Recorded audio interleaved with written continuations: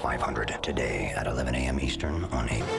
Spanning the globe to bring you the constant variety of sport. The man is incredible. The thrill of victory. Absolutely the best. And the agony of defeat. Oh, look at him go! Oh, baby. Oh, no! This is ABC's Wide World of Sports. To chase, to pursue, with a vengeance. Today, over 300,000 people have come to the Brickyard in Indianapolis to watch 33 drivers, each with something to prove, each with something to chase. This chase is 500 miles. This chase is for history. This chase is a family tradition. This chase is what you dream about. This chase is for the milk. For the trophy. For number 3. This chase is for immortality. The chase is on. Doesn't get any better than this.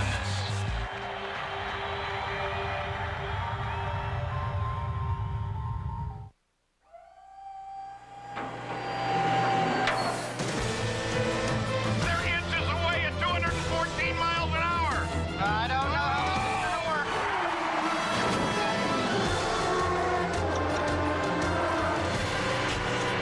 They run 3 wide into 3. The 62nd driver to win in the Indy 500. They began arriving at the corner of 16th Street and Georgetown Road before the sun rose, an annual pilgrimage that will see the numbers build to nearly 400,000 by race time, the largest gathering for a single-day sporting event anywhere in the world. A Memorial Day weekend tradition that signals the start of summer and has been passed down from generation to generation. A place and a race that have defined careers and broken hearts. Since 1911, the scene has evolved, but endured as a unique slice of Americana. It's the granddad who's seen it all and the grandson who's about to. It's Gasoline Alley, the legendary Yard of Bricks, and Victory Lane, images that even the casual sports fan knows make this the most famous and important race in the world. For the 40th year, ABC Sports welcomes you to the greatest spectacle in racing, the 88th edition of the Indianapolis 500, telecast sponsored by 7-Eleven. Unfortunately, we do have wet conditions here at the Speedway. We had showers early this morning, 6 a.m. or so. They went out, they dried the track, and then a shower about 40 minutes ago, but it is not raining right now, so that's a good sign. In fact, we do see a little bit of sunshine peeking through, and hopefully it will stay that way. And hi, everybody, I'm Terry Gannon. We are thrilled to have you along as this great race appears here on ABC Sports for the 40th time. 4 decades of great moments and memories that make it year in, year out one of the highlights on the sports calendar. At the end of the day, one driver will stand in victory lane with a splash of milk and the Borg Warner Trophy, the most coveted piece of hardware in racing. You win this race, your life changes forever. But the weather does continue to be a big story here. We'll find out what the plans are right now from Senior Vice President of Operations for the Indy Racing League, Brian Barthart, who is standing by with our Gary Gerald. Gary? Well, Terry, we have been down this road, it seems like so many times in years past, and Brian is no stranger to these types of questions. Obviously, what is your game plan now that you've been set back with this latest shower?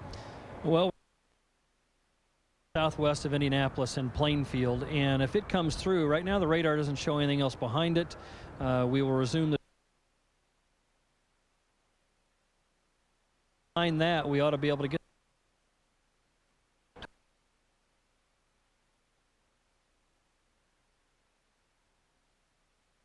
always to be outside the car. No. I'm gonna focus the race today. I have a race to go, you know what I'm saying? Show us that ring. Now, Elio wears his championship ring here at Indianapolis from 2001. Of course, you won in 2002 as well. You've climbed the fence on both of those wins. Kind of a new tradition here at Indianapolis. So will you continue that one if you would get number 3 today? Well, I'll do my best, obviously. We have a very strong competitors this year. But again, 3 hours of race, anything can happen. We just have to be patient, the right place on the right time. And look at this guy, he's been smiling, look at me. I said, no worries, he's going to have his turn, so hopefully it's not going to be today. Hopefully we're going to finish first and second. We're going to work hard to make sure they have him, but yeah, it would be lovely to be climbing the fence again. Sam Hornish Jr., the most highly sought unrestricted free agent in the racing world a year ago. NASCAR and DEI wanted him on their side. Roger Penske landed him, and I know it's always been your dream to drive for Roger because of his Indy magic, and maybe a little of that rub off on you today? Oh, I sure hope so. We've had a great month of May. Qualifying wasn't quite what we wanted it to be, but that's part of racing. Things don't always go your way. You just have to cope with the problems that you have, and what makes you what you are is how well you cope with those things. So we're just really looking forward to this race today. It's a long race, a lot of pit stops. Guys have been working super hard on making sure that their pit stops went well, and I think that we could have a very good day today. Team Penske is Toyota power. Honda has made a lot of noise atop the speed chart this month. Do you guys feel as though you have enough power to compete with the Hondas? I think we'll be pretty well off out there. We just have to make sure that we execute during our pit stops, make sure that we have both of us drivers stay out of trouble out there. If we work together, stay right around each other all day today, we should be able to do pretty well. I think that Toyota's got the best package out there for us. I think we get good fuel economy, and when green flag pit stops come into effect, then that's a good thing to have on your side. Now, less than a week from now, you and your fiance Crystal Lichty will be getting married. Are you more nervous about the wedding bells or the 500 miles that are ahead? I'm not really nervous about anything. It's like I know that when I walk out of the green room for driver introductions, I'm going to be nervous. I know when she's walking down the aisle, I'm going to be nervous. But until then, I don't worry about anything. How did it feel to put that tuxedo on, knowing that's what you were going to be wearing on that day? Kind of a different kind of uniform that you wear. Oh, I mean, we didn't do it with the tuxedos. We went with Hugo Boss suits. So they're really, took care of us, all the groomsmen and everybody. And I felt pretty good. I had one on just like it last night, and getting ready for the big day. Oh, well done. Thank you, Sam. Sam Hornish Jr. and Helio Castroneves. Now let's check in with Jamie Little. Jamie. Well, I'm joined now by Mr. Morgan Freeman, and you all know him from many different roles, but today he has a new role. He's driving the pace car. Welcome. Welcome to Indy. Thank you very much, Trace. Now, you're driving the pace car, and it's got to be a lot of fun, but nerve-wracking at the same time. You have 33 very anxious drivers down there. Are you nervous at all? Not yet. You don't get nervous until you look in your rearview mirror and see them. The imagination doesn't scare you. So how did all this come about? I don't know. They called me last year and asked me if I would like to drive the pace car for the race, and I said, absolutely, but I can't. I won't be available to you. So, and I thought that was the end of that, and they called again this year and said, would you? I said, yeah. So. You also did something else. I saw you got in the two-seater on Friday. What was that like? That's awesome. Have you ever done that? I have. I actually went right before you and watched your run. Right. That's right. You got right out of the car. Right. So how was that? Drank the milk and everything. But tell me, what was the sensation going through your mind when you went into turn one? I wonder if I could actually drive that. Yeah, I'm sitting there looking and watching and feeling it. And so, could you do this? My answer is yes. Well, we're anxiously checking the weather. Have you ever driven on slick roads in a Corvette that goes 150? No, I haven't. This will be a first for me. Driven in other things that would do 150 on wet roads, but didn't have to drive that fast, so you slow down, because if you got real wet roads, your tires will actually leave the ground. You'll be hydroplaning, so that's why they're struggling to keep the track dry. You know that. Well, you keep it safe out there and have a fun day. I promise. All right, Terry, there's many other celebrities hanging out getting ready to watch the biggest spectacle in racing.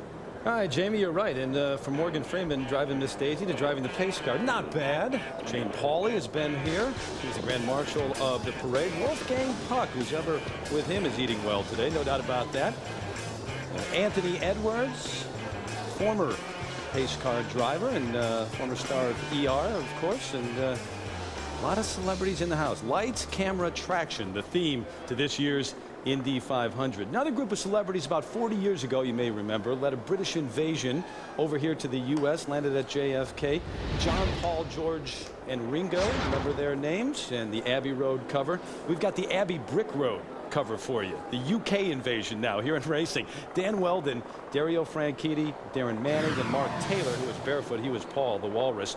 Two of those drivers driving for Andretti Green, that team, and along with Tony Kanaan and Brian Herta, and awfully successful so far. 2 wins, couple of poles, and Dan Weldon, a future superstar, standing by right now with our Todd Harris. All right, thank you, Terry. He is part of the Fab Four, and this guy is living right. He is the points leader for the Indy Race League right now. He won our last race, which was in Japan. He comes in with a ton of momentum, and he starts on the front row. Dan Weldon, life's pretty good right now. Yeah, it is definitely pretty good. I mean, obviously, it's early on in the season.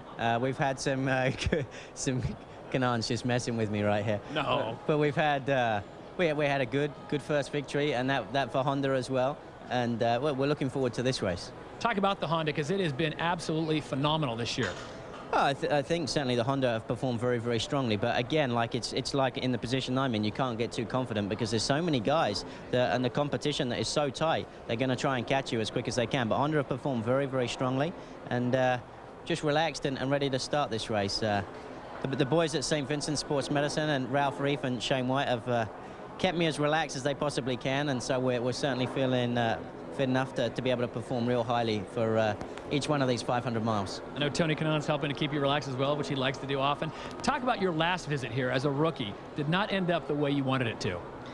Well, you know, if you look at the overall month, I thought it was a pretty stellar month. It was my first proper race with the team, and I was very encouraged. The race didn't go my way, and I made that mistake towards the end, but you know, it was young, youthful, and exuberant. You're going to make mistakes, and I believe I've learned from them. I guess we'll see as the year progresses, but like I say, it's very early, but I'm certainly going to try my hardest to put the Klein Tools Jim Beam car in the victory circle. Mental preparation is huge with the rain. Is this throwing you off at all of any of your focus that you're getting ready to go out and run the 88th running? No, like I was saying about St. Vincent's, we've prepared very strongly for this from a mental standpoint and a physical standpoint. The league is so competitive right now that you've got to try and look for every advantage you possibly can. But you know, when it's time to get in the race car, we'll do it. But right now we'll just have some fun and mess with Kanan. The 26th driver, it is Dan Weldon, and Terry, I think he's gonna let it be. Back to you. Not bad, Todd. A lot of people picking Dan Weldon this year, the youngster. He lives in Indianapolis now, a Pacer fan, rooting for the Pacers in the NBA playoffs. Track is drying out. No raindrops at this point. Drivers, owners, sponsors, crews all ready. Now it is all up to the weather here in Indianapolis. Still to come, our colleague Jim McKay strolls down memory lane at Indy and the impact of your husband having one of the world's most dangerous jobs. He's told me that, you know, if anything ever happens, just to remember that he's doing what he loves and that this is what he wants to do, that nobody's making him get in that car. The all-new Toyota Tundra Double Cab, not just big, life-sized. And Target, expect more, pay less. Busy sports day in Indianapolis. Not only the race, but also the Pacers and Detroit. Game 5, critical Game 5, Eastern Conference Finals tonight, about 20 minutes from here. Conseco Fieldhouse right downtown. And that will come your way at 8 Eastern on ESPN. Meanwhile, getting ready for the Indianapolis 500, telecast sponsored by 7-Eleven, and the weather seems to be cooperating at this point. They tell us the rain showers have moved through. They're out there trying the track as we speak. Bombardier Pagoda, that's where we are. There you have it in the background of this shot. And now near the track right now, an Indiana native with some history at the Speedway is with Jerry Punch right now. Jerry? Exactly, Terry. Look how I caught up with Rupert here. Now, you folks at home know Rupert because he won the cool $1 million by being the fan favorite by the votes on Survivor. But what you may not know is that the last 10 years, Rupert worked with us. Here he is carrying an antenna pole for ABC during the Indianapolis 500. For the last decade, he was a part of our family. And Rupert, welcome back to the ABC family. I got to ask you about your pick today. Who do you think will be the first survivor here for 500 miles? You know, I think Robbie Gordon is going to be the ultimate survivor here today. Why is that? With 2 races, that is one Iron Man that's going to be running this race today. Well, you should know. I mean, it takes a lot to be a survivor. Thank you, thank you. I should know. It is from one survivor to another. It is going to be a hard one. He's your kind of guy. He likes to live on the edge. Let's go over and see if we can catch Robbie Gordon over here. Let's, hey, Robbie, Rupert has picked you as the man. 1,100 miles in a single day, 500 here and 600 at Charlotte. What's your biggest concern right now? Well, obviously weather's a big concern. Worst comes to worst, we pulled a uniform out here that if I can't make it, and Jock decides that he wants to share his seat with Rupert, Look at, he's sizing it up right. Well, you may have now Rupert. I know you got Jacques Lazier standing by, but Rupert's trying to get into uniform here, and he wants to be in a part of that car.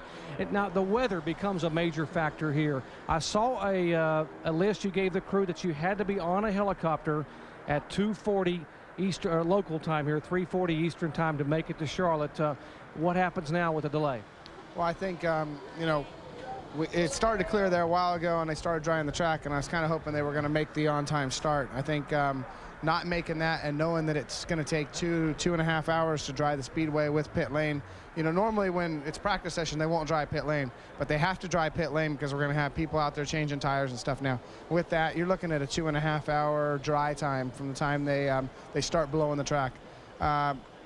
Best case scenario for me, I hate to say this, all you Indy 500 fans, everybody sitting here watching the race, let it rain here in Indy, and we'll come back and do this deal tomorrow. If we get it going though, and you're out here leading this race because you said this is your car, you came here because you wanted to run the Indy 500. You're leading the race, and 2:40 comes, 2:45 comes. You're leading the Indy 500. How difficult is that call? Well, we'll make those decisions as we go.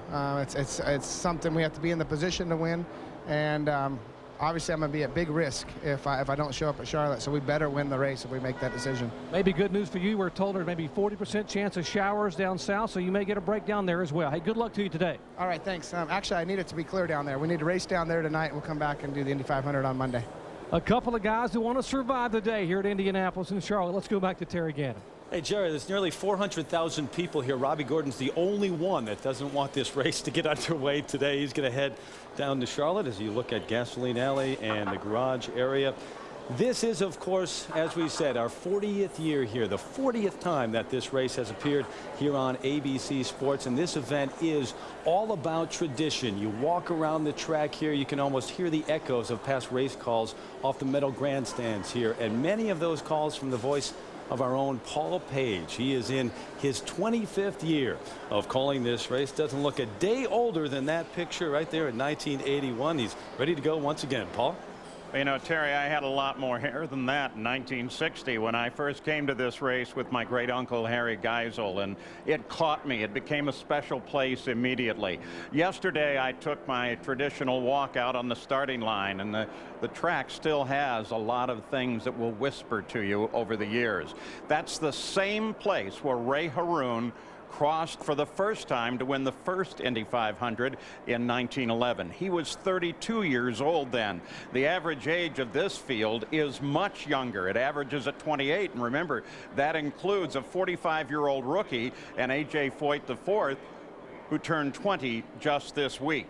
And 7 in the field are under 25, and that means that while they'll drive 200 miles an hour today, they can't rent a car at under age 25. 36 of the wins of the Indianapolis 500 have come from the front row. So with that in mind, let's take a look at the first 6 rows of this starting field in our 7-Eleven virtual starting grid.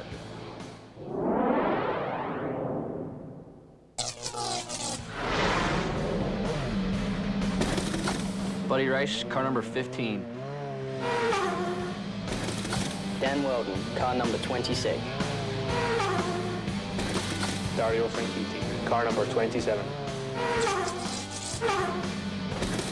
Bruno Junqueira, car 36. Tony Kanaan, car number 11. Adrian Fernandez, car number 5. Vitor Meira, car number 17. Hélio Castroneves, car number 3. Kosuke Matsuura, car number 55. Thomas Scheckter, car number 4. Sam Hornish Jr., car number 6. Roger Yasukawa, car number 16. Scott Dixon, car number 1. Mark Taylor, car number 2. Darren Manning, car number 10. Ed Carpenter, car number 52. Al Unser Jr., car number 20. Robbie Gordon, car number 70. You saw there in the middle of the 6th row, Al Unser Jr. is qualified. The two-time winner had a very rough time since his last win here. Serious injuries, a divorce. His daughter contracts a debilitating illness, and he's battled alcoholism. But he's here at the place of his happiest moments. Here's Gary Gerald. Well, when it comes to a rooting interest in the Indy 500, certainly the Unser name has a legacy all its own in the grand history of this racetrack. Al Jr. has won it twice. He's starting his 17th Indy 500 today from mid-pack. Al, with your new lifestyle, with a brand new team, with Patrick Racing, do you find that you enjoy racing maybe more now, even in the early years when you had grand success? I enjoy racing anytime I can get out there and race, Gary. I mean, I don't enjoy it any more today than I did, you know, any other day. I love racing. I love getting out there and competing, and it's just a darn shame that it's been raining on us and we can't get out there and start mixing it up. So when you're able to finally get the green flag and go, you're starting in the 17th starting position, virtually mid-pack. What concerns does that create for you? Well, really, if you take the whole grid, I'm pretty much dead center. I'm the bullseye in that starting field, and so I have to be very, very careful about what's going on in front of me to avoid any accidents if there are any at the start of the race. I also, at the same time, I have to avoid being hit from behind also. So, you know, I've got to put this little force field bubble around my car those first few laps, and then once the first few laps get going, everybody kind of gets single file, then I'll relax a little bit and I'll get underway with the race. Paul, it's a nice easy feeling down here in the Patrick Garage with Junior, and let's keep in mind the Unser family has won this race no less than 9 times. A lot of history with the name Unser, a lot of history in the Patrick Racing team, and a lot of history with ABC Sports. We've covered the race for 40 years, and it's been quite a ride, from a tiny black and white cameras and film coverage to the camera that will ride over the right eye of Dario Franchitti today. ABC's Jim McKay knows and loves Indy. One word. 4 letters, 200 laps, 500 miles, and a century of racing history. It's Indy time. Ray Haroon won the first one in 1911. From a mile a minute, the speeds have increased to well over 200 miles an hour. And the names, they roar down the years in our memories. Names like Harnelli Jones, the first to break the 150-mile-per-hour barrier. Bobby Unser and his brother Al, and Al's son, Al Jr. Jim Clark, the quiet Scot, was aided by the famed Wood Brothers pit crew. The language barrier between way down south and the Scottish Highlands didn't seem to bother either side. A.J. Foyt, the greatest of all American drivers, has won 4 times. This was the most spectacular. A.J. flying through the black smoke of an accident in 1967. Where's Foyt? I don't know whether he can get through or not. There he is! A.J. Foyt will win the Indianapolis 500. Mario Andretti, another great, has won only once. Accidents and breakdowns have frustrated him for decades at Indy. Janet Guthrie became the first woman to qualify for the race in 1977. Jackie Stewart, the unquiet Scot, never won, but he captured the crowd even when he had to walk his way home. There was Michael Andretti and Danny Sullivan, Johnny Rutherford, Rick Mears, and Gordon Johncock.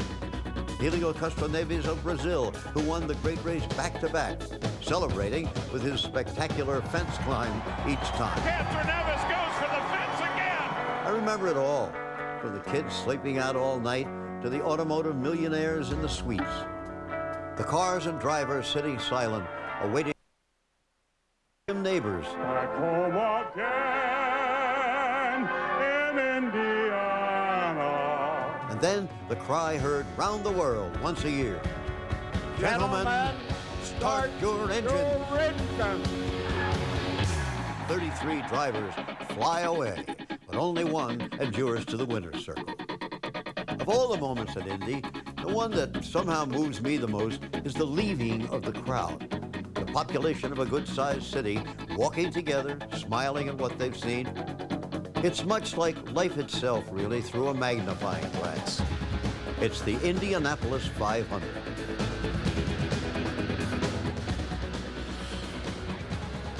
The place that Jim McKay loves, the Indianapolis Motor Speedway, where the rain has stopped for the moment, and we think there is a good chance of getting this race in.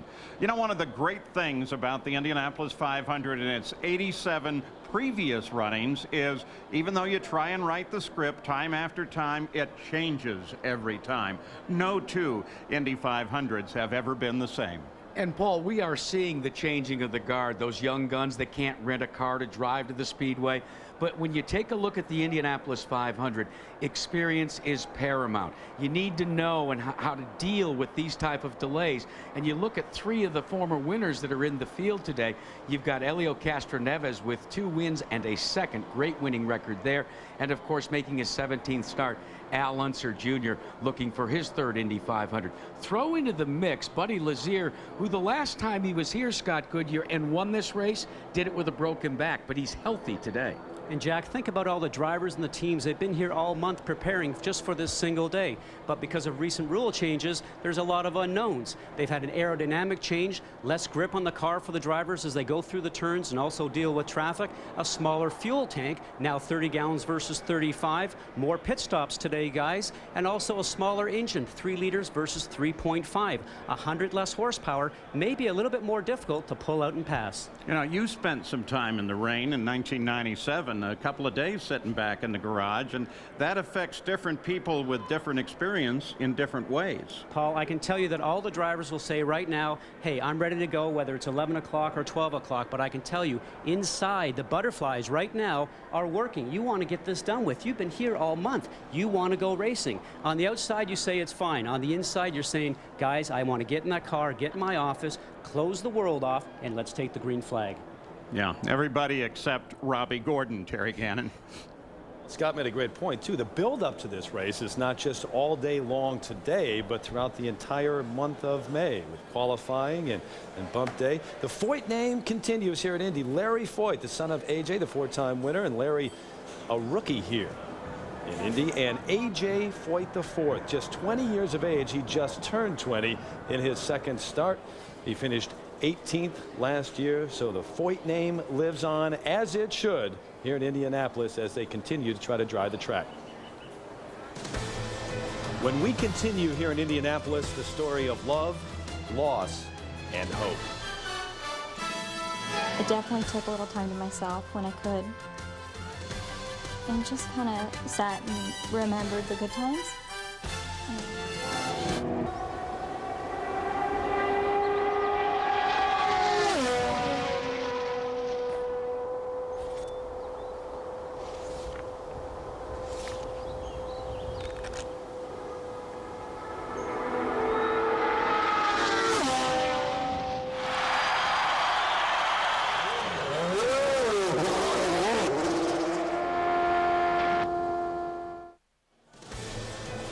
Back in Indianapolis, things look gray, but not bad right now. No rain falling as we get set for the 88th edition of the Indianapolis 500, telecast sponsored by 7-Eleven.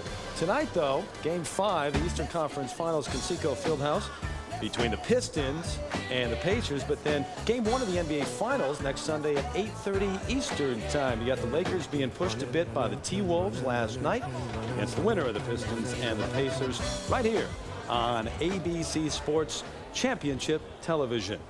Well, names are very important at Indy. The Foyts, the Unsers, the Andrettis, but also the legacies in the stands. And a little more on that right now. Here's Jamie Little. Well, Terry, it didn't take long to find a racing family. They've been coming here for 40 years. They've had these same seats. We've got a father and a son. We've got mom over there. Dad, what is your first memory of the 500? My dad brought me in 1958, and I've never missed a race since. They had a wreck on the first lap, the third turn, and that was the first time I ever heard the name of AJ Foyt. And what is your son's name? AJ. That is a true fan. Your name is AJ. Yes. And when was your first race? 1986. Bobby Rahal won that year. So what do you think about having the name AJ after AJ Foyt? I love it. Now, I understand this is going to be your last 500 for a while. Yeah, I'm going to the Navy in August. Wow, well, best of luck to you. Thank you for serving your country. All right, thank you. All right, from one family to the next. Todd? All right, Jamie, from AJ to a PJ, that is Parnelli Jones, the man who won this race back in 1963, the 98 car, Old Calhoun. And from him to his son, PJ. PJ is going to be running the same 98. I know we've talked earlier. This rain's driving you crazy, isn't it? Well, yeah, I mean, we want to go, you know. It's it really hasn't been a long month for us, but, you know, we want to go. We're ready to go, as ready as we can be, and it'd be nice to get going, and for all these fans sitting here and all our sponsors, Hitachi Data Systems, Curb Records, and just thanks for the opportunity and all the other guys that helped us this month. Well, I wouldn't do this to you if you weren't such a handsome little kid, but back in 1971, this is probably your first ride here at the Indianapolis 500. Yeah, I think so. You know, I was a little guy then. I got a little one just like that sitting back at the hotel, so he's been doing the same thing all month. Talk about the race preparations. You guys have been here for so long, getting ready to go, and now the waiting game. How was the car, and how are you feeling? I feel good. You know, I mean, I'm short on laps, you know, compared to my competitors, and, you know, which is not the most, you know, the best feeling to have going to the race, but, you know, we had a great carburation day. I got some more laps, and we got the car really comfortable to drive. I feel like I can put it anywhere. I've got the rust off, you know, it's been a while since I've been in these cars, and, I mean, I feel good. I mean, I feel like I kind of been here all month, you know. You know, I wish we could have started, you know, back, you know, beginning of May, but it's just the way the cards fell, and we're just glad to be here. All right, Terry Gannon, I'm definitely keeping up with the Joneses. Parnelli, his brother Paige, PJ, hoping to go out there and do them proud today. Good luck to you. Hey, thank you very much. Back to you, Terry. Got to go to keep up with the Joneses. Parnelli breaking the 150-mile-per-hour barrier back then, and of course PJ at the age of 35, a rookie here at Indy. We've got an update from Brian Barnhart, Senior Vice President of Operations for the IRL. If there is no more rain, we should start this race between 12:30 and 1 o'clock. So keep your fingers crossed, and that's what we expect, and that is Central in Indianapolis. We saw the first half of the field a little while earlier, and right now we're going to check out rows 7 through 11, appropriately enough, on our 7-11 virtual starting grid.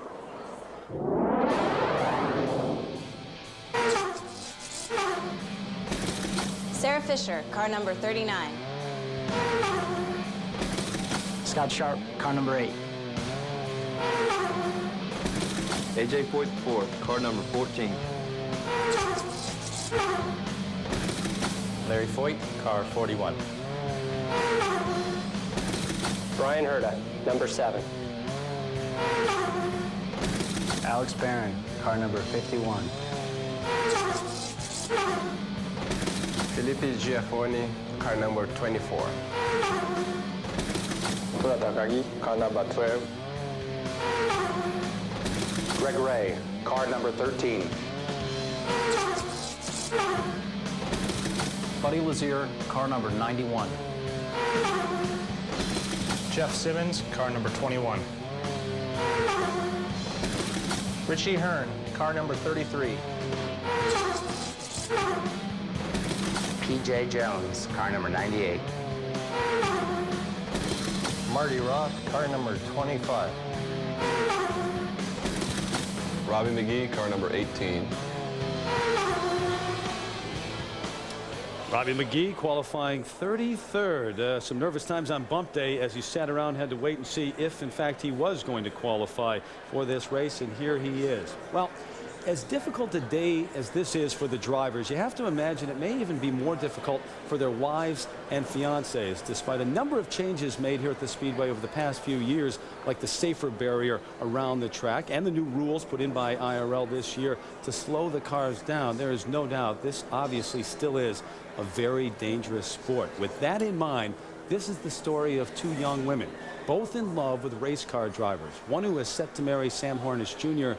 next week, another who was supposed to marry Tony Renna this past November.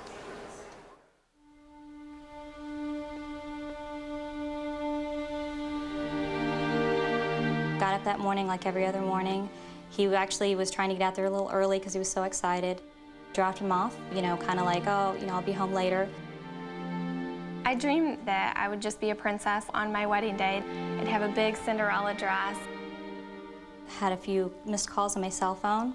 It was Tony's dad on the phone, and he told me to sit down. It's going to be really emotional to see him standing at the front of the altar.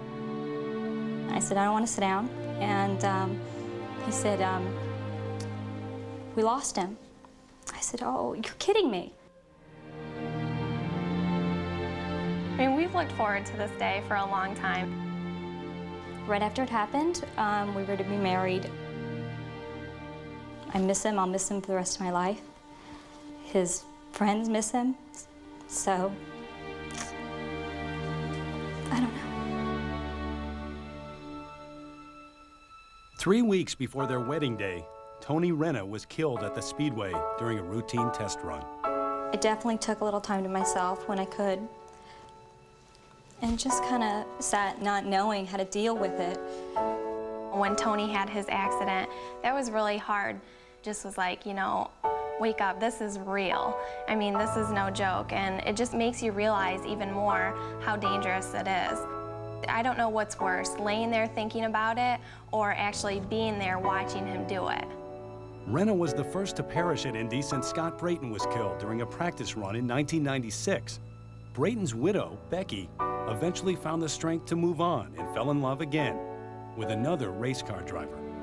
I knew that it could have happened to me again, but that knowledge is not going to stop me from being happy.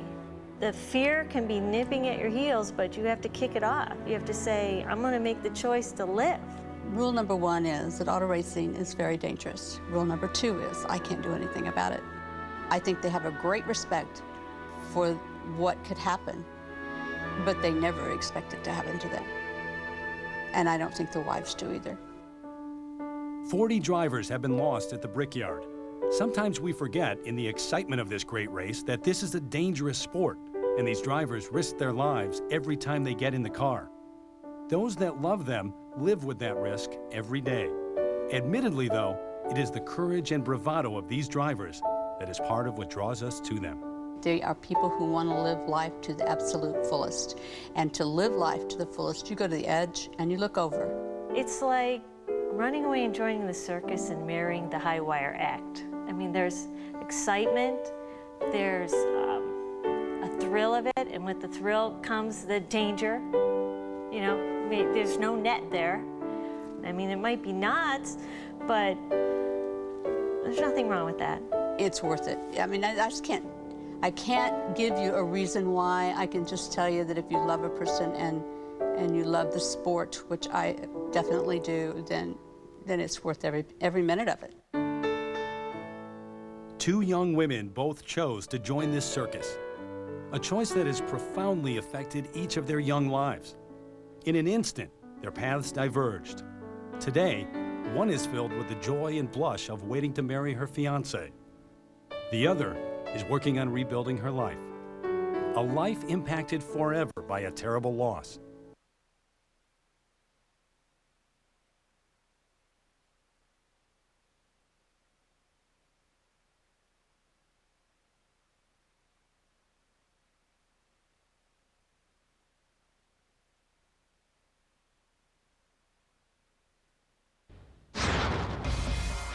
I'm Thomas Schechter from Cape Town, South Africa. I lead an active lifestyle. I'm a man on the move. Swimming, biking, running, golf, kayaking, I do it all. I went up against the best athletes in the world at the Superstars competition and came in second. I can make anything look good no matter what I'm doing. I'm Thomas Schechter. That's me in the middle. Very active lifestyle for Thomas Schechter, but going to be sitting still for 500 miles today. How's the delay affected you? This will be your 3rd 500 start, so you've been here before. I'm just enjoying the break, you know, relax a little bit, stretch out, and get ready for the race. You got a massage, so you feel physically good as well as mentally? Yeah, ever since I've been like 17, 18 years old, my dad's been at the track, and he sort of gives me a bit of a chiropractor work and a massage. Get ready to go racing. Your dad is Jody Schechter, former world driving champion, so tough coming up in the spotlight of a former champion, isn't it? Yeah, I mean, I've had to get used to it, but, you know, hopefully one day I'll be a champion of myself. You've had some good showings here the last couple of years. In fact, you've led more laps here over the last 2 years than any other driver. What's going to get you over the hump to victory lane today? There's a lot of things. This is, you know, a 500-mile race. This is the toughest race in the world, you know. So, yeah, I couldn't explain to you in 2 minutes what's gonna make me win this race. But there's a combination of things, and I think we got a good combination today. And you know, we'll just work at it and see what happens. Thomas Schechter, he drives the 4 car for Panther Racing, certainly one of the contenders today, as is another gentleman who drives the number 1 car, the former champion, Scott Dixon. Hi, I'm Scott Dixon from Down Under, Auckland, New Zealand. Both of my parents race cars, so I learned early how to gas it. I love to surf and play snooker.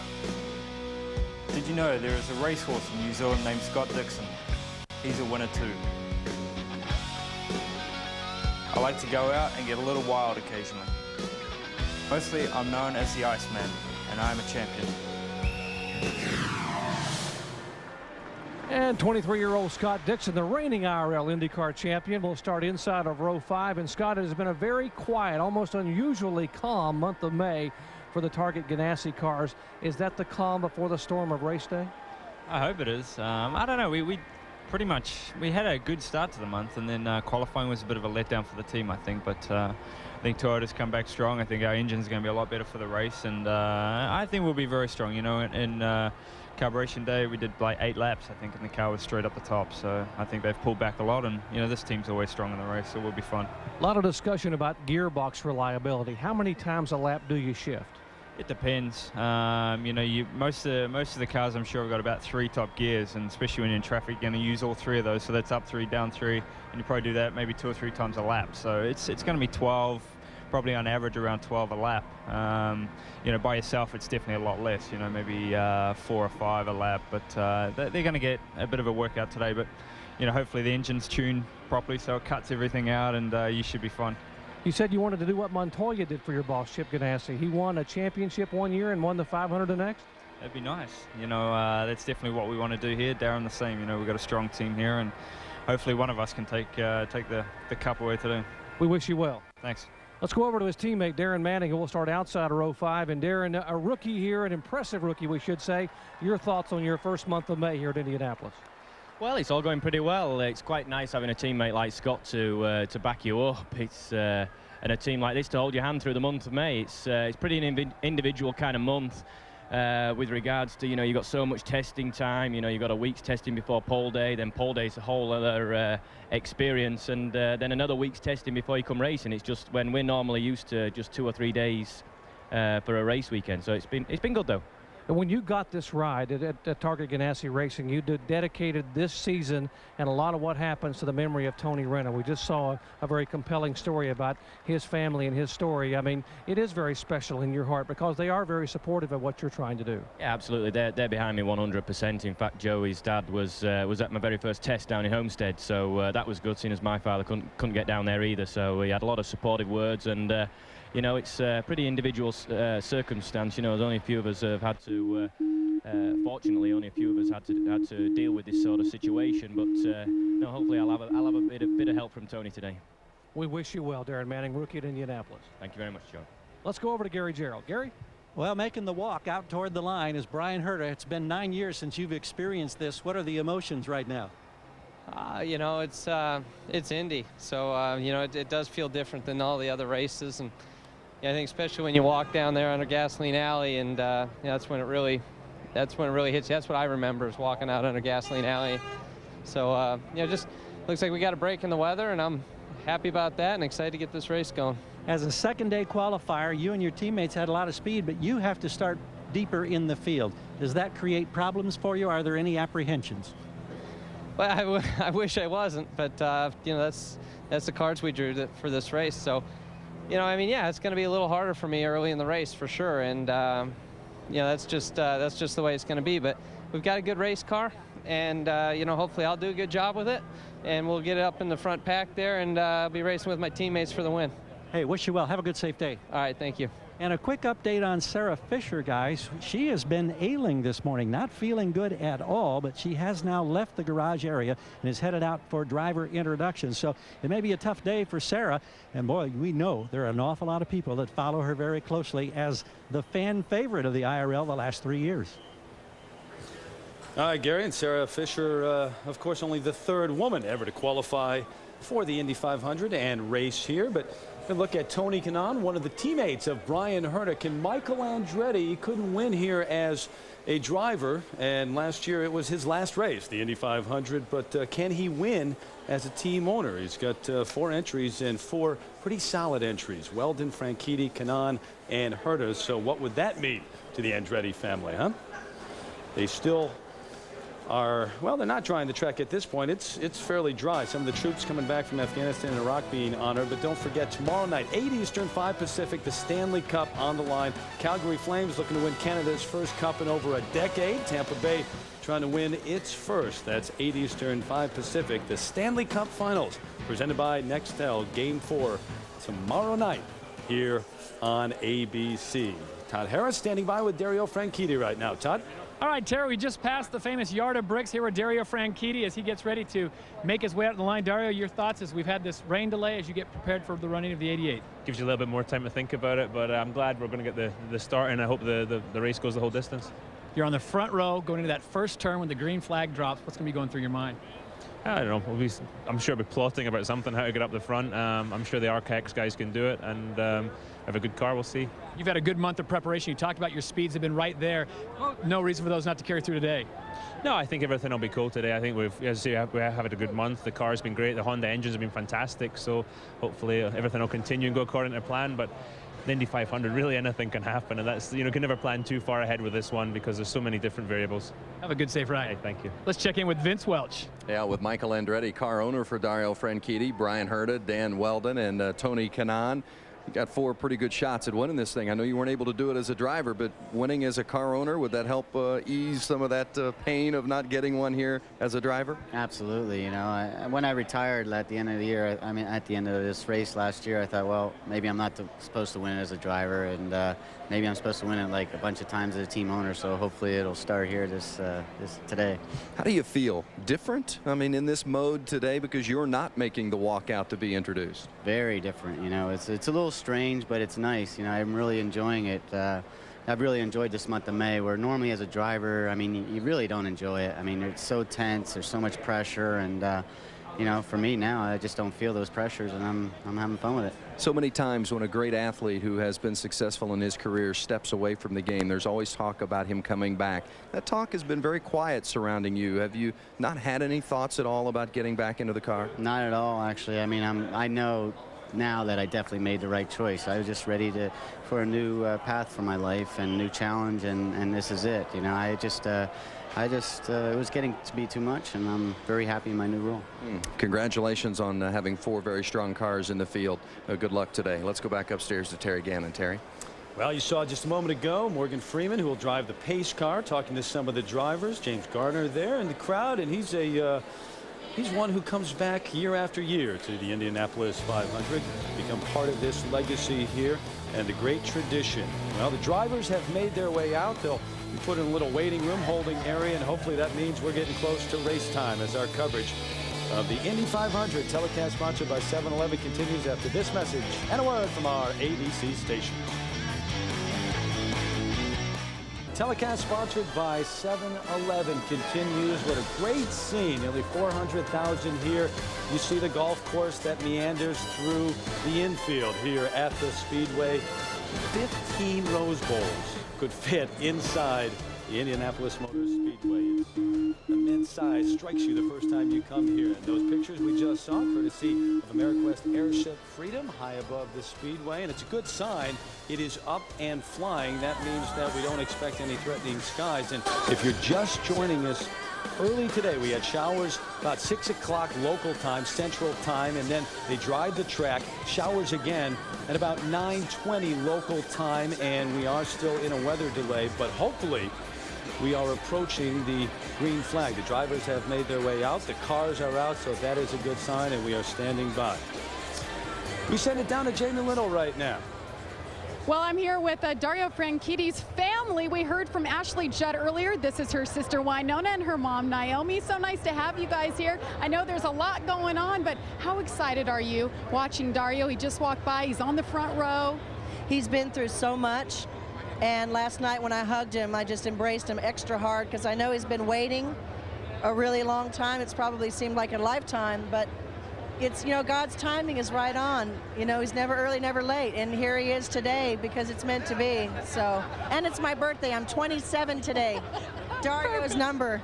It's her 40th birthday. 27. And she thought, until I told her, she thought this was her birthday party today. I had to tell her it's a race. Dario, please win for me. It's my birthday. But it dawned on me last night, I was actually doing the dishes in Dario's trailer. He's a little messy. But that's to be allowed, the pressure he's under. But it dawned on me that our whole family, we're a family of thrill seekers. And Y and I get to sing live at Super Bowl. Remember, you were talking about all that. Ashley does her big movies and all that. But to come and be at something like this, the world's largest spectator sporting event, when they rev up those engines, everybody just goes It's the American dream. Bonkers. It's like standing at the finish line when you see at the Kentucky Derby and you can hear see the nostrils flaring and hear. It's so real and nobody knows. Well, we're going to tell him, and you just told him, so let's get to it. Thanks for being here. Enjoy your day. We're going to go upstairs to Paul. You know, it's pretty amazing on that shot. Everywhere you look is a recognizable face. That's what it's like at the start-finish line at the Indianapolis Motor Speedway.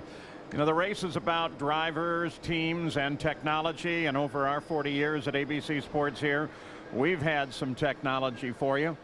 And now we're going to use a very special, extraordinarily slow motion camera. Watch this balloon as it pops. Now, normally in regular frames, it would be 30 frames a second if you were shooting your home video. In super slow-mo that you see on Monday Night Football, it's 60. That was 7,000 frames a second. And here's one of the applications we could look at. That's the spinning of the tires pulling out. We usually see them light up. 7,000 frames, Scott. Well, the amazing thing for me is I know they're starting to use this also in driver technology and the crash testing that they're doing to really find out what happens with the driver in an impact. And that's the neat thing that I look forward to, maybe a safer race car. You know, one of the other things about it, though, is for guys like you, all this technology, the onboard computers and that kind of technology where they can actually see what's going on. It's not as easy for a driver to lie anymore, is it? Well, you know, that stopped years ago. When I came here in 1990, it used to be analog gauges, but now with all the advent they have, like the Pi electronic system, everything that your car does, whether it's in the suspension, the engine, or the driver input, is always measured into that black box. And so what ends up happening is that they can see everything the driver does in the pit lane through the laptop computers that the engineers are using. So, Paul, you're right. There's just no getting away with it anymore. Winningest owner at the Indianapolis Motor Speedway by far, 13 wins, is Roger Penske. Right now, he's with Jerry Punch.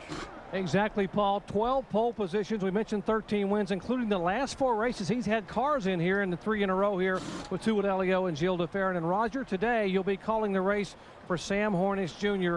And I know that one of the reasons he wanted to come here from driving for the legendary car owner is he wanted to win Indianapolis, and you're pretty darn good at that. Well, I think that we've got a great driver in Sam. You know, he won 2 championships, so we've got to give him a good car today. Interestingly, the weather's going to be a full race or a short race, but I'm counting on him to deliver a great job. He's been a great team member. He came in with Elio. They've worked well together. A lot of good cars in this race, and it's going to be up to good strategy, reliability, and get these drivers to the front as quick as we can. In your 35 years as an owner, you'd never have a driver come in and win his very first start, and Hornish did it at Homestead to open the year. Well, that was a great thing. It took a lot of weight off our shoulders because people said, is he going to do as well on our team? Well, of course, the big step now is can we do it at Indy with him? Best of luck today with Sam Hornish and Elio. Well, thank you, Jared. Same to your ABC crew. Roger Penske, who has rewritten the record books here at Indianapolis Motor Speedway. Let's go over where Todd is standing by, I think, with Robbie Buell. Well, actually, I'm standing by with Chip Ganassi. His first year here as a spectator, but 22 years in a row you've been coming to this great race, and you've got 2 fantastic drivers on the line. Thanks, Todd. We're looking forward to it. You know, the last time we had a rain delay, we did really well. That was in the year 2000. So It has a nice calming effect on the team, I think, actually. Tell me about the month of preparation, because so much has gone into this. Darren Manning has run very well. Scott Dixon, the guys look fantastic. It's been, you know, the first few days of practice were fantastic. I mean, and then as the week went on, track started to grease up a little bit. Then we had a few weather days there with rain, so we really didn't get to try all the things and do all the things we wanted for qualifying. We felt like we got caught out a little bit actually on the first qualifying day, and we've sort of come to grips with everything since then. I think we'll be fine in today's race. With your 20-plus years of coming to the greatest spectacle in racing, what do you tell your two drivers now as they prepare to go? Well, on one hand, it's the biggest race in the world. There are more people here than anywhere else. On the other hand, it's just another race. So, you know, from a race point of view, it's just like any other race once the green flag drops. But the buildup is something that can't be beat. No question. Have a good, safe race. Thank you. Let's go back up to the booth. Well, Roger Penske actually just hit on what may be one of the keys to this race, and that is it a rain-shortened race, Jack? Yeah, do you go and prepare for the full 200 laps, the 500 miles, or go halfway? And there's some new technology, Paul, that exists in some of the team's pit areas. It's a computer modeling software that can project where the rain is when it takes a look at the radar. Now, Target Chip Ganassi has it, and Eddie Cheever has it as well. So this is going to come into play when we get this race underway later. Well, 5 times this race has been shortened. The shortest, 255 miles, just 2 laps over halfway by Johnny Rutherford in 1976. So it certainly is going to be an interesting strategy. Nick, good to see you here today. Honorary starter for the race as he gets his final instructions. Terry Gannon. Simpson will sing the national anthem here at the start of the Indianapolis 500. They tell us our best estimate is that we are a little less than an hour away from the waving of the green flag, the flying of the green flag. James Garner, we saw him a moment ago, and he's back once again. He comes every year, but once again from Brian Barnhart, Senior Vice President of Operations for the IRL. That is the information right now. Could be sooner than that, but of course a lot takes place before the race here anyway. The Memorial Day recognition, the playing of taps. Back home again in Indiana, Jim Neighbors here once again, and then of course the command to start your engines. While we have a moment, let's remind you that Saturday the WNBA on ABC featuring some of the game's biggest stars, scoring machine Tina Thompson and Cheryl Swoops leading the Comets against Lisa Leslie and the LA Sparks. That's Saturday at 4 Eastern, 1 Pacific, right here on ABC Sports Championship Television. A scene that has evolved but really not changed all that much for many, many years. 1911, the first Indy 500, and the 88th edition straight ahead. And we welcome you back to our coverage of the Indianapolis 500, telecast sponsored by 7-Eleven. Terry Gannon with you. Great look down on the Indianapolis Motor Speedway. Little sun peeking through, but showers throughout the day, and that's why we are in a holding pattern. But the track is dry. The cars are out there, and the drivers are as well. So we should, we are told, see the green flag fly somewhere close to 12:30 local time. That's Central Time, and hopefully that will be the case. Another reminder while we have a moment, Wednesday, Drew Carey and the gang are back for an all-new summer season of back-to-back episodes. It starts Wednesday at 9, 8 Central, right here on ABC. Family affair here at Indianapolis, and Mario Andretti, of course, raced for so many years, 29 starts, I believe, in the Indy 500, but only won once. That was back in 1969, but well represented the Andretti family is with Michael, the team owner now. You saw Nick Lachey just a moment ago with Jessica Simpson. There's Mario. Talked to him just the other day, and he told me he has no ill feelings whatsoever. The Indianapolis Motor Speedway loves to come here, even though he's had such tough luck. There's Michael, who also did not win the Indy 500, but he led the most laps for any driver who did not win and then retired last year, but certainly now a successful team owner. Let's send it down to Gare with Tony Kanaan right now. Terry, a year ago at this time, Tony Kanaan was showing us how his wrist that had been broken in a crash in Japan was healing. No worries physically this time. You're strong. How ready are you? And has this rain delay meant any difference whatsoever? No, I mean, for me, it's great. We had more time to spend with the sponsors and the fans in the garage, just show them the car a little bit, and it's kind of relaxing, and I feel ready, Gary. We did great tests during the month. We have a great setup, so I just want to go out there and put a great show for the fans. The first time you come down this straightaway with these grandstands packed with hundreds of thousands of people, what is the emotion like for a driver? Are you able to block it out? Yeah, I mean, actually, the toughest impression is right now. When you're in the car, the track just seems a lot smaller with a lot of people. You run the whole month with nobody in, so just the mix of colors makes very narrow, and it's amazing. I love it. I love the feeling. Well, it's a great feeling for all of us. It's great to see your smiling face, and you're starting right up there with the hot, heavy hitters. Have a good one. I'm ready, and nice to see you back. Thank you. Tony Kanaan, what a character this guy is. Let's hear from him again in his own words and learn more about his lifestyle.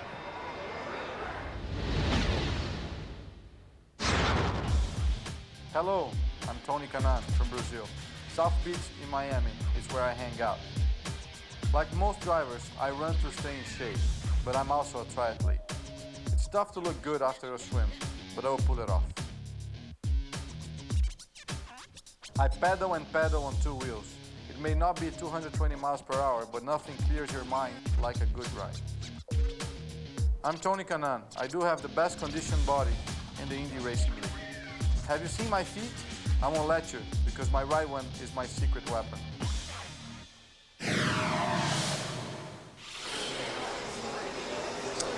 One thing about these race car drivers, they're a humble lot, aren't they? You meet them, you talk to them, and all outgoing. The Brazilians especially so. Brazilian drivers have done so well at the Indianapolis 500 over the years. And this is a race which draws them from all over the globe, no doubt about it. 18 Americans in the starting grid this year, 5 Brazilians, but also we talked about the current version of that UK invasion, and 4 from the UK, including 1 from Scotland who is here. That's Dario Franchitti from Scotland, Dan Weldon from England in the middle, but it is an American, Buddy Rice, who is on the pole. So who will lead that first lap? That's a major question. Will Buddy Rice get out? Well, remember, he was unemployed at the end of last year, got his ride, came in, and it's just been fantastic here in the month of May. But Weldon and Franchitti, 2 of the others, as we said, from across the pond. Also Darren Manning and Mark Taylor, the 2004 version of the UK invasion.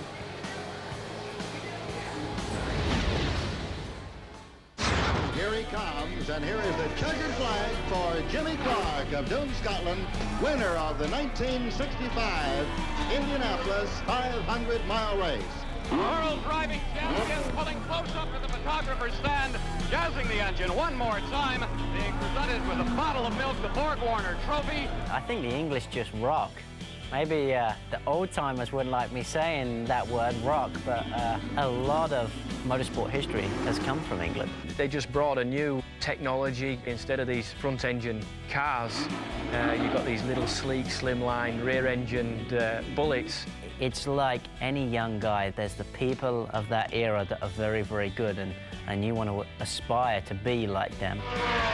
Jimmy Clark is still in the car, still buckled up, still helmeted. It's pretty cool that there's 4 of us in the IRL, you know, it's pretty unprecedented. It's an invasion now, almost.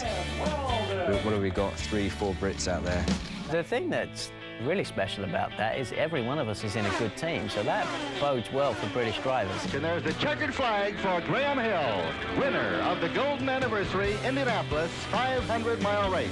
They were very successful over here, and of course they're huge names. I wouldn't try and pretend that we're anything like that at the moment. Jimmy Clark of Scotland becomes the first foreign driver to win since 1916. To be, you know, even being talked about in the same breath as the Jackie Stewarts, the Jimmy Clarks, and the Graham Hills, it's something very special and something that you don't very rarely get either. In London, they're able to hear you right now at this moment. I think in this current day and age, for an English guy to win the Indy 500 would be very special.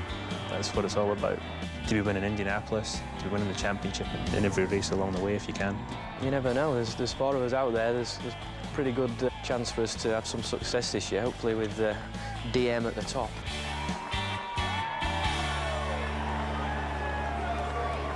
The modern-day racing version of the Fab Four. Interesting, Dan Weldon, talked to him the other day. he wasn't aware of the Beatles' body of work.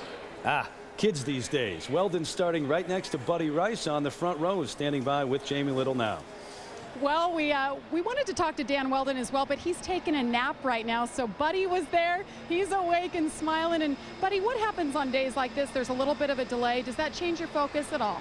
No, I mean, this is standard practice for race car drivers. Is a hurry up and wait procedure, and you know, hurry up, get here, do all your media stuff, and then get ready for the race. And that doesn't happen, so we had to wait. But no, we're ready to go. Ready to get this thing started. What was the first thing you did this morning? First thing I did is I got up, turned on the television, and started getting ready. I didn't do anything too overly exciting this morning. All right, are you ready for today? Yeah, definitely. I think it's. I think the weather's going to hold out. It's going to be a good day. Obviously, this cloud cover will make it kind of nice, I think, for keeping the heat away. But you know, we'll see. We have a real strong car at Ray Hall Letterman, so we're looking forward to it. All right. Well, best of luck to you, buddy. Thanks for talking with us. Thank you. I'm glad I had time. All right.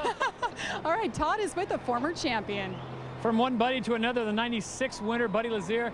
You're one of the few guys who said the rain doesn't really bother you. No, not at all. I mean, I got a good race car. For 2.5 days of practice, we started our program late. I couldn't be happier. So, yeah, just ready to go racing. But I know this track crew will get the track just perfect. They won't send us till it's safe. I know your dad's here. Jacques has shown up, so there's a chance he could be riding as well. 2 Laziers on the track at the same time. Yeah, that'd be a tough one for Jock. I know Robbie's in a bind, and it's all good though. And I'm, you know, obviously you really focus on what's on your plate when you're here as a driver, and very focused on my Dreyer Renbold car. And we have Dial as a sponsor on the car, and I think I'm in for a good day. Do you think back to that '96 year? Was it the magical run you had, and you say, I got to draw on the same power that whatever I had back then and do it again? I probably learned more from the unsuccessful years. That was a very successful year, but you know, it's the second places. I was twice second here in '98 and 2000, and those are the ones you really think back on, you know, when you just missed winning it again. Buddy Lazier, your '96 champion. Back up to you guys. All right, there's Rupert riding around the racetrack from Survivor, and if you're with us earlier, you know, he used to pull cable for us last year, worked for ABC. A lot of the crew guys hitting him up for loans this year. Ashley Judd in the house, the wife of Dario Franchitti, so she will be among the nearly 400,000 people who will watch the 88th running of the Indianapolis 500. Our telecast sponsored by 7-Eleven. Not far away now. Should be about 40 minutes or so until the green flag flies here in Indy. Back in a moment. Sponsored by 7-Eleven. This ABC Sports presentation brought to you by the all-new Toyota Tundra Double Cab. Not just big, life-sized. 7-Eleven. When it comes to fresh, 7-Eleven has it made. Hungry? Thirsty? Oh, thank heaven. And Weber. Over 50 years of grilling passion goes into every grill we make. Back in Indianapolis for our coverage of the Indy 500, telecast sponsored by 7-Eleven. Somewhere there below the Bombardier Pagoda, where we are, is the Purdue Marching Band set to play taps in just a few moments. We'll have our Memorial Day ceremony as well. The pre-race festivities very much a part of the Indy 500. Hi again, everybody. Terry Gannon with you. Well, the latest information that we have gotten from the IRL is that we are going to see the green flag fly as close to 12:30 Central Time as possible, and that has not changed. They said if it did not rain, that's what we would see. And so we are approaching the start of the pre-race festivities. Right now, though, while we have a moment, we send it down to Todd Harris. Well, Terry Gannon, she has a smile on her face, but earlier in the day, Sarah, not feeling so well. What was the culprit? Oh, just, you know, stomach flu a little bit this morning, but everything's fine. You know, it's car's great. We're real happy to be here on behalf of Brian, and I think it's going to be a good day. You know, Michael Jordan scored like 40 points one time when he had the flu. Well, I had food poisoning at Phoenix when I was trying to run Tony for the lead, so who knows? All right, good luck to you, Sarah. Have a safe run. Let's take a moment and meet number 39, Sarah Fisher. Hi, I'm Sarah Fisher from Commercial Point, Ohio, but I call Indy my home. Away from the track, I like to do all the normal things a 23-year-old does. Work out and especially go shopping. I'm also a sushi lover. When I'm at the beach, it's hip-hop music on the stereo. This will be my 5th Indianapolis 500. One of the things I'll do before the race is paint my toenails Bryant red. Janet Guthrie, Lynn St. James, and of course Sarah Fisher, the 3 women to race here at Indy. That's not Sarah. That's not even close to Sarah. Rupert out there enjoying himself, having fun. He made just a little less than $1 million for ABC when he worked for us last year out here at Indy, but picked that up on Survivor. So we continue to watch and wait. The skies look pretty good, and the track is fairly dry, so keep your fingers crossed. Should get this underway somewhere around 12:30 local time, Central Time. Well, right now, Jack Arute, Scott Goodyear standing by in our classroom set. Guys? Well, I'll tell you, Terry, it is a bit of a classroom, and I'm going to give Jack a little information on helmets here that we have. Oh, great. I feel like ask Mr. Wizard now. Well, you know, the wizard I will be for you today. You know, all the crew and all the drivers today have to wear IRL-approved helmets here and have to be approved by the Snell Foundation. All these outer shells of the helmets are made out of a Kevlar carbon fiber weave. Very, very sturdy. The inside of the helmet here is made out of an expanded polystyrene, which is actually form-fitted to the driver's head. It is then covered here by a black Nomex material, which is actually fireproof in case of fire. The shield, which is fog-free, is 4 millimeters in thickness and actually can withstand things from going through it at over 200 miles an hour. Now, the neat thing for all the drivers out there today, they get to use what we call a tear-off, which is this clear visor strip here that you just simply pull off whenever debris gets on the shield. They'll have somewhere in the neighborhood of 6 or 8 of these on the car for today. Now, a neat thing they've come up with in the last little while, you can see as I turn this around for you here, is called the hats-off device. It simply is an expanded bladder here that the crew people will actually put air into the surgical tube and actually expand this bladder. And what ends up happening is it helps raise the helmet off the driver's head if he's had an accident, because they don't want to pull it in case he's had some neck injuries. It's a real neat system. The other thing they've come up here in the past couple of years, Jack, and I know that you've hit a few walls in your little cart in too, my little race, is accelerometers in the earpieces that a driver wears. He puts these in to hear the radio contact from the pits and also from the spotters, but they now have accelerometers in here, something that Doc Bach came up with in the IRL, and they can actually see how much impact the driver's head has actually had in case of a crash. That's sort of neat because we always know through the black box, they always knew what the car was doing. They could tell what the suspension and the car itself, what type of impact. They see sometimes over 100 Gs when they hit the wall.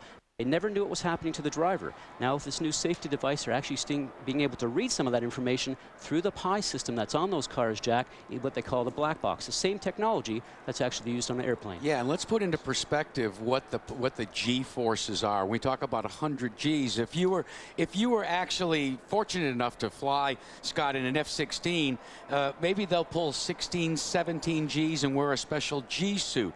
But 100 Gs, I just find that amazing that you guys could even survive a crash. Well, we never knew, and that was the key thing that we could never find out. On the cars, we knew what they were doing because of that PI black box system, which was really great.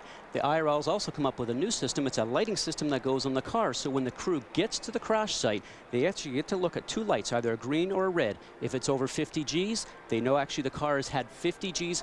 On impact, they know the driver may be injured. All right, Mr. Goodyear, now it's my turn, and I'm going to show you Ask Mr. Peabody. I've got a couple of toys, and the reason I bring them forward is we're going to talk about the draft. And we're not going to talk about the NFL draft. We're talking about the term draft that we'll use. Let's go to our Codemasters game, and you look behind the black car there. You can see Tony Kanaan's car.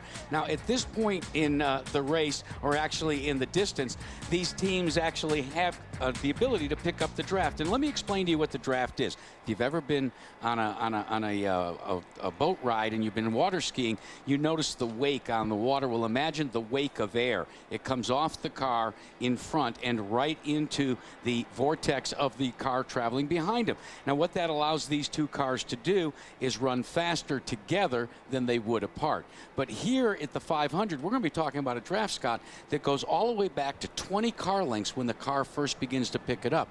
That makes the back car go a little bit faster, gets to close. But you know, they're talking about unstable air when they get just 5 car lengths away, maybe 8 car lengths away. And what happens? The car starts to wander, bounce around. Now, that'll get a driver's attention. It's a little bit of timing. That's the fun thing about racing at this track at over 200 miles an hour. Terry? Class no longer in session. There'll be a quiz a little bit later. Paul Page, you're not eligible. You know too much about the Indy 500. Well, we are still waiting. We have gotten some word, though, from the IRL that they expect the cars to roll out in about 10 minutes and then the race to start, the green flag to fly about 45 minutes after that, and the national anthem coming your way at about 12:20 local time. That is Central Time. And of course, Jessica Simpson singing the national anthem this year here in Indianapolis. The rain started early this morning, about 6 a.m. Central Time, and then we had another shower about 9:20 local time, and then it cleared up, and the track has been dry since after the machines have been out there drying it. But we are just waiting for the start of the race, and the cars, as you see, are making their way out to the racetrack, which is a great sign. Talked about Robbie Gordon, the busy day ahead for him, and we'll get an update right now from Jamie Little. Well, he's here in Indy. This is his true passion. 10th year. We're just following him around. He knows all the back ways around here. Robbie, you have a smile on your face. You seem pretty calm for where we are in the race right now, getting ready to start the race. Yeah, we got ourselves in a little bit of a situation here with the Meyer Coca-Cola Chevrolet. This weather's not helping us. We'll see what happens. You know, maybe we'll get the race started and it'll rain halfway through. You never know. That's why they call it racing. There's so many variables and so many obstacles that you have to overcome. But we have cars on both sides. The singular wireless Chevrolet. We were 5th in the first practice yesterday, so I feel really good about going to Charlotte tonight. And we were pretty good in happy hour. So, excuse me, in carburation day here. And I think that we'll have, good, like I said, good cars at both races. So what's your cutoff time today? What time do you have to get in your helicopter to leave here? I need it to be raining about 2:45. Raining? Yeah, raining at 2:45 would be a good deal. So, you know, we'll see what happens. But like I said, I think we got really good race cars. Hopefully it starts raining when we're leading. All right, well, best of luck. You're doing the double today. Nobody else is doing that. Well, thanks. And, you know, it's not about doing the double. I think the most important thing here is I want the opportunity to compete at both races. And, you know, if we get delayed either one of these and race them on Monday, it's not a big deal to me. The biggest thing is racing and being competitive at both of them. All right, Robbie. Well said. We're going to go over to Doc Punch, who's with the reigning champion. Exactly, reigning Indy 500 champion Jill DeFerrin. And a year ago, Jill, you were preparing to strap into your car in 10th spot, and you went on to win it and sip the milk in victory lane. This day, seeing this crowd, what kind of special memories does it bring back from what happened last May? Well, I tell you, Jerry, it's unbelievable to walk here this morning and feel the energy of the place. And for me, I have great memories about my whole career, but especially winning the Indianapolis 500 here last year. People may wonder, you're at the top of your game. You win the Indy 500, you win the finale of the year at Texas, and then you walk away and retire. Why call it quits? Jerry, no better time, really. I mean, I wanted my last memory from my racing career to be a great one, and this last year certainly was a great year for me. Winning the Indy 500, I finished 2nd in the championship. I've, you know, won my last race, like you said, and ready for new challenges, for new things in my life. I'm a young guy, and we'll keep going. Champ, it's good to be able to visit with you. Congratulations on a great career in IndyCar racing, and we hope you enjoy watching your first Indy 500 today. Thank you very much. Thank you, Jeff. Let's check in with Vince. Sitting here with a gentleman who started this race from the pole just a few years ago, Scott Sharp, a little further back today, starting 20th as they wheel the cars by. What does how does your strategy change with this starting position? Well, it changes a little bit for us, Vince. You know, obviously, what's paramount here is getting to the end of the race. We need to just do a good job all day long of staying out of trouble, be patient, draft when we can for fuel mileage. The Delphi guys gave me the best stops in the business in Motegi, so we just got to rely on that to hopefully get us, you know, position after position and be there for the final run to the flag. You talked about the fuel mileage. The fuel cell 5 gallons shorter this year than it has been in the past. The engine is a little bit smaller. How many more stops under normal circumstances would you anticipate that creating? Somewhere between 1 to 2 without cautions playing into the mix. I mean, I think we could be as high as 8 or 9 pit stops today, but more likely we're looking at somewhere between 6 to 7. Scott, you've been around this race as a driver for a long time, and I know as a fan for a long time. What would it mean to win Indianapolis? It's hard to put into words, you know, Vince. This is my favorite racetrack. I've practiced well, qualified well. I really want to race well, and that's our goal today. And wherever that ends up putting us, if we can just capitalize, run 100% team and myself, we'll be where we need to be. Scott Sharp in the 8 car with the Delphi sponsorship. Terry? All right, so we are approaching that time. See Sarah Fisher walking out as the machines are already out, getting in position on the racetrack. Fisher going out to her car. You heard just a few moments ago that she is not feeling well, so you wish her the best at the start of this race. Well, the dignitaries in place, including Rupert and James Garner, some of the celebrities here, Mario Andretti, and there's Buddy Rice, who is on the pole. Nick Lachey, Darren Manning, who's a pretty good golfer, by the way. Robbie McGee with his fiance, Al Unser Jr., Ashley Judd. We're getting set for the 88th Indianapolis 500. It was tough. Wait until you meet the real men and women of the real NYPD. Buckle up for a wild ride. NYPD 24/7. ABC starting Tuesday, June 22nd. Meanwhile, we continue to count down here at the Indianapolis 500. Telecast sponsored by 7-Eleven. The green flag to fly perhaps in about 40 minutes or so. Could be sooner than that. Right now, probably a little sooner than that, as a matter of fact. Florence Henderson. This is Brady singing at the moment. You see the helicopters coming in, all the pre-race festivities already underway. Memorial Day weekend, of course, and yesterday the dedication of the World War II Memorial in Washington, D.C., the 60th anniversary of D-Day coming up this week, and certainly our thoughts and our prayers with those fighting and dying in Iraq and Afghanistan, and all of those who did so in past conflicts.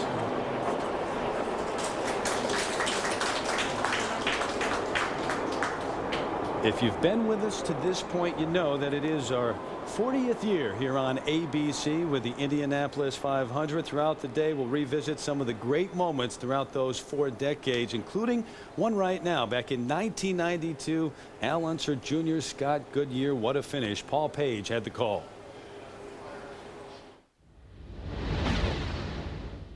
And Scott Goodyear is now right there, right behind Little Al. He follows Little Al down the main straightaway. Anywhere Little Al goes, there is Scott as well. At first, when you weave back and forth like that, you scrub off a little bit of speed too, but Scott has nothing he can do except to follow him because he needs the drafting.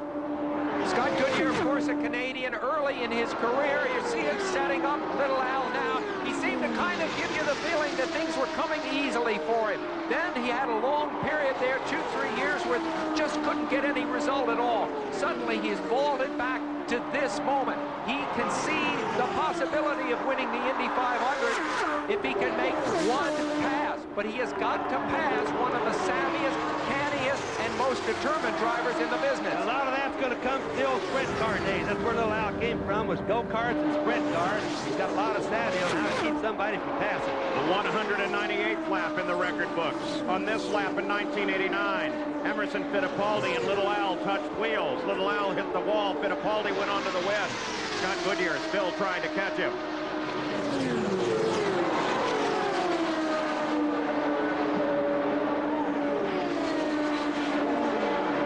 Right now, there's no traffic involved in front of him, Paul. This is what got him the last time. And Al Unser Jr. sees Dwayne Sweeney's white flag. 2.5 miles. One more lap to go. If Scott Goodyear has a chance, the time is now. Don't forget 10 years ago, John Cox and Rick Mears raced on the last lap for the finish. John Cox won that one. That was experience over Rick Mears' relative inexperience. Will that happen again here today? They're on the backstretch. 223 miles an hour on the last lap. No traffic involved.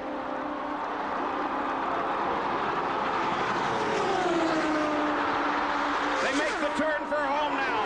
On the main stretch, Scott Goodyear closes in. He looks for a place to come by. Scott Goodyear tries it, but no. I believe that's the closest finish in Indy history. Closer than the race 10 years ago when John Cox beat Rick Mears. 10 years ago when Little Al was new to this track. And now, Al Unser Jr. is a winner at the Indianapolis 500. And you know, I've tried time and time again to change the narration on that to Scott's advantage, but it always ends up the same way. Well, I appreciate that, Paul. You know, the funny story about that is that they came up with so many prints after that finish, the closest finish, but I used to always take mine and turn mine upside down in my office because the blue and silver car always lead the blue and white car. That would work for you. It was, you know, change your life finishing second. They say it changes your life finishing first, but it was a neat finish, and a lot of people still remember that. Obviously, I do, but you know, we raced to second place. You put a good face on that, but how much did it hurt? You know, I look back on it now, it probably is somewhat bothersome only from the fact that, you know, just not having enough experience to be able to chase Little Al around. He was here since 1983, and it was only my 3rd time here, and I had never had that oval experience. So, you know, I'm not so sure that he would let me by anyways. We've laughed about it many times, and if I got up beside him, he probably would have actually tried to push me off the road. There are a lot of heartbreakers at the Indianapolis Motor Speedway. For 2 generations, Andretti's have tried to win this race. It's only occurred once in 1969 when Mario won the 500. Right now, he's with Jerry Punch. Exactly, Paul. Mario Andretti, one of the most recognizable names in the history of open wheel racing, won that day over Dan Gurney and A.J. Ford. And Mario, when you come back here on race day, do you revisit those memories of 1969? Oh, you always do. I mean, I've had such great memories here. You know, we had good times here. I may only won once, but I led a lot of laps, enough laps to really I'd really enjoyed the moment, in other words. And so again, it's all been positive from my standpoint. Michael raced here 14 years, led 426 laps, and yet couldn't quite get to victory lane. How tough was that on the Andretti family? Well, it's always tough because you know that you can do it, you know that you're so close, and then somehow it's not in the cars. But you know, Michael, again, he's very happy with his new role now. He felt that okay, if he couldn't win it as a driver, and he certainly was capable. Now he has 4 chances today for perhaps to put it together. So his new role is something that fits him very well. He's very comfortable with it, and he should have a lot of longevity with this new hat as an owner. And who knows, he may win it. He may have a record in that respect. You know, he'll compete maybe with Roger Penske in that respect. Mario, thanks for your time. Good for the visit today. My pleasure. The belief down here is that Michael Andretti will indeed visit victory lane today for the first time here, this time, though, as an owner. Let's check in with Gary. Well, we've got former winners everywhere you turn down here, waiting it out, getting ready to go. Elio, you won it your first 2 times. You finished second last year, dare we say it, but nobody's ever done better in the first 3 years. So what do you do for an encore here today? What's in your mind? Oh boy, it's just to repeat exactly what I did in the past few years. We know the competitors are very strong, but again, it's just a matter of be patient, and those guys here at Marlboro Team Penske, they know how to put you in the right place on the right time, and just gonna try to do my best and follow the same plan that I did the last 3 years. Tim Cindric just called all of your team together here just moments ago. What kind of words of encouragement does he offer in that scenario? I mean, we want to try to make sure that we just be calm, you know. You saw in the pit stop competition, we did another record, you know, 8.2. That was incredible. And we don't need to do that now today. We just need to be consistent, and those guys know what they're doing, and just giving like a boost up, and last little tips always helps, and even for the driver. Have you been practicing your fence climbing skills, because you've had a little hiatus here since last saw you up on the fence? That's right. Last time I climbed, but actually with Jill right after the race. But I don't want to have nobody with me now. I want to go by myself and my team. But you know, whatever happens, I'm going to do my best to do it again. Have a safe day. Thank you. That's Elio Castroneves. Todd? All right, Gary, we're there mopping up on the 24 car of Felipe Giafone. His water supply has sprung a leak in the nose, so there's a little more water on the track, but they are doing a great job of getting that. They've got the Fab 4 from the UK, but they're the Super 6 from Brazil. Felipe Giafone, what is it with the Brazilian drivers? You guys just seem to be dominating. Well, I don't think it's not like that. You know, we're just being lucky, you know, and the funny thing is that we've been pretty much racing together for a very long time, all the 6 drivers, you know. Talk about you stepping in for the retiring Robbie Buell. How has the car been for you during this month of qualifying? No, it's been very good. I mean, I had a couple of problems in qualifying. The car wasn't handling very well for the weekend, but now we sort things out, and the car should be very good for the race. We wish you the best of luck, and also we want to share the news that Felipe and his wife Ellis are expecting a boy in October, so there'll be more Giafones possibly at Indy. Yeah, and maybe, we never know. Have a safe day. Thank you. And let's go back up to Paul Page. Well, Todd, it gets closer and closer now, and you can feel the excitement, the anticipation come up already. They've started to clear.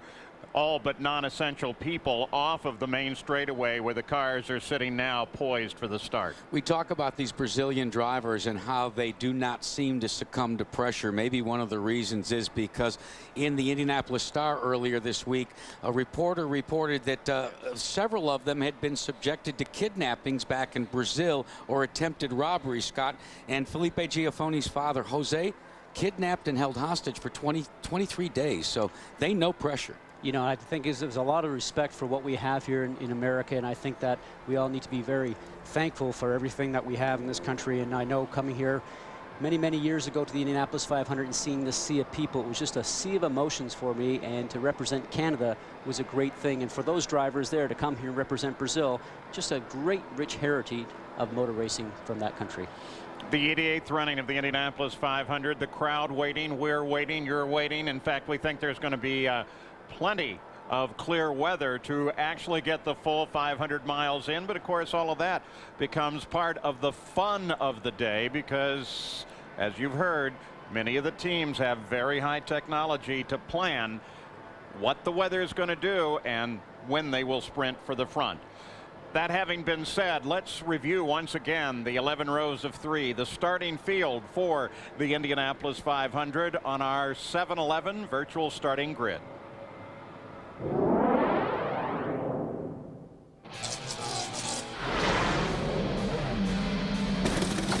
Buddy Rice, car number 15. Dan Weldon, car number 26. Dario Franchitti, car number 27. Bruno Junqueira, car 36. Tony Kanaan, car number 11. Adrian Fernandez, car number 5. Vitor Meira, car number 17. Hélio Castro Neves, car number 3. Kosuke Matsuura, car number 55. Thomas Scheckter, car number 4. Sam Hornish Jr., car number 6. Roger Yasukawa, car number 16. Scott Dixon, car number 1. Mark Taylor, car number 2. Darren Manning, car number 10. Ed Carpenter, car number 52. Al Unser Jr., car number 20. Robbie Gordon, car number 70. Well, every one of those faces you look at, there certainly is a story there. As we go further through the grid, Sarah Fisher, who wasn't feeling well this morning, go down to the 8th row. Larry Foyt, a rookie, very close to A.J. Foyt IV, who will start on the outside of the 7th row. Brian Herta, Alex Barron, they've never won.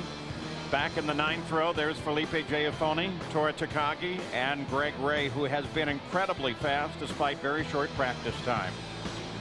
Buddy Lazier, former winner. Jeff Simmons, a rookie, great guy though, and Richie Hearn, who won in the IRL at Las Vegas several years ago. And in the 11th and final row, there's P.J. Jones, the rookie 45-year-old Marty Roth, and Robbie McGee in the 33rd and last starting position. So we get closer and closer, though there is a report now that there's a front out there, maybe 80 miles away. Who knows what the tactics become for this running of the 500. We'll be back with more of the Indy 500 telecast, sponsored by 7-Eleven. Telecast sponsored by 7-Eleven. This ABC Sports presentation brought to you by Chevy, the winningest name in racing, and American Revolution. AmeriQuest Mortgage, the company that knows you are more. And Miller. Vote Miller for President of Beers. Good call.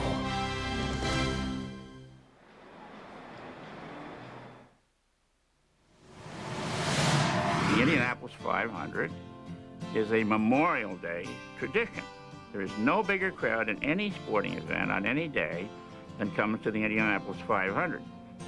And in the preliminaries to the race, there's all kinds of bands and this, that, the next thing, flyovers and so forth. And then just before the race starts, and the invocation is given, everyone is asked to stand while taps are blown. And 350,000 people shut up. It's dead silence. It's an incredible feeling. I get emotional, I think of it. And then the race starts. It's quite a day. 40 years on ABC Sports, the Indianapolis 500. This year, the telecast is sponsored by 7-Eleven.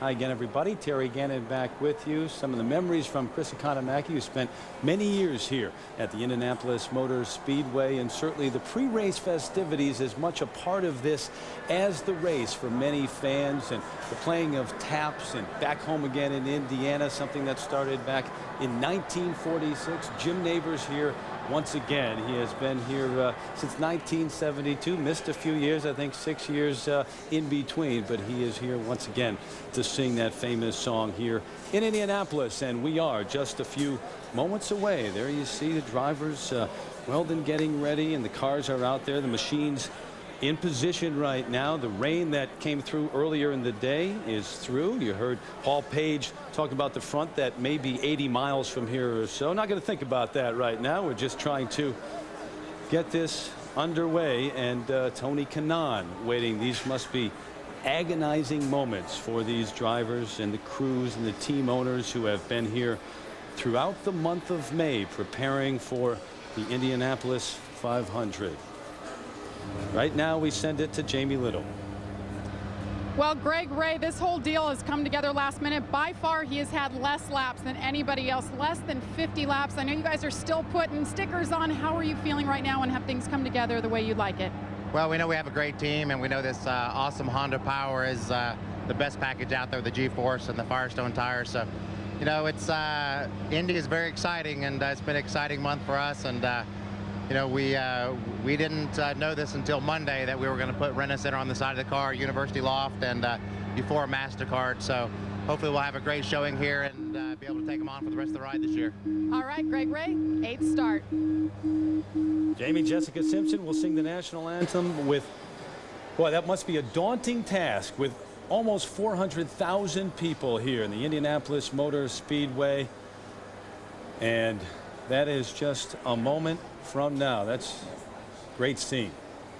These people, nearly 400,000 people. It's amazing how easily they get them in and out of here. I mean, obviously you have traffic problems getting to the speedway, but not nearly as bad as you would think. And getting them out, one of the great memories that Jim McKay, if you were with us earlier today, that he has of Indianapolis and the speedway here, the people leaving, and how people leave having a good time with smiles on their faces, and it's very orderly. Right now, we send it over to the public address announcer, Dave Calabro. Ladies and gentlemen, race fans, we appreciate your patience this morning as Mother Nature has messed with the schedule a bit this morning, but I think we're back on track. Ladies and gentlemen, at this time, I ask you to please stand.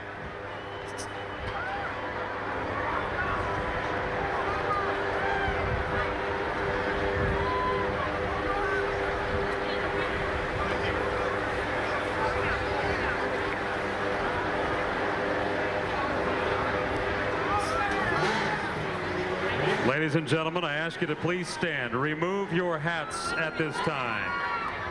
Stand and remove your hats at this time as we pay tribute to our nation. The national anthem will be followed today by a flight of F-16s from the 122nd Fighter Wing of the Indiana Air National Guard from Fort Wayne. And now, here to sing the Star-Spangled Banner, ladies and gentlemen, here she is, Jessica Simpson.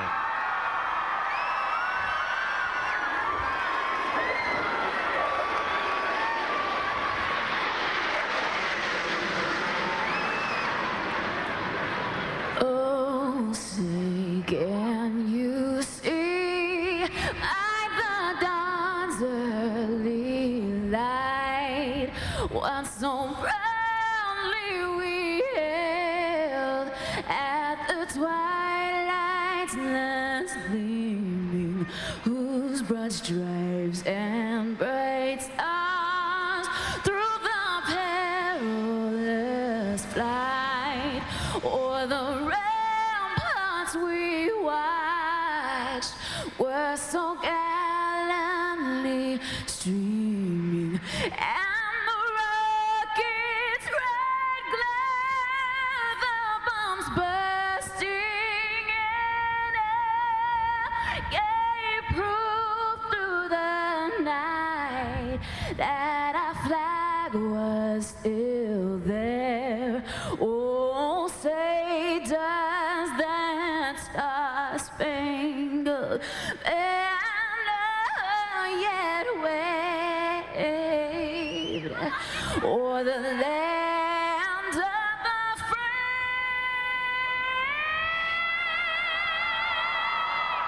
and the home of the brave?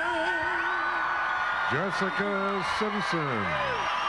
Attention in the pit area. Drivers, to your cars. Drivers, to your cars.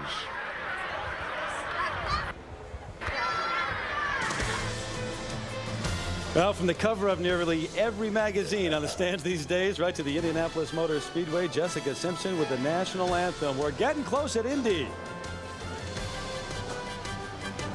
There are only a few universal truths of human nature.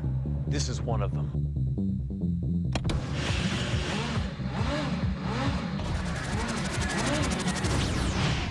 Hit it.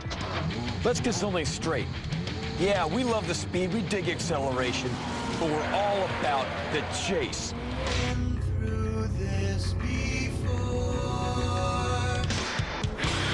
Adrenaline pumping, pedal stomping. We're not hunters and gatherers. We are chasers. We chase down the bad guys, chase girls, chase boys, chase our dreams. It's not the thrill of the capture, it's the thrill of the chase. Doesn't matter where you look, you'll find us chasing something. But once a year, it all comes together. At a place called the Indy 500, the world's greatest chase. Joker wants to race. All right, come on, let's go, let's go. There's only two things on your mind where you're in a chase. One, must go faster.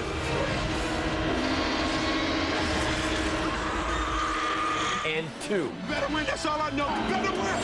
Just punch it, man, just punch it, go. Now that's how you're supposed to drive.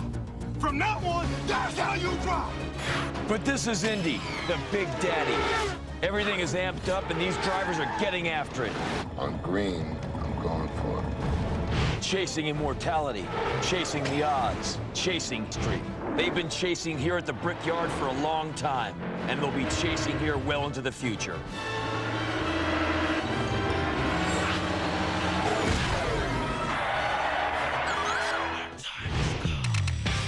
But right now, it's all about today. The fastest cars, the best drivers, the biggest sporting event in the world. So get your you-know-what gear, sit down and buckle up. It's the Indy 500, baby, and the chase is on!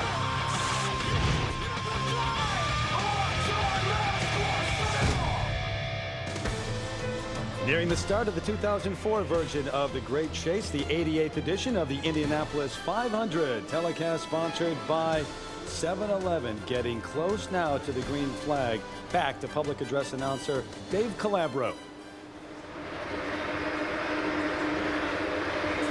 Ladies and gentlemen, here to remember the men and women who made the ultimate sacrifice in serving their country is General Bill Beggart, Commander of Pacific Air Forces. Good afternoon. 400,000 patriotic American citizens join me here at the Indianapolis Motor Speedway to witness the 88th running of the Indy 500. But before the drivers start their engines, we ask all of you here and at home to remember the men and women in uniform who have paid the ultimate price fighting our nation's battles. Tomorrow we celebrate the most solemn of American holidays, Memorial Day. The only day each year where we pay tribute to our fellow citizens who have given their lives defending the precious liberties that we enjoy every day. To remember them, I ask Americans everywhere to join a national effort tomorrow at 3 p.m. to pause for 1 minute and reflect on those who made the ultimate sacrifice in defense of our country and our way of life. One nation, one moment. Let us never forget. Thank you, and God bless America.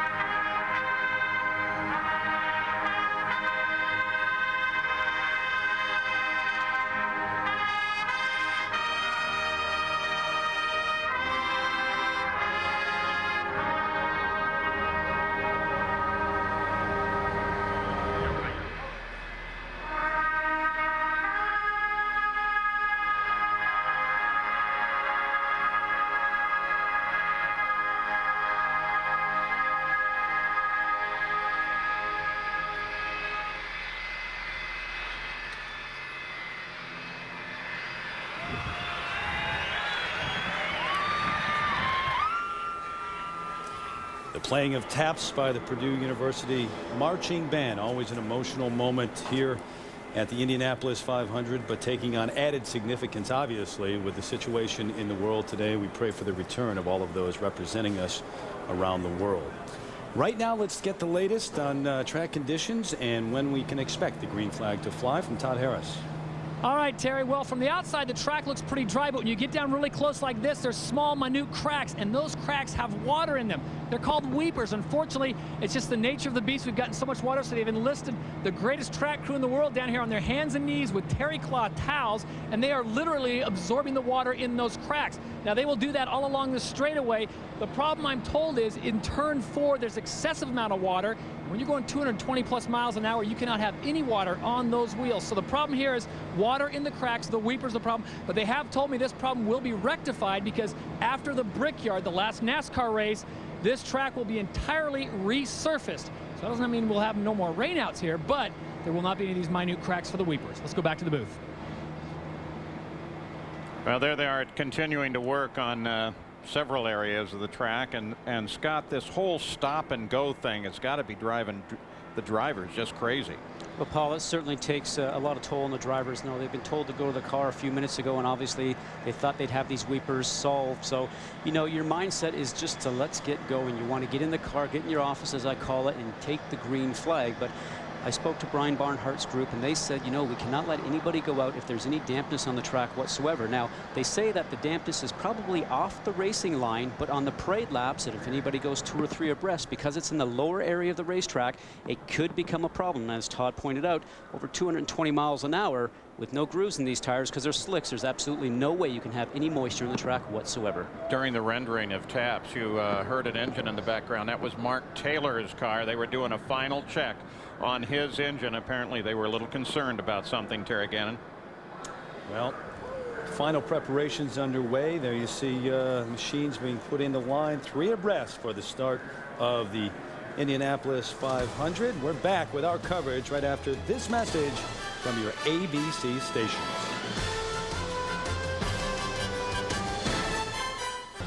Back at the Speedway as we get close to the start of this 88th edition of the Indianapolis 500.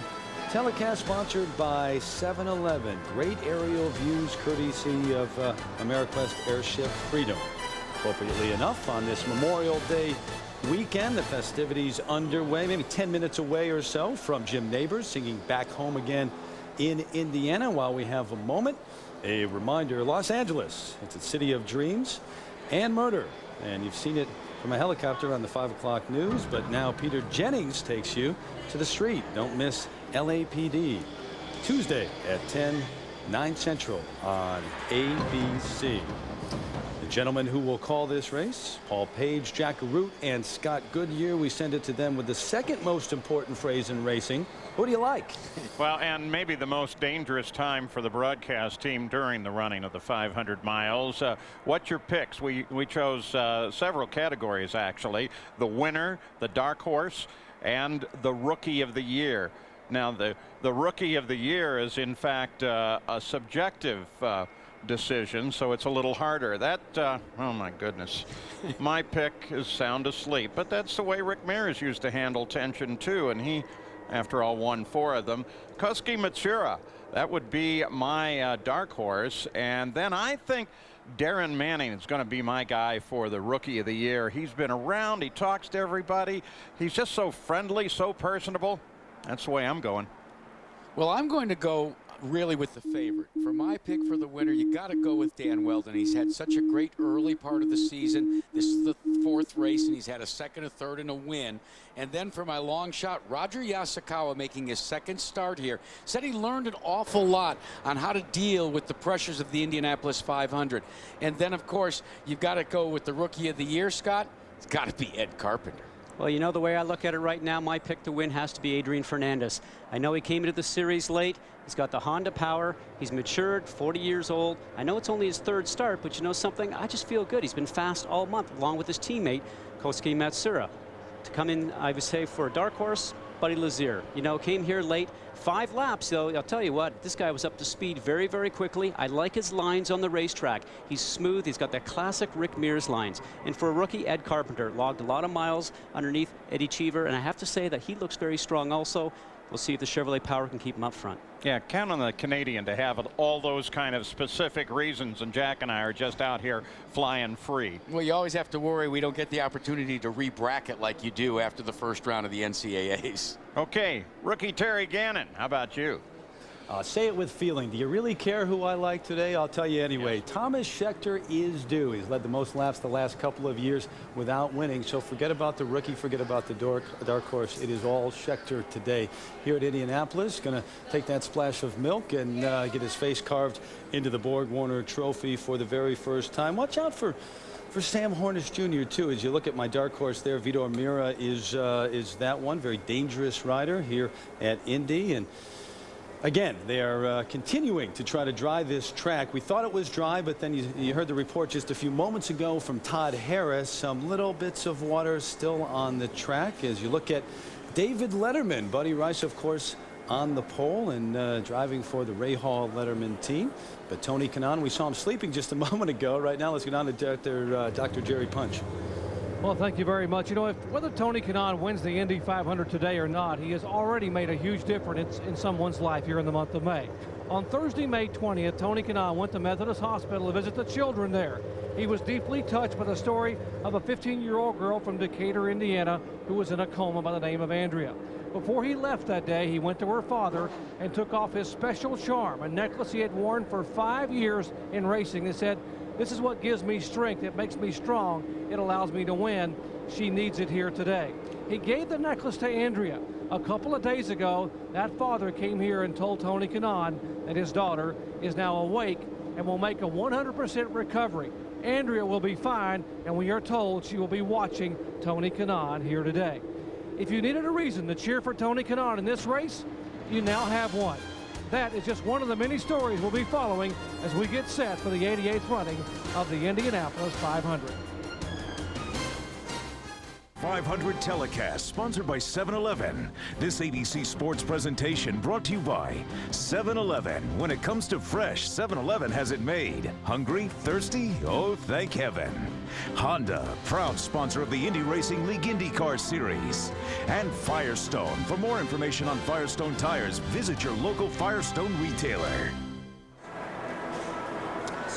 Back at Indianapolis with a reminder, Game 1 of the NBA Finals tips off next Sunday night on ABC. Not sure who's going to be there, but make sure you are, either the Lakers or the T-Wolves, or the Pistons, Pacers. Tonight, Game 5 of course, the Eastern Conference Finals, Pistons and the Pacers. Final battle beginning next Sunday night at 8:30 Eastern right here on ABC. Scott Sharp's visor cam, and Paul Page was talking about how far the technology has come throughout the years, not only for the machines and the Speedway and the IRL, but also for our coverage over the course of 40 years. Right now, let's send it over to Gary Gerald. Terry, we're down here in the front row alongside Dario Franchitti's car. One of the major changes this year at Indianapolis is a rules package that the biggest change impacts the power plant. It has been reduced by a ½ liter. 3.5 to 3 liters means a reduction in horsepower underneath this bodywork of about 90 to 100 horsepower. But there have been some aerodynamic tweaks that make these cars edgier than they've ever been in the past. The idea to slow these cars down, which they've done this year by about 10, 12 miles per hour. But take a look right on the center spine of the race car, all the way up here to the dash and all the way to the back, a 1/4-inch wicker. If the car gets sideways, it deflects air. The design purpose is to help keep this car glued to the racetrack, not get airborne. There is another one underneath the car on the skid, a curvature of just over a 1/4 of an inch. You can't really see it from here. You could barely discern it.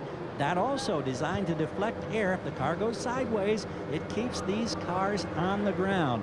And one other change can be found here at the rear, underneath the rear wing. They've added a 1/4-inch rear wicker. You can barely discern it right along here. This creates drag. It's designed to slow these cars down. If they had not made these changes this year, these cars, they believe, would be running very close to 240 miles per hour. Pole speed turned out to be 222 this year.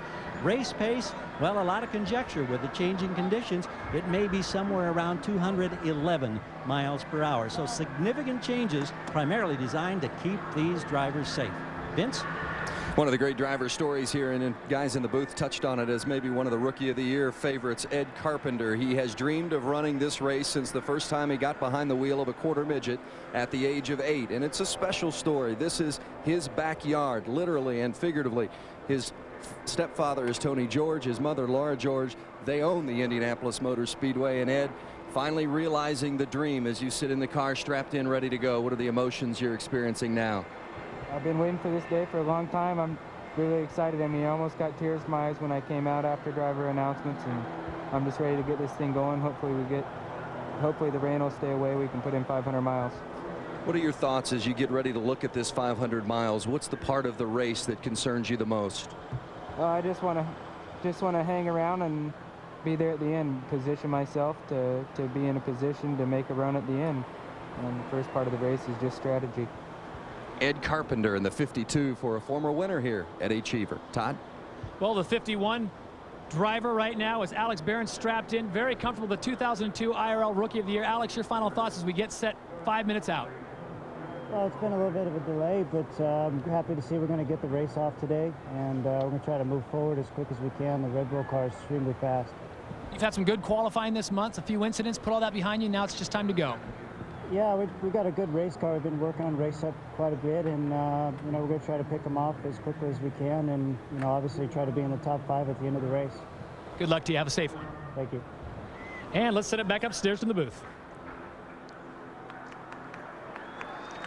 So the field is now all set. The 11 rows of 3. The crews stand around. It's a very personal moment, as you saw just a few seconds ago for Dario Franchitti. Well, and then on top of it all, with what Ed Carpenter said, you know, he had tears in his eyes. When you have a lifelong dream as a youngster, and now it comes to full fruition, he had to wait a little longer, Scott, but he is going to get the command to start engines that he's dreamed about since he raced those 1/4 midgets at age 5. Always a thrill, you know, and no matter how many times you've been in a race car, nothing prepares you for the start here at the Indianapolis 500. You know, 3 abreast start, only place like it in the world. There are the Delphi track conditions. The Air 76 track just a little bit warmer and a light wind out of the southeast. Those look like pretty good conditions to go racing in the 88th running of the Indianapolis 500-mile race. Anticipation now as Jim Neighbor is about to take to the microphone. 2.5 miles around this place. It's called an oval. It's really a rectangle, Scott. Paul, the most famous racetrack in the world. Every driver who races a car would like to come here. All the problems have been down in turn 1 this month with anybody having any accidents simply because it's the bumpiest part of the racetrack. Turns 3 up here that you see, turn 1 and 3, 225 miles an hour going into the turns this day. It will be a very fast track, a lot of drafting going on, a lot of strategy you heard Ed Carpenter mention. And so now the crowd waits. We wait. You wait. Look at that magnificent view from high above the Indianapolis Motor Speedway. Every year there are traditions large and small. Those that each individual fan has as they come to the track and go back to their traditional seat. And then, of course, there's the rendering of Back Home Again in Indiana by Jim Neighbors. The crowd loves it. Here's Tom Carnegie. His voice has become an institution at this 500-mile race. Here to perform Back Home Again in Indiana is our good friend, Mr. Jim Neighbors.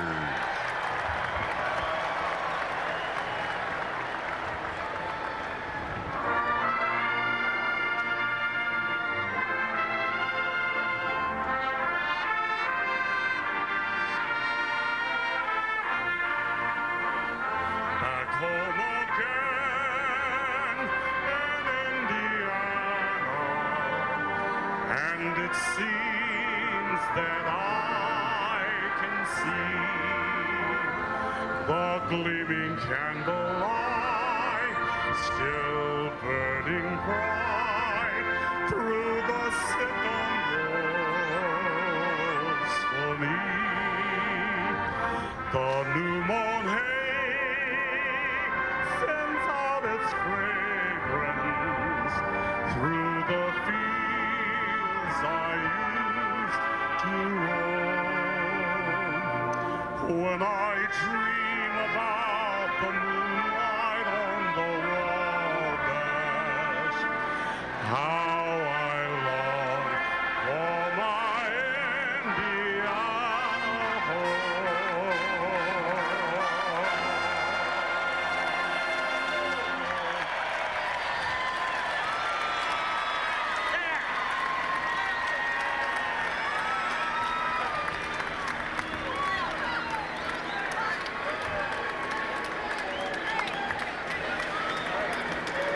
Race fans, thank you for your patience.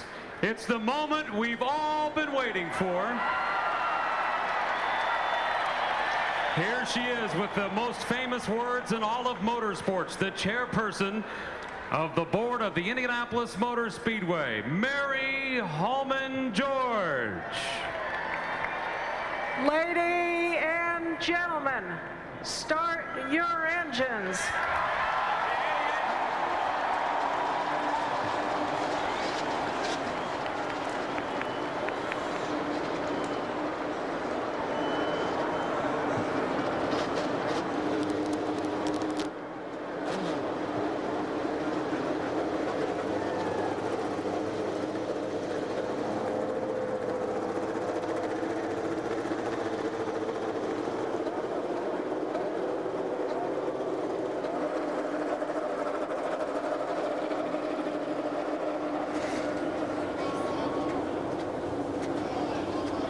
One of the great moments and scenes in all of sports every single year on Memorial Day weekend. The engines are running at Indy. The prep time, the pomp, all the pre-race festivities, they're over. It is race time here in Indianapolis. Maybe about 2 hours late, little more than 2 hours late, but they are set to go. So are the men who will call the action. Paul Page, Jack Arute, and Scott Goodyear. Gentlemen. Well, we're about to see that incredible moment when the field erupts into raw speed at over 200 miles an hour. All 33 of them closely packed together. Paul, more than 45,000 miles have been run in practice. That's twice around the world. But these 500 miles are the ones that will be most impactful. And Jack, I'll tell you, the start, like we talked about before, is always very difficult. 8 rookies in the field today. Their first time coming down 3 abreast at a very narrow racetrack, only 50 feet wide. The rain may have already caused some problems. Several cars, you saw Sam Hornish, this is Scott Sharp, of course, that have not yet started. Well, now Scott Sharp gets away. Have moisture in the air, the engine's sitting for a long time. A number of the teams warmed their engines, trying to get the oil temperatures up. Now the field rolls. Always love it too when the safety crew stands out at the edge of the racetrack.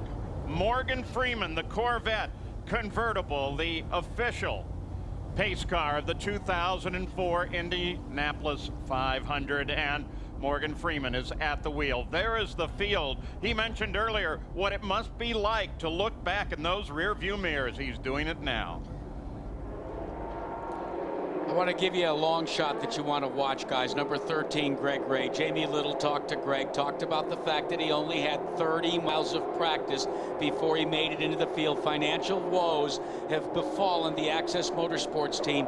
He told us all that he has to finish 10th or better today just to continue through the season. How'd you like to go to work that way tomorrow? And Jack, the interesting thing for Greg Ray is that he's not only a driver, but as you mentioned, he's a driver owner. And for the 2 weeks before he got on the racetrack, he was actually in the office on the telephone every day trying to get some sponsorship to get this program underway. And then he comes in here and just turns his hat over and ends up going out there and going quickly so fast. Amazing feat. The safety crews out at the edge of the track. A final salute to the drivers as they come by. Parade cars out in front of them. Look at the fans. Yeah, boy. They know the moment is coming.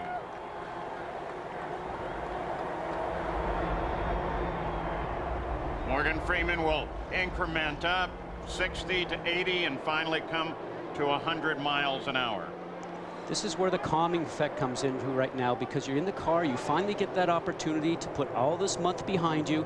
You're sitting in there having the opportunity just to sort of get settled into your office, anticipation of the green flag.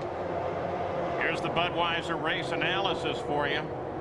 Line ahead is 800 left-hand turns, 500 miles. Drink of cold milk and over $1 million await the winner. The pole sitter is Buddy Rice, car number 15. That car's never started on the pole, but twice it has won the Indianapolis 500-mile race. Parade cars now come off the circuit. 3 laps advance the race. 2 parade laps and then the pace last lap itself, unless of course the race officials make a determination that they need more time to either bring the cars up to temperature, the tires up to temperature, or if one of the drivers would radio back and say, hey, we've got an issue here. We have plenty of onboard cameras for you. Scott Sharp, you saw his a little bit earlier, the pole winner in 2001, the visor cam. Sarah Fisher, she'll be making her 5th start in the 500, and she's 23 years old. Rookie Mark Taylor, last year's Menards Infinity Pro Series champion. Last year's IRL IndyCar Series champion Scott Dixon making his 2nd start at Indianapolis. Thomas Schechter from Cape Town, South Africa. He's led 148 laps in his past 2 Indy 500 starts, more than anyone else.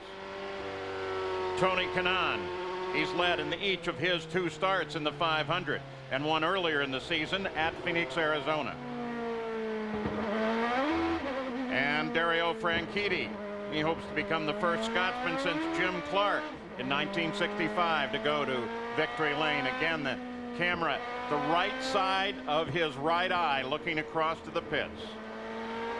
Now look at the steering wheel here through this visor cam. Very interesting to see all the activity that's going on. Some warning indicator lights are right around this area here.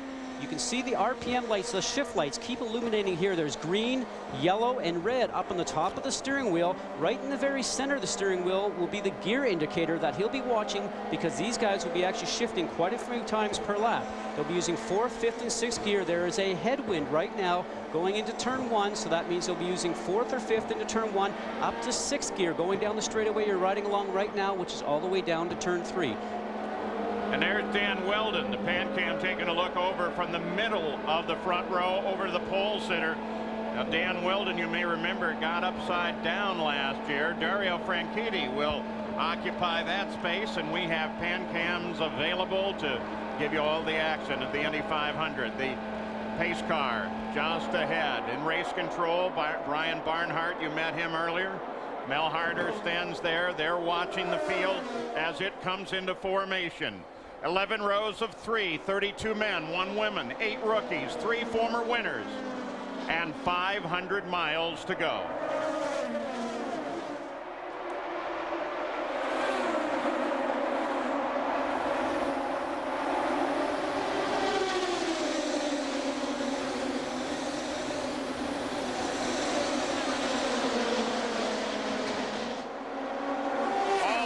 Place on the start, but the green came out nevertheless, and Buddy Rice set the pace. Dario Franchitti has jumped into second place. Tony Kanaan on the move. Kanaan gets alongside of Weldon, going for third. Those sparks you see, those are bumpers on the bottom of the car. They're titanium. The cars are heavy, and when they touch the ground, you'll see a spray of sparks. Buddy Rice leads lap number 1 at Indianapolis, the first time he's led here. These early laps remind me of the first round of a heavyweight championship bout, Paul. You try and do parry and thrust. You try to see just what your car will do, and then you settle in. You've got to find a rhythm because it's 200 laps around this grand old lady. Buddy Rice has become the 181st different driver to lead in Indianapolis history. Plenty of action back in the field. You know, the question that everybody asked was, how will the passing be? Will you be able to get up alongside somebody? Everybody's been worried about turbulence. Doesn't seem to be a problem.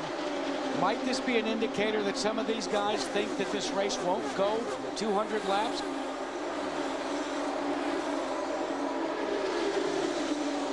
Rice, Franchitti, Kanaan, Weldon, and Castroneves, the top 5. Side by side and won once again. This is incredible. Settling into a pace right now. That's what these guys will be hearing on the radio from all the team managers and their spotters. Let's pick up a pace guy, try to conserve a little bit of fuel. Jack, you talked about a short race. That's probably what they are thinking about right now. And if they can actually maybe squeak out an extra couple of laps on a fuel tank, maybe that might just keep them on the racetrack during a green session. The 2 target Chip Ganassi cars have been running right together. Scott Dixon and Darren Manning fighting one another.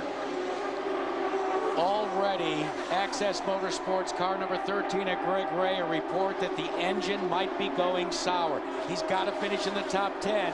Boy, that would be real tough on that team in Greg Ray. Look at this as Herta gets inside of rookie Ed Carpenter and then tries to get down even further.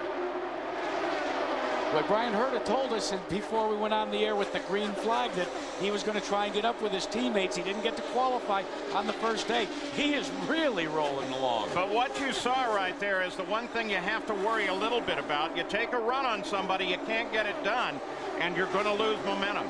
Well, not only momentum, but you end up on the low side of the racetrack like Herta almost did going into turn 3.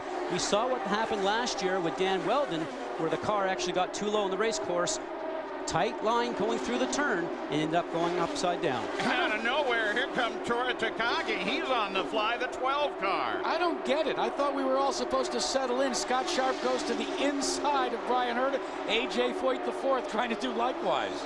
Well, absolutely right, because everybody that you spoke to up and down the garage area, all the drivers, Jack, you and I did it. They said, you know, I just cannot get any grip going through the turns right now simply because I don't have enough force down on the cars. Foyt IV, that green and white car, number 14, he's been running right out to the wall on every lap. Last year's race, A.J. Foyt ran his radio battery down, wasn't able to hear any communications from his spotter. I think right now his spotter wishes the battery was dead because I can hear him saying, don't get so close to the wall, and then Grandpa A.J. saying, and I agree. So the Indianapolis 500, 6 laps old, 214, 215 miles an hour out of most of the cars in the field last time around. As again, you see the sparks from those skid blocks. Buddy Rice was the fastest car, the pole sitter, and he's beginning now to put some distance between himself and second place, Dario Franchitti. Now the interval at a full 1.6 seconds, and that's a long way. Buddy Rice grew up, Paul, very enamored with both drag racing that his father did as a hobby and baseball. When he was a sophomore in high school, his father said, look, buddy, you're going to have to choose one or the other. He wanted to go for baseball, but he chose auto racing to stay close to his dad. I think today he's happy he made that decision. Fight for second place, Franchitti with his teammate Tony Kanaan right behind him. Another member of that team, Dan Weldon, sits in fourth, back with the visor cam. What a ride this is right now. We talked about those shift lights. You can see them going from the green, yellow up to red, and that's when he'll select another gear. The bright red comes on, and then he gets up to fifth gear, going through to turn 3-4 complex. We talked about that wind. He'll be using the gear lever on his right-hand side down over in this area here. Sometimes as many as 3 or 4 times per lap. Guys, they might end up with almost 2,000 shifts over this entire race. You see that 2.2 in the center of the wheel. That's going to be a big number during the running of the 500. A huge number. That's the fuel number. They make it nice and large for the drivers to be able to see. Right on the center of the steering wheel, everybody will have a number there, and it's just a nice gentle reminder that if the tank gets below 2.2 gallons, you make sure you come in. Now they do have that information on their electronic Pi steering wheel right down this area here. It is electronic, but in case the electronics fail in the car, they must remember that number of 2.2. Robbie Gordon on the move. He's moved up 7 positions, started 18th. He's now 11th. Franchitti leads Kanaan and Weldon. Helio Castroneves, who started back, has now come up. Actually did it in the first couple of laps. 5 positions. He's now up in 5th place. Ride with Tony Kanaan. We've got 4 Hondas up in the front right now, but the speed of Rice is very impressive. 215.6 miles an hour, about 1.5 miles an hour faster than Franchitti and Kanaan right now, and he's just continuously being able to run at that pace. It's 4 Hondas, then a Toyota at the front of the field at Indianapolis. The highest place Chevrolet belongs to Robbie Gordon. He's currently 11th, as we suggested, but he's only 9 seconds behind the lead. There goes Helio Castroneves, the 3-car red and white livery of Roger Penske. Now he's beginning to close on Dan Weldon. This is a time, Paul, where the drivers are now settling down. They're getting a feel for their car. And when I say that, what they're trying to understand is that, does the car understeer? Does it oversteer? They're trying to relate this information back to the engineers in the pit lane, because the first stop is very important. Yellow, a car against the wall, A.J. Foyt the 4th. We mentioned how close he was coming out to the wall. So the yellow comes out with a... I'm brushing logs coming out of the board. Get the car come up. Okay. I told you about going up high, you know. That was Grandpa, yeah, AJ. There you go, Jack. Well, this came on the 11th lap of the race. A lot of the teams suggested lap 12 we have a caution. We just might go for the pits in this whole game that's going to be played with fuel today. Well, Paul, you always do what the leader does, so everybody will be watching to see what happens with Rice. There you can see AJ the 4th, just a little bit too high out of the black into that gray area. There's no grip up there. He was certainly just a little bit too fast. The car probably pushing on him. Gets caught up into the safer barrier, slight contact, and here he goes, and he'll back it into the inside wall. Our first incident of the day, our first caution in the 88th running of the Indianapolis 500, the Indy 500 telecast sponsored by 7-Eleven, and it's Foyt the 4th. Take a look at this one. There's the car being sideways. We talked about the new rules stopping the cars from lifting up. They certainly did their job there. You heard him when he was on the radio, so we assumed he was okay. Now he's out of the car. He'll have to make a mandatory trip to the hospital, but he's okay despite that incident in his second Indy 500 start. Jamie Little. Well, AJ, good news is he's okay. What happened there? Well, I just talked to him. He said he's pushing the front end a little bit, you know, too much. And the biggest problem is when he's pushing like that, he won't give up and back off and, you know, wait till we come to pits. And he just got into the wall like he did qualifying. So all I can do, maybe he'll learn from this. Yes, he's got to learn, but AJ's got one other boy in the field, and that's Larry. Jack Arute, you know A.J. Foyt pretty well. He's not happy. He has been on A.J. the Fourth's case all month. In fact, he alluded to the fact A.J. went out when he qualified, Ford did, and white-walled the right side because he ran so close to the wall.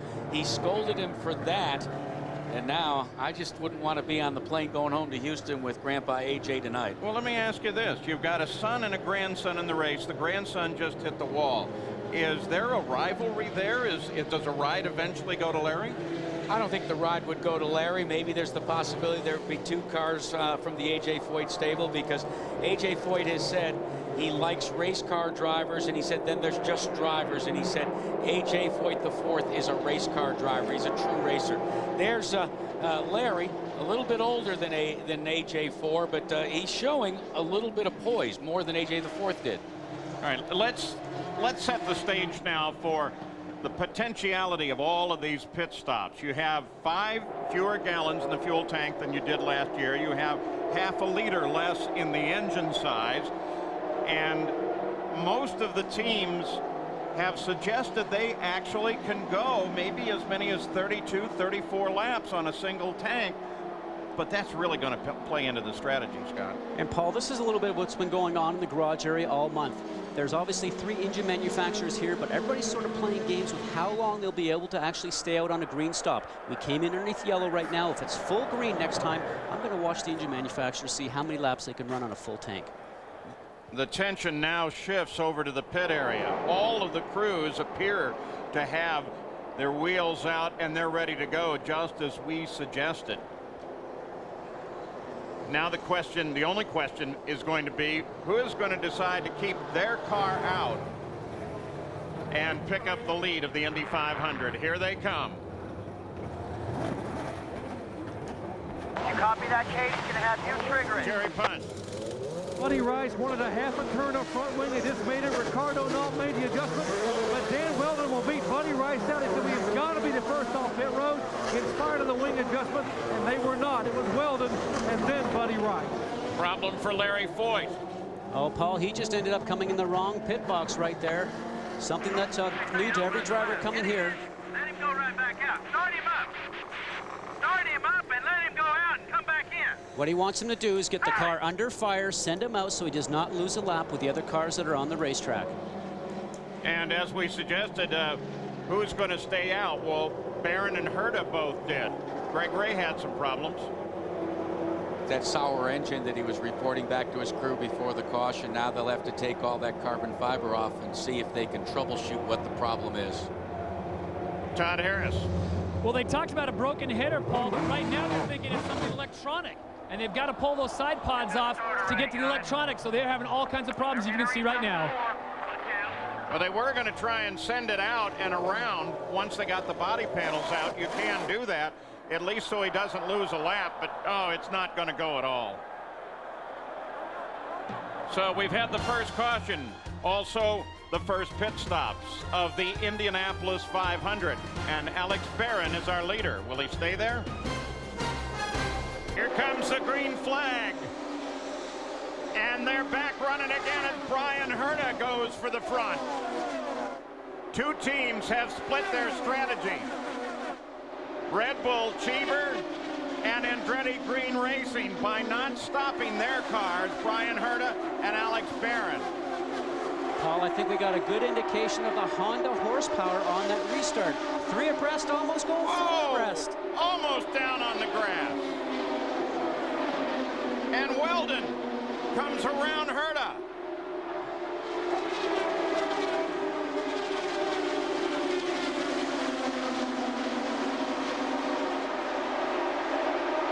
A little drafting opportunity going on now by Castro Neves. A nice slipstream and a clean pass. A little bit surprising. You would think that Herta being a lot lighter since he's got only half a tank of fuel, and these others all have a full tank, might be just a little quicker.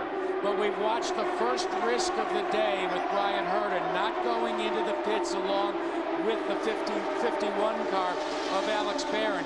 They're on a time bomb clicking away right now. They've got to pit in the next 20 laps. But what he's trying to do right there, Jack, as you know, is look for that yellow. It's a bit of a risk-reward ratio, isn't it?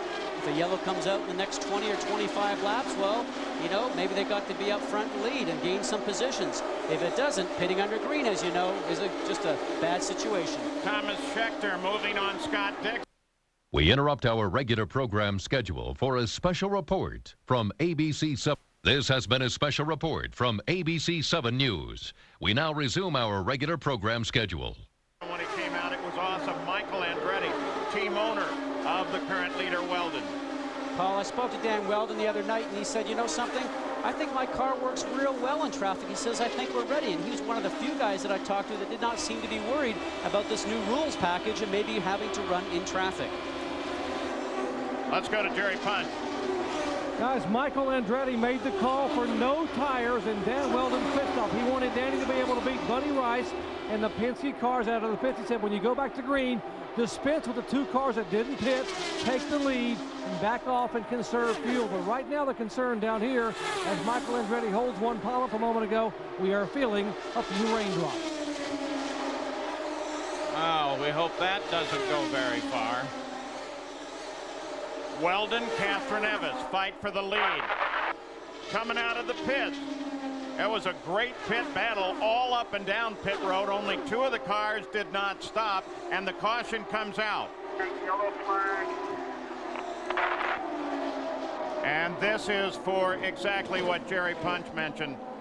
They've got some moisture on the race course. And remember, though, at 2.5 miles around, you don't always necessarily see it, but you saw some on the camera lens there. And we needed this break because this is the kind of action we've seen. The blue car that we're riding with, Mark Taylor. Watch. That's a battle of inches. Oh. And that's Roger Yasukawa with the pan cam in the Sammy car. Now Jamie Little has A.J. Foyt the fourth. Jamie. AJ, you just got released. Is everything all right? Yeah, just not okay, but I'm all right. That's what. I'm just really disappointed right now. Just don't really know what to say, and it's a long month, and it ended way too early for me. Your grandfather said you were pushing it there in the beginning. Yeah, I was pushing pretty good, and just stupid on my part not to be more patient and wait for our first pit stop to make a change and fix the car. Just really stupid and disappointed in myself. Sorry to see that you're out. Guys? Yeah, but just 20 years old, too. I mean, and he's driving in the Indy 500, his second race. Well, Paul, that's the key thing right there. You know, experience, if you had a few years here, you'd actually throttle back a little bit, try and wait for the car to come to you. But when you're that young, you're at the Indianapolis 500, you just want to keep your right foot down to the peg. Jerry? Gary Gerald. Paul, we were just checking in here on the Castro Neves situation. He made his pit stop. It was for fuel and tires only, no aerodynamic changes or tweaks on the car. He immediately jumped up there and with the full fuel load, as you indicated, chased Weldon into the second spot.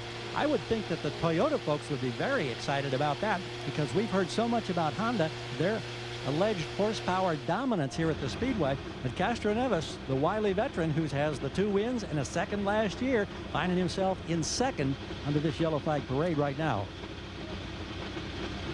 Thomas Schechter's car. And we'll take a look at the lineup of the field. You see what they look like. Sands helmet. Weldon, Catherine Neves, Kanaan, the top three. Second caution of the day. This time for moisture, and we are hoping it goes away. We've been keeping an eye on the weather radar and looking to the west of the Indianapolis Motor Speedway, and that's where the prevailing winds, prevailing weather comes from. And there are some rain showers out there. Race is considered a completed race once it passes the 101st lap, or 252nd and a half mile.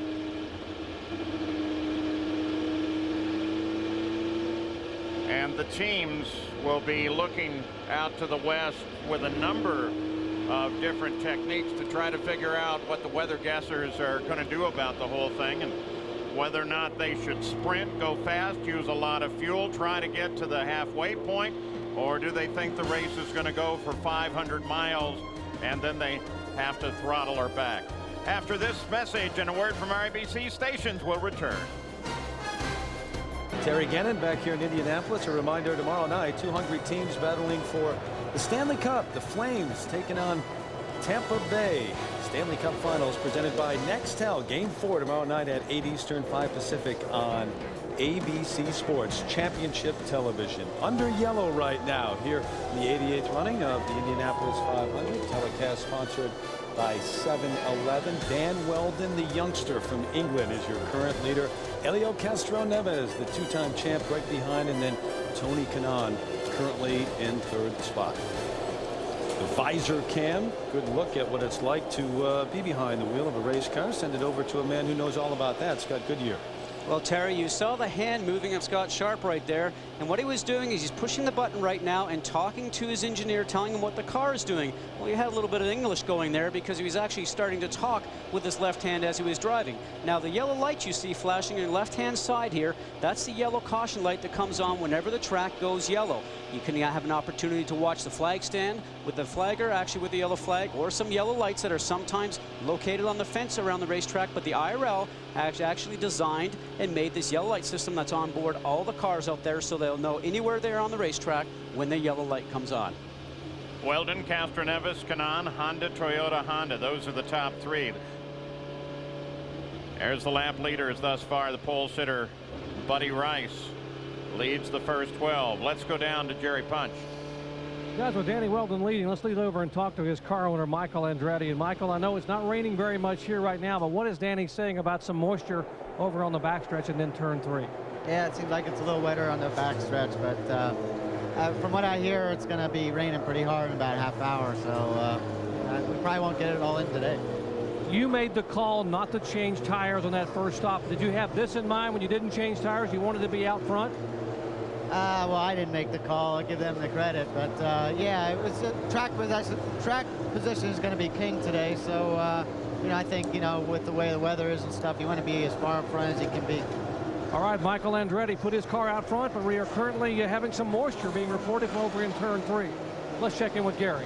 And with Roger Penske. Roger, how much does the rain and the uncertain weather complicate your life trying to call the shots for Sam Hornish? Well, I think right now the big question is, are we going to keep the pits closed so we can stay out? I understand there's some more weather coming, but you know, right now we're going to sit tight, see what the leaders do. We had a good start, and I think we just need to stay cool here. We got a long race to go, and you know, obviously we want to run the whole distance, but right now both cars are in great shape. Pretty happy with the way these first 25 laps or so have unfolded? Well, I think Helio certainly setting a good pace, and Sam worked his way up. So again, early on, we just got to stay focused. Thanks, Roger. Let's check in with Todd Harris. All right, thank you very much. Here in Robbie Gordon's camp, it is very busy. They are talking to their pilot actually at the Indy airport. He is saying it's raining there now, and severe weather will be here in about 30 minutes. Robbie Gordon has to be out of that car. Michael Knight just told me at 2:45. That is when he has to get out of the car. And the man that's going to get in, my good friend, Mr. Jacques Lazaire. Jacques, you were just up moments ago spotting for him, and here you are now zipping up. Yeah, we first call of rain, they said to come on down, and you know, I'm just sitting here. If he needs me, I'm here. So. You and I were flying home together last week on the airplane. You talked about going and spending some time with your dad in Vail with your wife and your child, and here you are back in Indy. How things change so quickly. Yeah, it's funny the way things work, isn't it? You know, obviously I got home and got a phone call from Robbie, and he said, hey, I really need your help to spot up here, and just in case there's inclement weather, to come on up here and drive the Meyer Coca-Cola Chevrolet for me. So, I mean, just definitely an honor for him to call me up and say, hey, come on up. Well, the last time they made a change was back in 1977 when Cannon relieved Mailer. Maybe you're right into the history book. It might be. Well, you know, we'll see what the weather has to say. Obviously, we're in no control of the weather, but you know, if they need me, I'm definitely here, ready to go. Possibly 2 Laziers on the track at the same time. Be safe. Thank you. Appreciate it. And part of the issue, of course, with a relief driver, as you take a look at the weather radar, Indianapolis Motor Speedway is to the left of that dot that is Indianapolis, and the weather tends to come up from the southwest. I was going to say that now you have to pick somebody who's pretty close to your physical size, because not just the uniforms, the cars themselves are pretty much tailored to the driver. A lot of drivers have attempted to do the double, starting with John Andretti back in 1994, but Robbie Gordon is the guy that has done it 3 times. But one of those times, Paul, it was a rain-delayed race, and he had to come back after running in Charlotte. Well, if in fact the rain does come through, and in fact... Here comes the rain. If in fact they move the race because of weather, then Robbie Gordon may get a shot to drive the entire distance. Jacques Lazier, though, at age 33, with 3 500 starts behind him, is ready to crawl into that cockpit. Jamie? Okay, just make sure we don't Paul, break any rules. Sarah Fisher's feeling great right now. She's in good spirits. She's going to come in right now. They're not going to take any tires. They're going to get full fuel. Go ahead, Paul. They're stopping the race, Jamie. Sorry to interrupt you there, but the red flag came out. That's all right. I was just reporting Sarah Fisher's feeling great. She was going to come in and forget about the tires, but right now the rain is definitely coming down. And boy, is it too. It's just pouring on the front stretch. Paul, there's a little confusion there. You saw the flagman standing by the flag section with a red flag with a yellow stripe going through it. That was saying that the pits were closed. The yellow lights were still on. The pits were closed. Well, the pace car came into the pit lane, and the drivers know that, hey, I'm not supposed to go in there. I don't want to be penalized, so they stayed on the racetrack. And Scott Sharp's asking the same question. You know, those guys are getting drenched in there right now, and I'll tell you, you got slick tires on there right now. That tire right there has no treads on it whatsoever.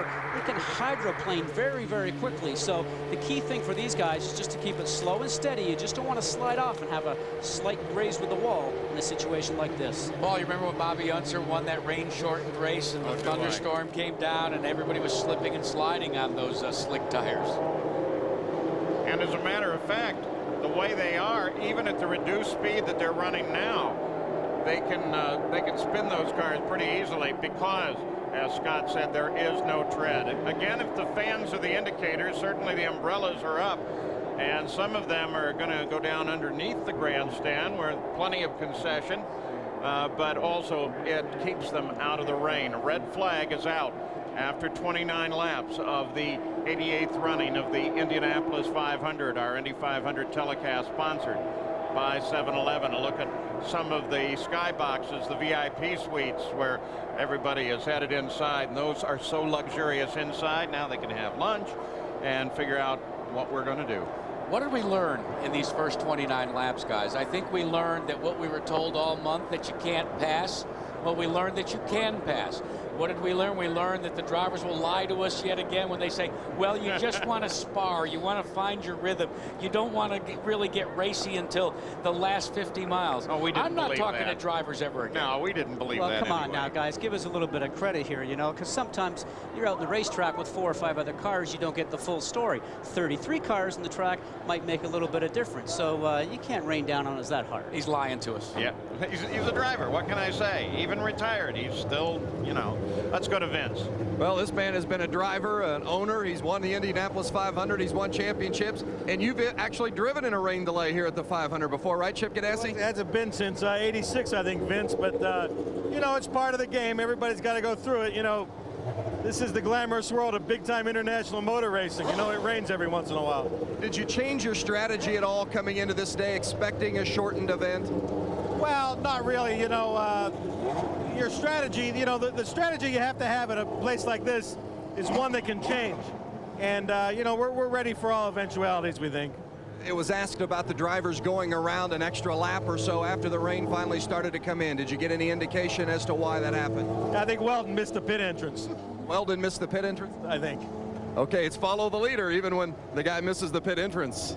Well, but there was that, as you pointed out, closed pit flag down there, Yeah, so there was a little bit of confusion. I would have stayed out as well, because I've heard here that sometimes if you don't answer a flag correctly, it can be a problem, right, well, Scott? a flag or a light, Paul. I mean, then you see a black flag, and then you see a black flag with a stripe, which means they've stopped, I think, maybe scoring you. Yeah, that happened to you. Exactly. Thanks for bringing it up. So now some guys like Greg Ray are going to have an opportunity to maybe work on an ill-handling car, and others are going to just wait out the rain. 7-Eleven. This ABC Sports presentation brought to you by McDonald's, Target. Expect more, pay less. And Coca-Cola Classic. Real refreshment for the fans.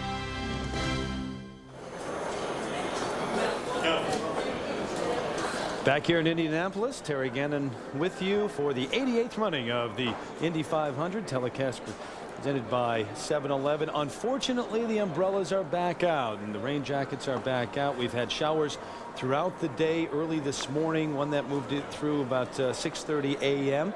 and then 9:20. And once again, it is raining. Helio Castroneves, the two-time champion of the Indy 500, and they'll make their way back and take cover right now because it is raining and blowing here. A storm moving through, and there are showers in the area, and we expect showers off and on throughout the afternoon. So we'll see if we can get this race in. We're on lap 29 right now, and no racing going on at the moment. Don't forget, tonight when a federal officer's daughter is shot, it's a crime so gruesome it brings the FBI and the mob together to find the killer. An ABC world premiere movie event, Line of Fire, tonight at 9, 8 Central. Viewer discretion is advised. Well, if you missed the start of the race, it was a little more than 2 hours late. The green flag here at the 88th edition of this great race. But here's what happened. Some fast and furious racing early on. The green flag, Buddy Rice on the pole. The 28-year-old from Phoenix, racing for Bobby Rahal and David Letterman. He would lead lap 1, the first time that he has led a lap at the Indianapolis 500. But then in lap 11, some trouble for A.J. Foyt IV. He had been high throughout the early part of the race near the wall. He hits the wall coming out of turn 4, so his day is done.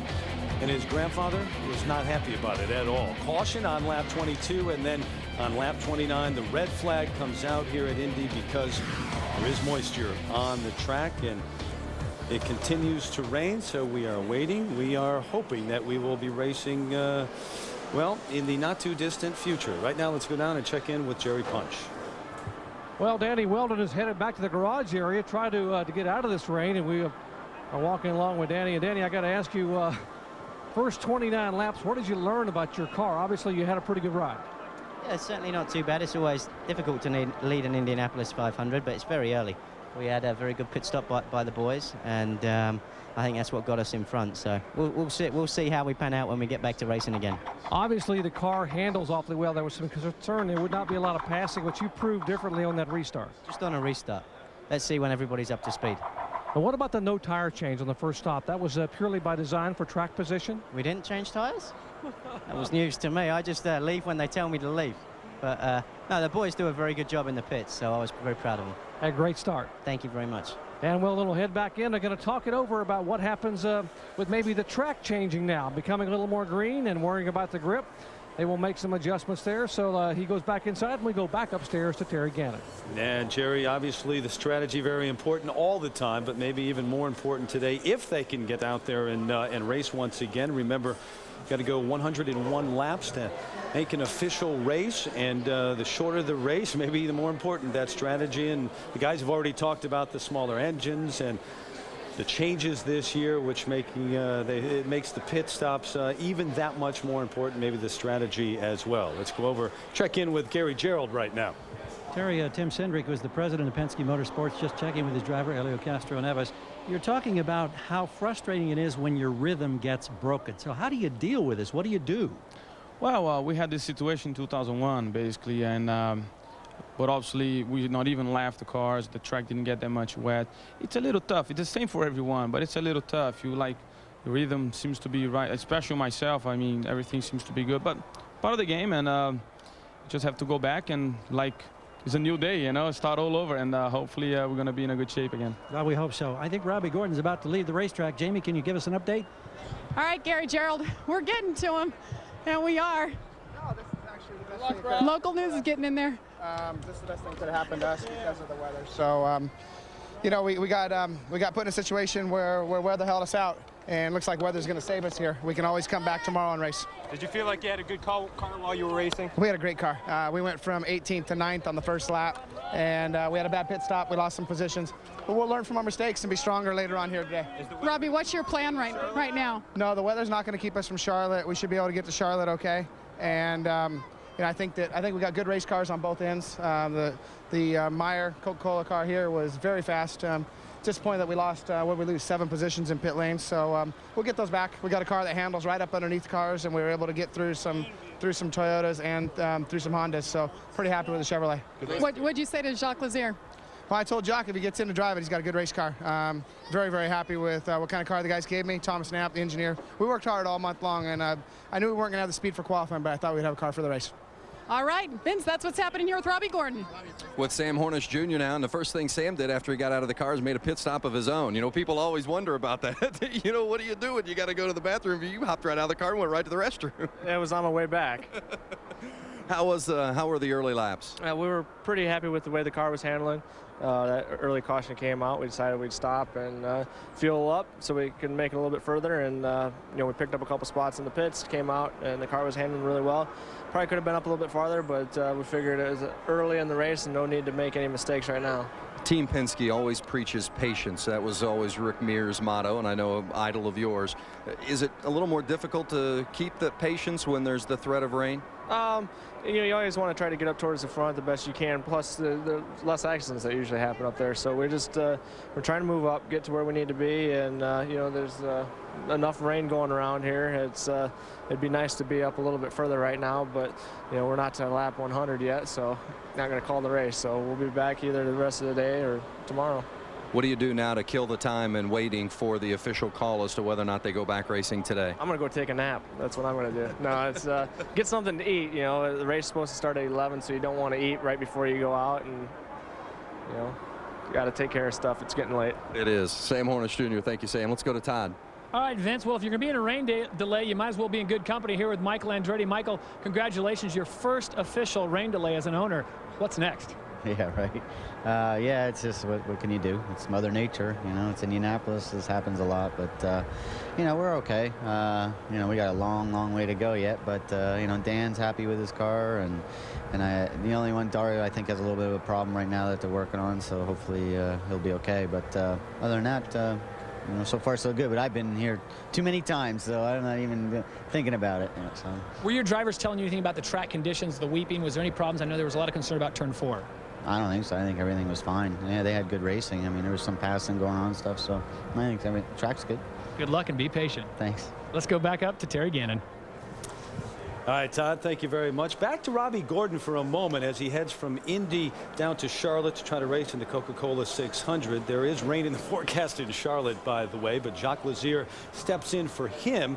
And if you're wondering if it's ever happened before, has there been a replacement driver and they've gone on to win Indy? Yeah, a couple of times back in 1924 and in 1941. So we'll see. Robbie Gordon hoping it will happen in 2004, although you heard him say to Jamie Little he hopes for rain. That's what he hopes for, more rain this afternoon. He's about the only one who is hoping for more rain here in Indianapolis today. Let's send it back to Paul Page right now. Paul? Well, Terry Gannon, we've been tracking that story of Greg Ray. Remember, they had the cowling off of the side of the car, and they were worried about the clutch. Now, this is the car sitting on the pit road. The rules prevent them from touching it until the officials say everyone is released. So all you can do is get your driver out of the car if you're so inclined, but you may not work on that car. Greg Ray has not gotten out of that car, though, Paul, because he feels the heat. He knows the pressure. As we've said, he's got to finish 10th or better just to stay in business with this team. And I don't know about you, Scott, but I wouldn't want to be sitting there right now knowing that I've got a clutch problem and I still have almost 180 laps to go in this race. Well, the big problem for him, Jack, with the clutch is that it will only be coming to a problem with him in pit stops. You know, when you're trying to come in, stop the car, and get out of the pit lane again. He can actually run on the racetrack with the clutch not working, because in actuality, they don't even use the clutch when they're actually running the race car. The interesting thing, we see Jacques Lazier here right now. As Paul stipulated, the rule is that underneath the red situation, you cannot work on the car. Now, they don't want to necessarily work on the car mechanically, but they may want to do some seat fitting for him as a driver. Will they allow him to do that? That'll be very interesting to see if they make that call under safety issues versus maybe racing or mechanical issues. So now we have two drivers that like to see this race delayed, Robbie Gordon and Greg Ray, because if they do go back to Gasoline Alley with a delay of any length, then Greg Ray's team can go to work and troubleshoot that car. Once they've released the race cars, they're in the garage, you're free to work on them, and then if you come out tomorrow, it's a brand new day, as we heard some of the drivers say. All right, so we wait to see where this day is going to take us. In the meantime, we'll go down once again. Vince Welsh. Ed Carpenter, remember we chatted with Ed right before he went out. He was in the cockpit, he was strapped in, the helmet was on, and maybe feeling a little bit of nerves at that point and some of the emotion. But how was the start? Was it as you anticipated?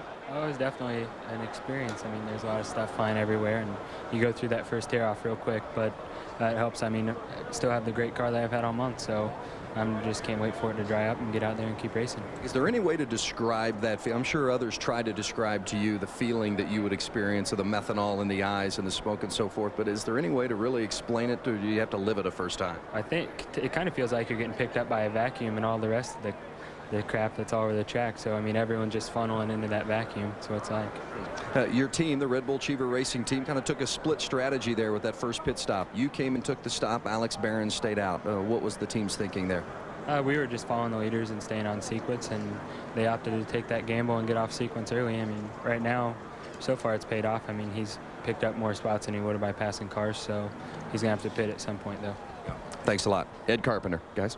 Yeah, doesn't even get a chance to get out of his uniform, does he? Robbie Gordon runs for the helicopter over on the backside of the golf course, championship golf course that is inside and outside of the Indianapolis Motor Speedway, but he's going to be greeted by weather may not be that much different than this. And yet Robbie Gordon says that he has learned an awful lot from attempting the double in the past, and starting at midweek he began to hydrate himself. Before the race, he actually submitted himself to some intravenous IV fluids, because he said that was the big mistake he made the last time. So now he's ready, he's loaded up, the helicopter will take him, but let's just hope that it's not all for naught down there at Charlotte as well. There's Sarah Fisher grimacing a bit. Remember, she started the day with a stomach ailment, and this may give her an opportunity, in fact, to remedy that situation further, if not to wait overnight, though we don't yet know what is going to happen here at Indianapolis today. Terry Gannon. Well, Paul, we continue to sit and wait, although the rain seems to have let up just a little bit. It is windy here, and there are showers in the forecast and on the radar. So we'll come back to the Indianapolis 500, sponsored by 7-Eleven, in a moment.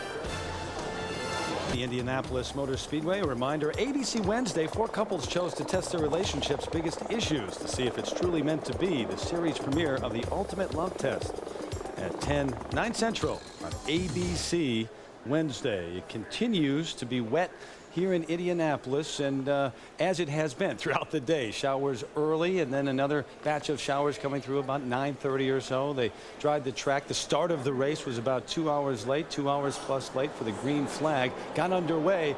We are 29 laps in. Dan Weldon is your leader, but there goes Robbie Gordon off to Charlotte to race in the Coca-Cola 600. Jacques Lazier will fill in for him here in Indianapolis if we get underway. It was 1997 the last time this race was moved to the next day because of rain, and 1975 the last time we had a rain-shortened race. We're going to take a look at that right now. Bobby Unser finishing in the rain. Pick it up on lap 175. It is Keith Jackson and Jackie Stewart with the call.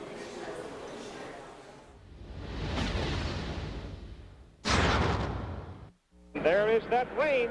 Oh, and it's very heavy, Keith. It's almost thunder rain. It's going to absolutely flood the racetrack. Look at everybody running, but look how heavy the rain is. What are these cars going to do in this sort of rain? They're going to start slipping and sliding. It is a cloudburst. An old-fashioned Midwest thunderstorm has hit with fury here at the Indianapolis Motor Speedway. Remember, these cars have got slick tires on. They're not supposed to run in the rain. These cars can aquaplane at even about 20 miles an hour. You can see the start of Pat Bidan there. He's got the checkered flag in his hand. All right, let's check the standings now. It becomes vital. Who's leading? It is Bobby Unser who has the lead. Johnny Rutherford is second. They're just barely moving along. They're beginning to hydroplane. They're throwing up a rooster tail. A.J. Foyt is running in third. Pancho Carter is 4. Roger McCluskey 5. Bill Futerbaugh 6. And George Snyder is 7. They're wobbling all over the place. Here comes Unser and Foyt coming along. A.J. is a lap down, almost a lap down to Bobby. Bobby Unser in the blue car on the right is the leader as they work their way so very carefully. At this point, however, remember, Bobby Unser must be very careful, because if he slides off the racetrack, he could still lose this race to Johnny Rutherford, who is feeling his way around. It's like walking on grease Remember, these drivers are not used to driving in the rain, and the cars are certainly not set up. I've driven in the rain, of course, a lot of times, because in Europe we do drive in the rain, but there we have tires. And there's cars all over the place. I just thought that with the aquaplaning and the amount of water on the road, cars are spinning, and look at this car. That's Billy Vukovic. Billy Vukovic trying to control it. He's heading for the infield. Oh, he's going up on the fence, and he's coming, and he's driving it away. The red flag is out. The race is stopped. The checkered flag is out. Pat Badan stopping the race. There's Johnny Rutherford. He's running in second place. Impossible conditions for these drivers. Look at that. It's almost fog. And the car's reversing down the front straightaway. You can't see it, perhaps, but Bobby Unser coasting through the crowd there. There were 4 cars tangled up, and coming off that 4th turn, A.J. Ford coming along. He's going to be 3rd, and there's your winner, car number 48. Bobby Unser wins on a driving rainstorm. Oh, there is your winner. Cruising around, accepting the plaudits of the crowd, and Bobby's going to take his parade lap. He doesn't care if he has to get an oar to get that thing around, but he's going to enjoy it. Let's have another look at the escapade of Billy Vukovic coming out of turn 4. Well, that car got loose there, only in the water with aquaplaning. As I said before, there's no tread in these tires. They are slick tires. This is what they're intended, but Billy Vukovic is reversing fast. And look at that man avoiding him there. He slams into the fence. He almost springs back on, and he did drive the car back. So here comes your victor, splashing down toward Victory Lane. I have never in my life seen this kind of an end to an Indy 500. A wild finish to the 75 race here in Indy. Great to hear the voices, too, of Keith Jackson and Jackie Stewart back then. And that's what the weather can be like, as you know, here in Indianapolis during the month of May and through much of the summer, but not tonight, because they'll be inside Conseco Fieldhouse, only about 20 minutes or so from where we are. You used to be able to see downtown. I can't see the skyline anymore, but the Eastern Conference Finals, it's Game 5. Series tied up 2-2 between Detroit and Indiana. The Pacers at home. Big sports day here in Indianapolis today. So all that rain, guys, jog any memories, Paul Page? Oh, yeah, I remember getting drenched just trying to get around the track after that. Big issue, of course, was not just the rain, but visibility. You literally couldn't see more than about 1/8 of a mile. And Jim McKay was right on top of it. When you get water under the tire, then it doesn't have any traction whatsoever. And with traction, also steering goes away. And Scott, that's not any different today. Well, it certainly isn't. And I'll tell you one thing, 1997, not only did we not get to run on race day, we came back and only got about 12 or 14 laps in on Monday. We ended up coming back on Tuesday before we finally got the event completed. And it really takes a toll on a lot of these guys. And I'll tell you one other thing, there's a test day coming up, guys, on Wednesday at Texas Motor Speedway for these teams to get ready for the race. That's about 12 or 14 days from now. So a lot of guys in the garage right now are hoping that this race gets done. Otherwise, their workload is going to be very, very big. Did he just say Tuesday? We're not even finished with Sunday, guys. Yeah. Let's just wait and see what happens. I'm a driver. I'm thinking forward, you guys. Oh, boy, there we go again. He's lying to us. Yeah, and Jack smacked me in the back of the head. Keith Jackson, of course, had that call. And Todd Harris, you've worked with him, and today you're with us. What's going on? Well, Nelly, I'll tell you what. Right now I'm with Dario Franchitti, and Dario, you're playing the waiting game here in the Andretti Green Garage. What is the plan of attack? We'll see what Brian Barnhart says. If you know, if he thinks he can get the whole race, and I'm sure we'll go running. If not, who knows what's going to happen. It's a shame. It was looking like a good race there for a minute. You don't have any preference? Would you rather do it today, or would you rather wait till tomorrow? I know there were some issues. I talked to Michael Andretti. He said, well, and you're giving me the grin. I'll tell you later. How did it feel out there? I know there was some concern on turn 3, 4, some water. Did you notice any weeping, or did the car run great? Car was really good. Right up to the first pit stop, car was great. The track was in pretty good condition, I felt. We were racing pretty well, no problems. A lot of guys moving, a lot of guys passing, so yeah, it was fine. You don't see the problem here. This is typical Scotland weather, isn't it? Exactly right. This is Scotland. We put some wets on it, we go racing. Go see your wife. Good luck. Thanks. Back up. That's actually been a discussion whether or not you can go on to rain tires. We'll get to that after we hear from Jamie. Well, I was talking about Sarah Fisher right when the downpour began, but now we're seeing sunshine. The audience is applauding, and Sarah, you're up here checking some things out. How was everything running before you had to come in? Well, the car's been perfect. I mean, we're pretty much flat. We just can't pull the gears that we got in it. So we're looking to do something if they let us change these cars, and we got to make a difference. We heard that you had some food poisoning before the race. Are you feeling okay now? Actually, wasn't food poisoning. Rumor mill got around. Yeah, just a little stomach flu this morning, but now we're good to go, and just got to get the car right. What's the plan? Hurry up and wait? That's what racing's all about, right? All right, girl, go get them. Thank you.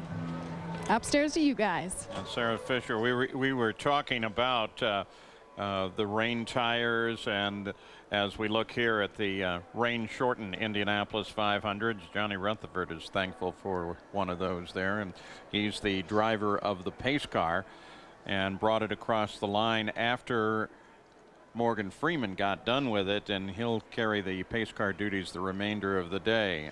Speaking of pace car, Scott Goodyear is here with us. We were talking about, sorry about that, we were talking about tires and rain tires, and whether or not you could actually have a rain tire on an oval. Not on an oval. There's certainly, as Dario Franchitti said, rain tires on cars that he's driven in the past when it's on a road course where you turn left and right.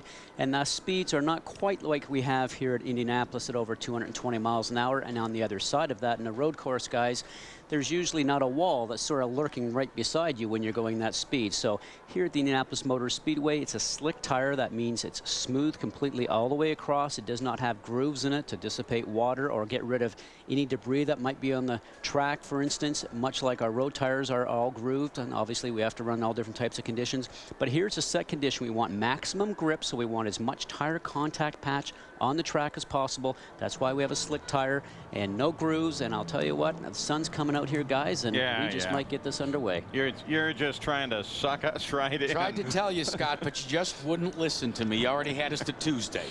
Last rain delay at Indianapolis was 2001. It was red flagged on the 151st lap and then restarted 16 minutes later. It's going to be a little longer today. Vince Welsh?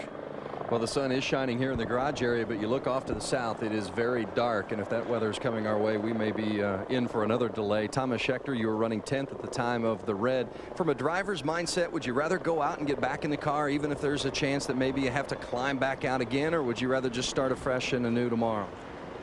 I'd like to get it over with in one shot, but you know, it's all got to do with the weather. You know, if it clears up, then great, let's get back in. So I don't mind either way. Just try to get it over with as soon as possible. Now the break comes, the red flag falls. You came back, met with your engineers right away. Now I know they can't work on the cars at this moment, but what are some of the things that you guys discussed? We look like we got a pretty good car, to be honest. I mean, we can pass people, and I think we can, you know, we could have got by a little bit more people than we have, but seem to struggle a little bit on restarts. But other than that, we're looking good. And now?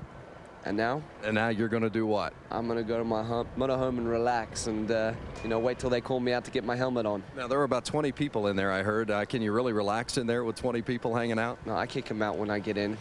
It's rest time, you know, it's focus time. Thomas Schechter hoping to get it done here yet today at Indianapolis. Doc? Well, back deep inside the catacombs of the Andretti Green Garage, we've caught up with Tony Kanaan. And Tony, we were just chatting a moment ago. Would you prefer to win it today or tomorrow? I would say if they keep the same milk for tomorrow, maybe I prefer to win today. But if they give me a new, you know, I don't think the milk will go bad, so it doesn't matter really. Obviously, I would like to put the race together today for the fans and for everybody. But if we're gonna have to race tomorrow, we'll race tomorrow. We shared with the folks at home your poignant story about going down and visiting little Andrea from Decatur, Indiana, and what you did. What prompted you to be able to take something off a charm that you had worn for 5 years, your good luck charm on the racetrack, and give it away a week ago to a little girl in a coma? Well, I think that is the way I think. There is always somebody that needs more luck or more than you sometimes, and my good luck charm gave me a lot of joys and a lot of pride during my career, and I felt that I was really touched by her story, and she looked like a pretty girl to me, and really healthy. I met her mother, and I just gave it to her. It's in the good hands for sure.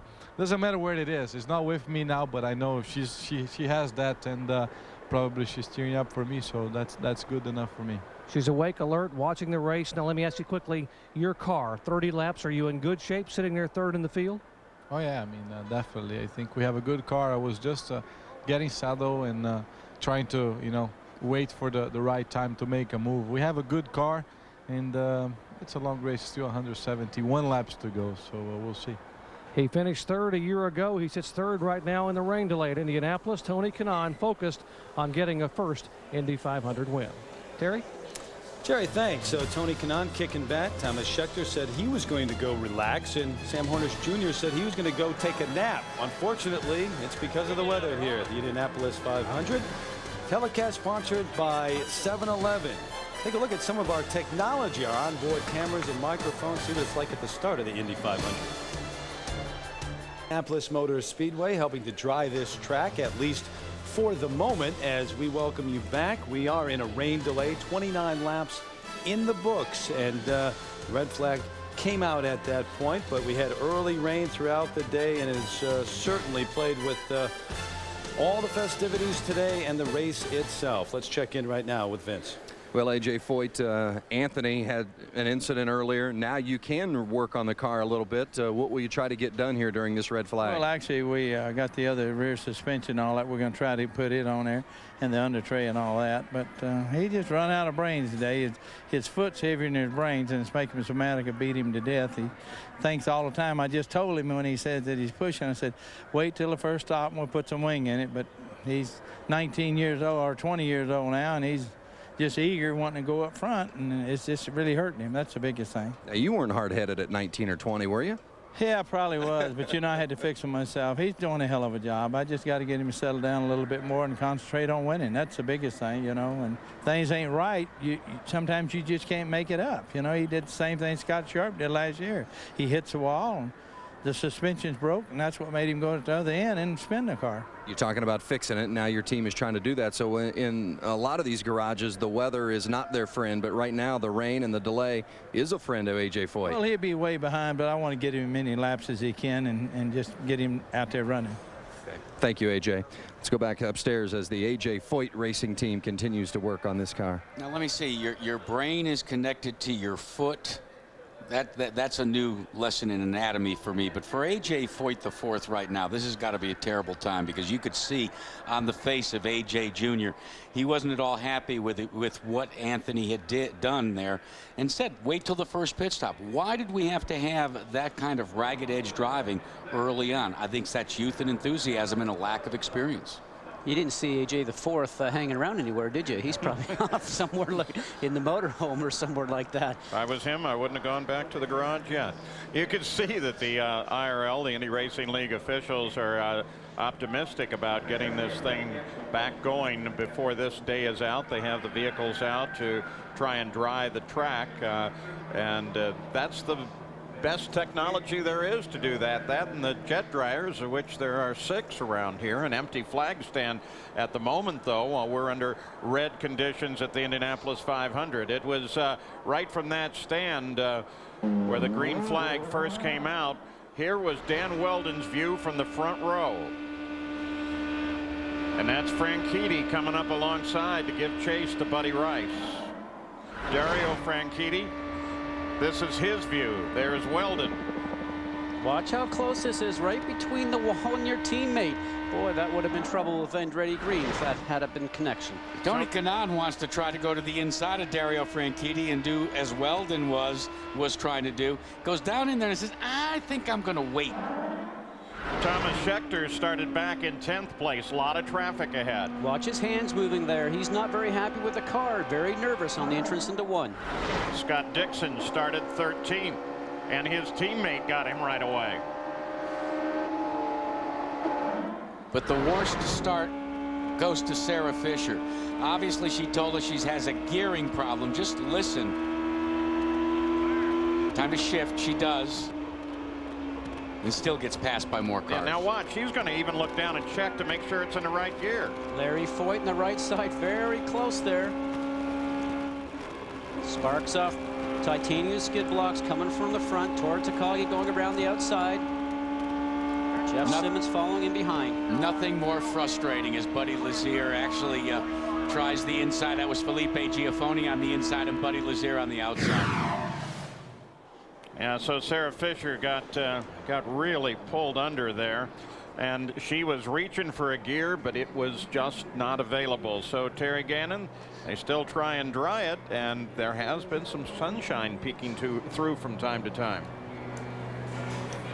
Paul, how about the technology, huh? You mentioned it earlier today, how it's advanced since 1965 when ABC first aired this great race, and able to go right on board with the drivers right now. Throughout the day, we have revisited some of those memories and great moments in our 40 years here at the Indianapolis Motor Speedway. Right now, we want to go back and do just that. 1994, great battle shaping up between Emerson Fittipaldi and Al Unser Jr. Paul Page with the call.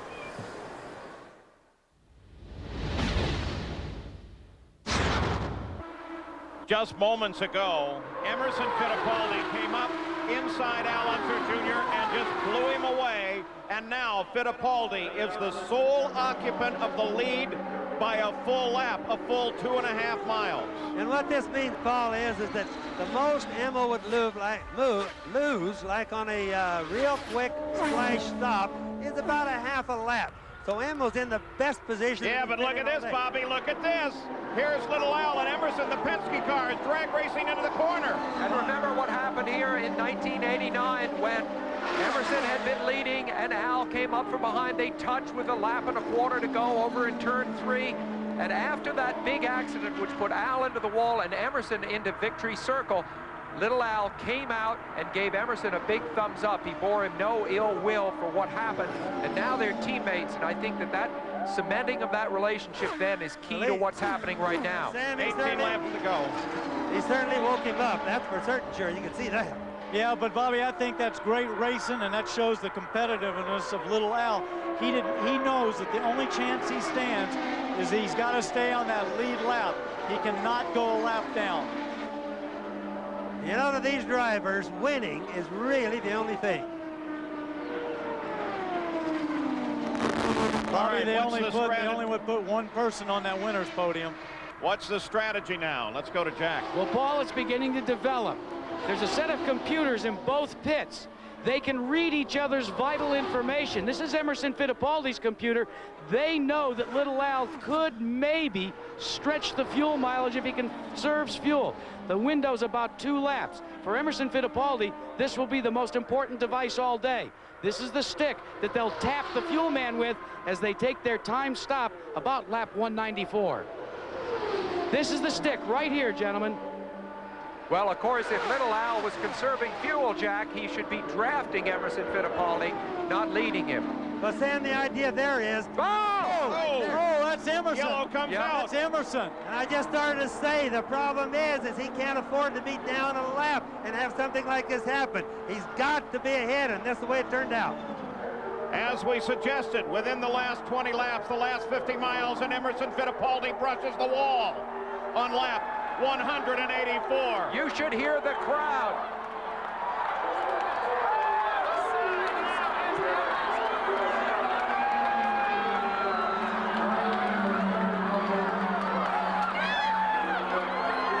Down here in turn 2, everybody is standing up, literally every person. The same in turn 4. Of course, it happened right here in turn 4. I couldn't believe it. He just got a little bit loose. Let's watch it. Oh, boy. They had the race locked up. The rear end just jumped right out from under it. He had to correct it right into the wall. Danny, you were watching it. I was sitting there watching that. I'm not so sure the air wasn't disturbed. I think he wanted to make a run a little bit at Little Al. He looked like he wanted to go back and try to pass him, and he just lost it. So Emerson Fittipaldi is out. One more replay for you.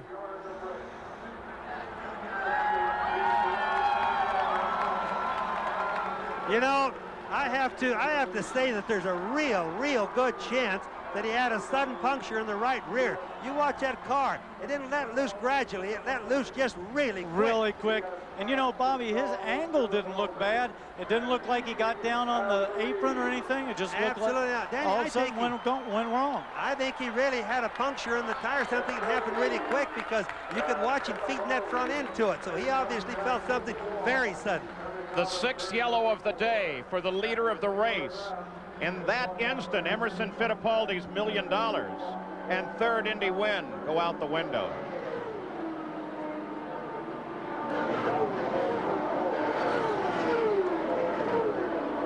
There's Fittipaldi. He walks back now after lap at 200 miles an hour. Teresa already heading back toward the garage area. She's only worried about her husband. Arie Luyendyk pulls to the inside. He's apparently out of the race. Indication is the motor's gone on Luyendyk's car. He started with 3. Now Penske is left just with Al Unser Jr., but he's left with the leader of the race. So little Al alone on his lap now. With 15 laps to go. So barring some remarkable occurrence now, Al Unser Jr. will win the 78th running of the Indianapolis 500. He has 2.5 miles to go. The final lap will occur under the yellow flag. The rules don't permit them to turn the yellow on somewhere around the track. But Big Al and Roger Penske both know it's not really over until he crosses that final line, as trite as it may sound. And that driver in that cockpit has to be listening to the car, has to be making sure that even at 80 miles an hour, I can make it, right, Bobby? Yes, that's for certain, sure. You know, even as the white flag came out, the people down here just roaring. Down here now, when they come by, the people are clapping. They're all standing up. Everybody is screaming. So obviously, they're very happy. And Bobby, one of the second turn. Go ahead, Danny. I'm sorry. I'm sorry, Paul. One of the things here, this has got to be the longest lap in history for him. He just wants it to be over, and he'd much prefer to do it at 220 miles an hour. Little Al's mom heading for winner's circle. A brand new winner's circle, by the way, at the Speedway here this year. Little Al's going to get to christen it. It truly is a circle right in front of the master control tower. I think all month of Little Al driving this big old thing called a Hummer, a big Jeep back and forth around the Speedway with a big grin on his face ever since he won the pole position. It has been his month of May at Indianapolis. Well, of course, the same thing's happening down here in turn 4. They are all waving hats, cheering, going crazy, and Little Al is not about to put that hand up until he crosses that start-finish line. History in the making. Car 31. That number scoring its first win, and Mercedes-Benz in its very first race in the Indy cars in modern times wins the Indianapolis 500 as a brand new engine. Al Unser Jr. takes his second Indianapolis 500, and his dad's crying. Well, Fittipaldi and Unser were engaged in an epic duel back in '89, and once again in '94. This time the tables were turned in what was a wild finish. Meanwhile, they continue to dry the track here. The rain has ended, but are there showers in the near future? Just ahead. Well, find out right now what the plan is as we join Senior Vice President of Operations of the IRL, Brian Barnhart. Brian, what is the plan? What's the latest? Well, we're going to make a big effort here and try and get the track dried as soon as we can and try and continue the event. As you say, there are some showers in the area, but we're going to do what we can to get the thing ready to run again and give the fans a show today. What do you see on the radar right now? Well, they're kind of all over the place. They pop up and they dissipate, and you know, it's not real encouraging, yet at the same time, if they kind of go away, we ought to be able to get it continued, and hopefully we can start racing. I mean, I would like to see us be on track somewhere between 4 and 4:30 and be able to continue the event. Is there a time, we're in Central Time now here locally in Indianapolis, but is there a time that you can't go past? Well, we've been having some meetings about that, and I'd like to see us, I mean, it is important for us. It is still our intention to run the full 500 miles, but we want to do what we can to try and get that in today. If we get any other precipitation today or any other kind of cell hits us, it's going to be tough for us to get much more running in today. So we're just going to do our best to get her dried, and hopefully the rain will hold off and we'll be able to complete the event today. All right, Brian, thanks very much, and best of luck getting this thing underway. Certainly everyone here wants to see us racing again in Indianapolis. Send it back downstairs right now. Back in the garage area, how about this for wallpaper? Here's the MyJack Top Performance Award, $5,000, Buddy Rice. Here's the Ray Hall Letterman Racing Team. Buddy Rice is the driver, $30,000. Checkers Rally, the pit stop. And how about the Big Daddy, the MBNA Motorsports Pole Award, $100,000. Quick math tells me that's $135 grand in the bank for this team. And here we are in a rain delay. And Buddy Rice is down here talking with Kenny Brett. Kenny, stay in here. Don't be bashful. Don't run away. He's the man for the moment. This is the guy I need to talk to. He's driving. Well, first of all, since you're here, everybody wants to know how your recovery is going. We saw your wife and the beautiful baby out there in pit road earlier today. Oh, she's been out there. I haven't been in pit road today. You know, I don't want to go out there, but yeah, I'm doing very well. He's going fine. It's great to see you back at the racetrack, and what you have gone through, I know none of us can begin to appreciate all of the hard work, but I hope that there are many great days ahead for you. We all do. You know, if it doesn't kill you, make you stronger. I certainly hope so. Buddy Rice, you're driving in a car that this man normally would be in after that horrendous accident, of course, down in Texas last year. Tell us about your 28 laps today out there. Were you able to learn anything that may help you when you get a chance to get back in the cockpit? Well, I mean, we led the first, I think, 18 or 20 laps or so, and we're very happy with the car out in front. And then, you know, we had a little bit of a hiccup on the restart, but the car is really good in traffic. We made up one of those spots, or actually made up a couple spots. So I mean, we're sitting in a good spot. The car's working really well, and I think I wouldn't change anything. I think we need to get back out there, and hopefully we can finish off the full 500 miles. Would you rather, well, maybe it's a silly question, just get it done today, but with this threatening weather where you've got the chance of playing this on and off game, or come back tomorrow and do it clean from lap 29 on? You know, that's a decision that the IRL is going to have to make. I'd like to see the whole 500 miles put in, though. Well, we wish you well. Thanks, guys, both of you. Thank you. Paul? And Gary, one of the reasons, of course, that Buddy has the ride, as you mentioned, is because of an accident at Texas last year in the final race of the season. It scared the daylights out of all of us. So this was it. And watch as Kenny Breck just climbs up into the fence. The car goes spinning. Fortunately, the engineering was good enough that he did survive, and despite serious injuries, look at him today. And that is why the IRL initiated the aerodynamic changes that they needed to make. So at Indianapolis, there's Kenny Breck today, and we're still waiting to see when he gets back into a race car. That decision hasn't yet been made by Kenny Breck, but should be made fairly quickly here. Old fresh Budweiser, because fresh beer tastes better. Chevy, the winningest name in racing, an American revolution. And 7-Eleven. 7-Eleven, fast, easy, and good to go. Hungry? Thirsty? Oh, thank heaven. We welcome you back to the Indianapolis Motor Speedway, and we are under red right now. It has been raining throughout the entire day. If you haven't been with us, early showers this morning, and the race got underway about 2 hours late, and they went 29 laps, and the red flag came out once again. But they are drying the track right now, and Brian Barnhart, the Senior Vice President of Operations for the IRL, just told us a moment ago they do want to go out and race today. They would love to finish, but if it does not happen, we would be back with you tomorrow live on ABC at 12 Eastern and 11 a.m. Central Time for the 88th edition of this great race. Well, it had been more than 30 years since Indy had seen back-to-back winners, and that was Al Unser Sr. a long time ago. Back in 2002, Elio Castroneves came here with that goal in mind. Let's take you back to that year, that race. Here's Paul Page with the call.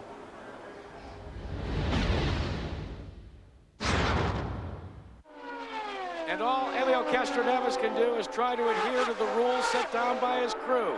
Make mileage, make mileage. That's the transmission over and over again. Well, he knows what he's doing. The high system, the computer. All I got, guys. I don't have that great of a car in traffic. Keep it in, Jake. You're on. The high system will tell Castroneves whatever he wants to know. Fuel mileage, average mileage, total mileage. Paul, we got something brewing here, Castroneves. Here comes Schiaffone.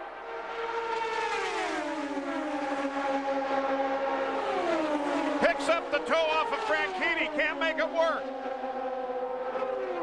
As you can see, Tracy's Tracy getting a run now making the move. Tracy gets around Schiaffone.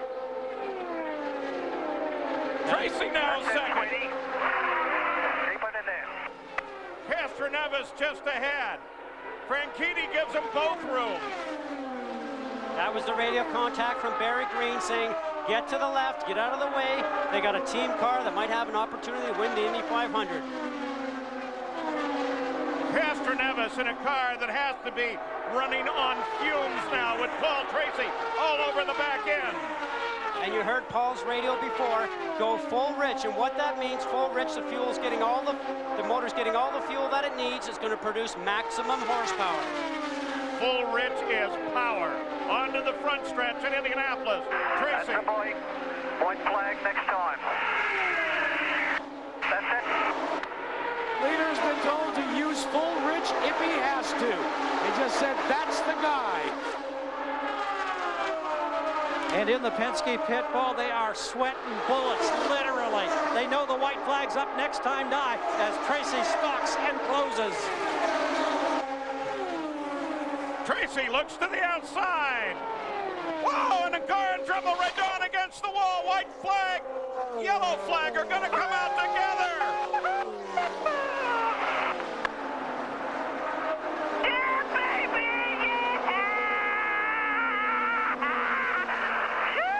Scoring goes back to the previous lap.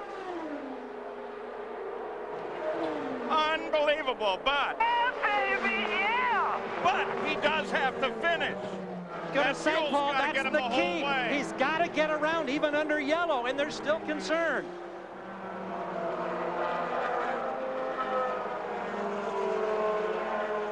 So, Helio Castroneves got to get through all that debris, and the engine has to stay running all the way to the backstretch, down the front, around turn 3, around 4, and then he'll have it. It's not won yet. And they're telling him on the radio, go real slow, and milk it for every bit you can. Cindric on the radio, they're still very nervous, Paul. Wilbur Shaw, Maury Rose, Bill Vukovich, Al Unser, all have had back-to-back wins. Castroneves may be about to add his name to that list.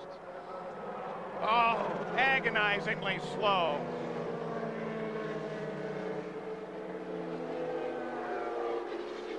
And of course, Tracy looking for any opportunity, any falter at all. He's done it. Helio Castroneves played the economy game and wins the 86th Indianapolis 500. Castroneves goes for the fence again.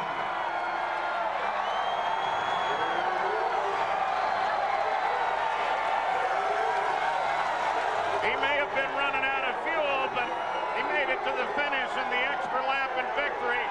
The crowd loves it. Here's the unofficial rundown of the finishers. Alex Barron comes home as the best rookie, finishing in 4th position. Michael Andretti wound up in 7th spot, and the teammate of the winner finished in the 9th spot. Now here once again is a documentation of what happened on the last lap.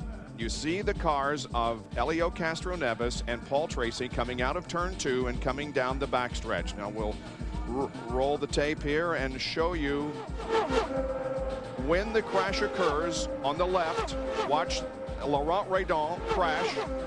There's the crash, and now Paul Tracy later pulls out to pass Helio Castroneves. Bob, that is certainly a violation of the rules, and Helio Castroneves certainly did win this race today.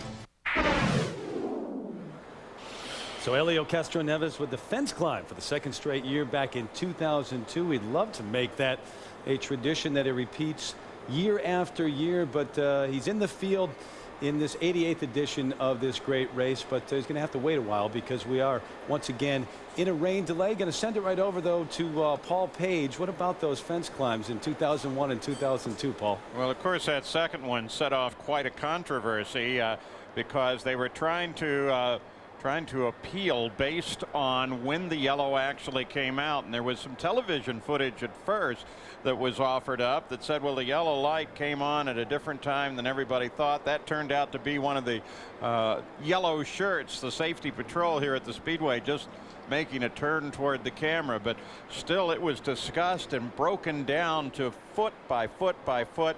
But the end result is the rule says the yellow comes out when the official said it came out, and so Paul Tracy did not have an opportunity to appeal that completely, and he therefore finished second in the Indianapolis 500. You've done that a few times too, though. Canadian conspiracy? I was just going to ask you that. This must be Get on Scott Day or something like that. The key thing, I think, with that, Paul, is that the driver understands about the yellow in a couple of different ways. Either by the flag stand with the starter's flag, he can actually throw the yellow there. The yellow light system that goes around the racetrack that's actually located on the fence, and also the yellow lights that are in the car that we talked about before. Anytime you see any one of those lights, you have to get off the gas, which is exactly what Helio Castroneves did, and then that's where you end up with the scoring. It's a tough situation. Been there myself. I understand it. 1997, the flag stand was green. The rest of the track was yellow. I didn't know whether to pass Arie Luyendyk or not, you know, but that's the way it happens sometimes. And by the way, we love Canada. It's just Scott I'm that we wondering. have a problem with. Your take on that? You were in the pits. One of the things that you've got to remember is there's a long history here at the Indianapolis Motor Speedway of what I call woulda, coulda, shoulda, and that was simply another installment. When I was listening again today and listening to Paul Tracy, that was the exuberance you heard on the radio. He thought he had won the race. Things happen so quickly because you're covering a football field a second here. He wasn't certain that he had won the Indianapolis 500, but he thought he did. Yeah, and I have to tell you, you know, there were two great guys involved in that, Helio Castroneves and Paul Tracy, and it made Paul bitter. He has not been back, and I think we all miss him because he's in one incredible race driver, Terry Gannon. On the other hand, Goodyear's taken a lot of heat so far in this telecast. 97, 92. We already showed the close finish at 92, so everybody lay off Scott from this point forward. No rain right now, but still wet. They're trying to dry the track and get the cars back out. No matter if it rains here in Indianapolis tonight or not, they're going to play hoops. They're going to play Game 5 of the Eastern Conference Finals, just about 15 or 20 minutes from here inside Conseco Fieldhouse. And it's the Pacers and the Pistons in Game 5 trying to move on to play either the Lakers or the T-Wolves. And the NBA Finals get underway here on ABC Sunday night, and the Black Eyed Peas take us there now.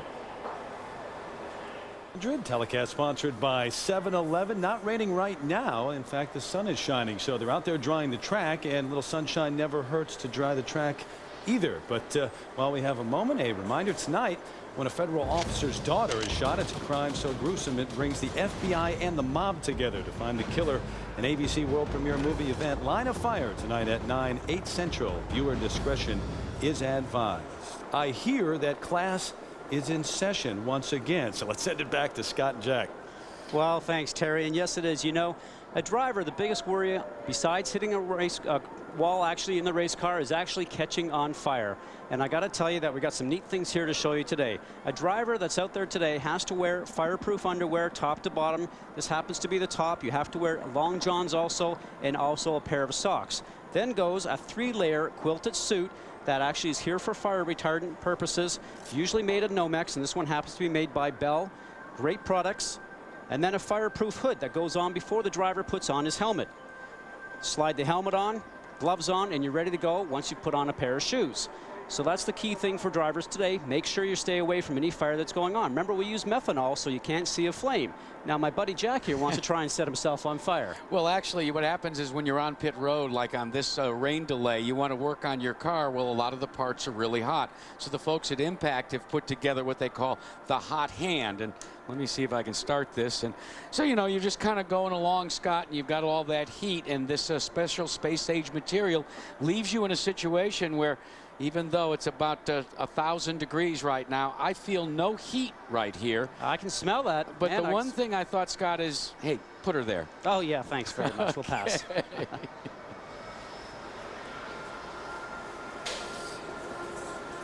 Well, you guys go a long way for this show, I'll tell you that. Jack Arute trying to set himself on fire here at the Indianapolis Motor Speedway. And speaking of fire, no greater fear for a driver or crew members than fire. And it was back in 1981 on lap 58. Disaster struck in the pit of Rick Mears. Jim McKay and Jackie Stewart had the call for us.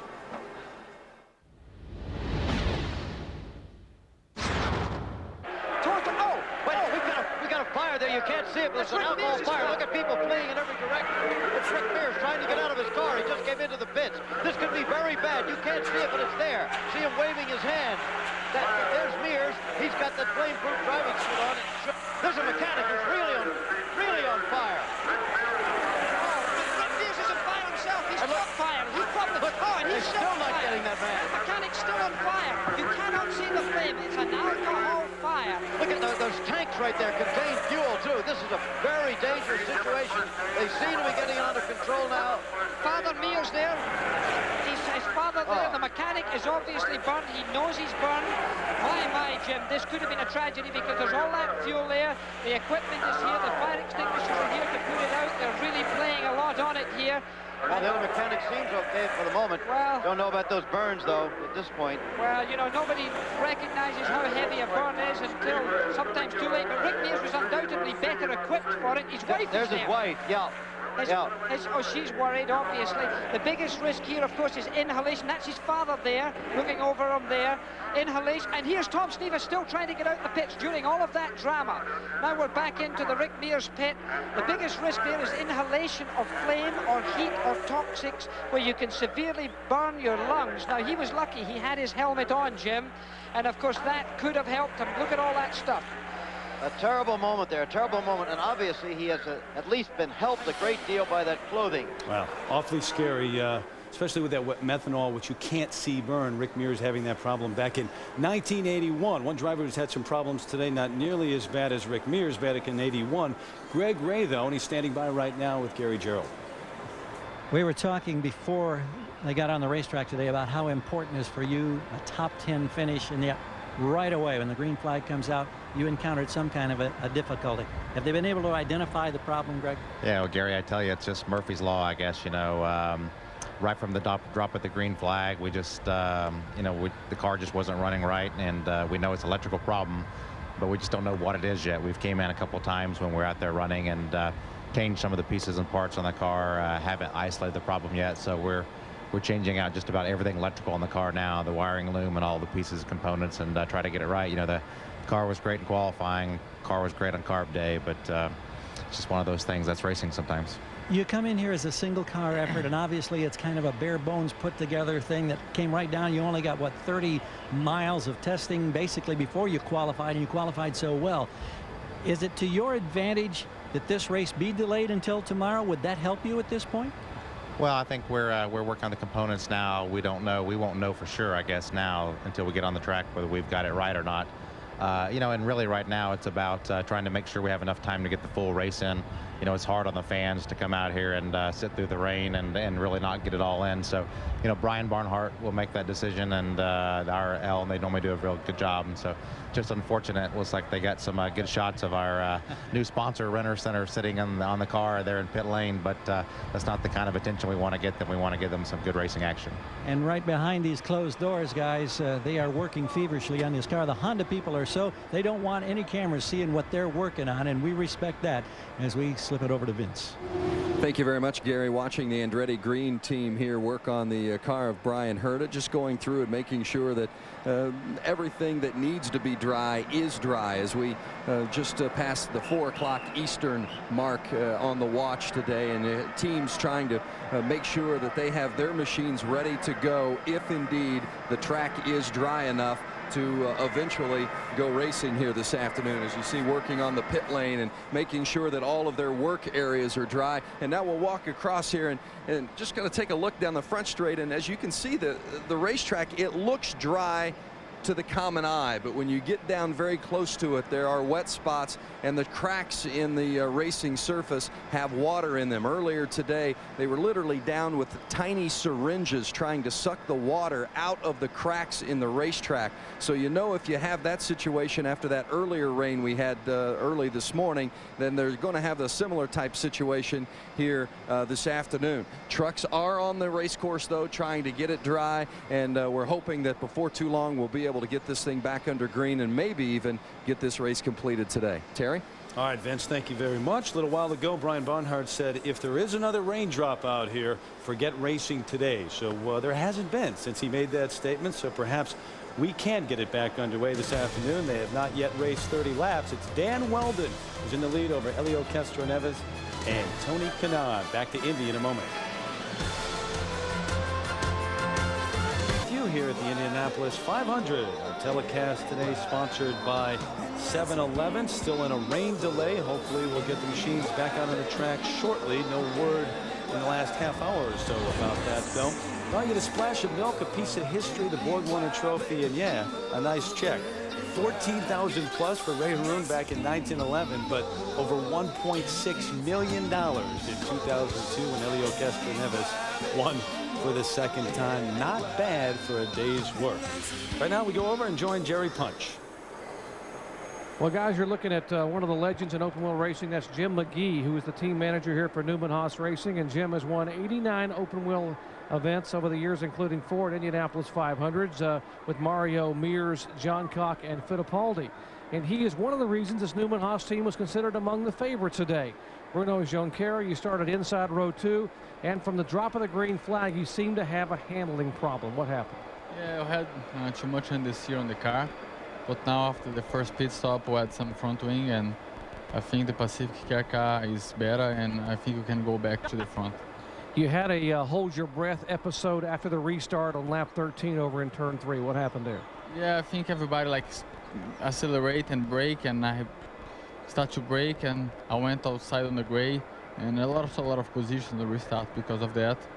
I was running 6, but let's see. I think before the yellow came in, I already passed 2 guys, and I hope we can go forward again. Now, you sit 13th right now on the grid. You had to leave here for part of the month of May and go to Mexico and race and come back. Did that having to leave impact your preparation for today? A little bit. I think we had a good race car, but for sure it started a little bit off, especially on the balance. But I think we have 400 miles, more than 400 miles to go, and we can improve the car during the race. Hey, good luck to you the rest of today or tomorrow, whichever comes first, hopefully with racing. Hopefully today. I hope today. Thank you. Bruno Junqueira back in 13th spot. Let's check in with Jamie. Well, Scott Sharp and his wife Kim are eagerly awaiting the restart. What is this wait like for you guys back here in the garage? You know, it's really not that bad. I mean, the Delphi team, we're trying to actually take advantage of this and make some changes to the car that we otherwise wouldn't have had time during a 12-second pit stop to make. So trying to improve the car a little bit, and it's the same for everybody. And it's, you know, you go to test sessions and you get pretty intense, you're trying to straighten out the car, and you're in and out of the car a lot. So we're all pretty used to it. Obviously, that's different than the Indy 500, but still, you learn to adjust. Would you rather the race begin today, or you want to wait till tomorrow? I guess that depends how we run. But I'd rather probably just get back in the car, see where we're at, and if we can finish the race, great. Kim, what's it like for you? It's got to be so emotional to start and then stop and then start again. What has this been like for you? I think you just get used to it. This is the month of May, and this is what makes Indy, because you never know what you're going to get, and weather always seems to be a factor here. So you just, everyone's in the same boat. We all have been dealt the same cards, and whether we go racing today or go racing tomorrow, doesn't really matter. It's good to have a patient woman behind you, huh, Scott? Wonderful. All right, you guys, I'll let you head back out there to pit road, guys.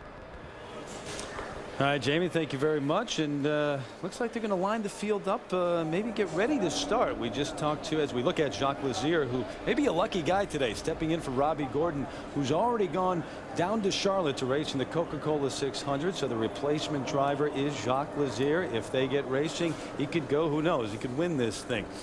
But we are waiting right now. Brian Barnhart from the IRL told us they're going to go into a meeting in just a few minutes, 5 minutes from now, and decide what they're going to do. But they could be racing at 3:30 local time. That's 3:30 Central Time, and that is only about 20 minutes from right now. Well, back in 1985, there was a duel developing between Danny Sullivan and Mario Andretti in this race. It was a year in a race that became known as the Spin and Win. Here's Jim McKay's call.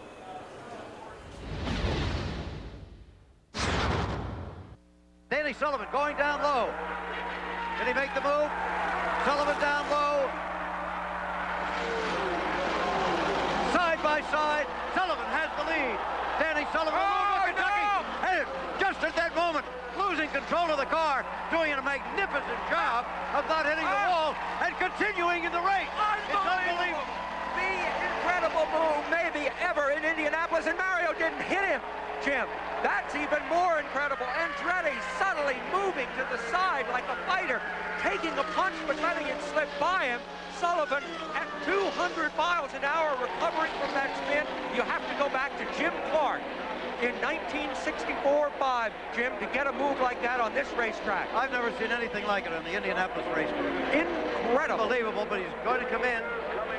That may have caused problems in the car. That is absolutely unbelievable what we saw. Of course, he must now stop because he's flat-spotted those tires. He's coming down that very rough pit lane there, which keeps the speeds down. Listen to the cheers for him. Oh, it's incredible. This place has come alive, and of course, Andretti is in the pits too, both the leaders. But Sullivan is going to have to change all 4 tires because of that. Mario will go back out. You see, they're even changing that left front tire, which they never change. Well, that'll cost him the lead, no question of it. But Danny Sullivan is back out on the race course. I have never seen a person take a spin like that and begin to slide towards the wall and still recover. Let's have another look at it. We're going to have slow motion here in just a moment. I'll tell you exactly what I think happened, Jim, even before seeing it. Aerodynamic effects. Watch what happens. I'll bet you that as Sullivan gets in front of Mario, no, I'm dead wrong. It's running over that the white line. The very thing that he was doing that made him so fast, I think, tripped him in this one move. Yeah, Mario's too far back, I think, to have had a rear guard aerodynamic effect. But all right, now, Andretti faced with the moment of his driving life. He can't see where he's going.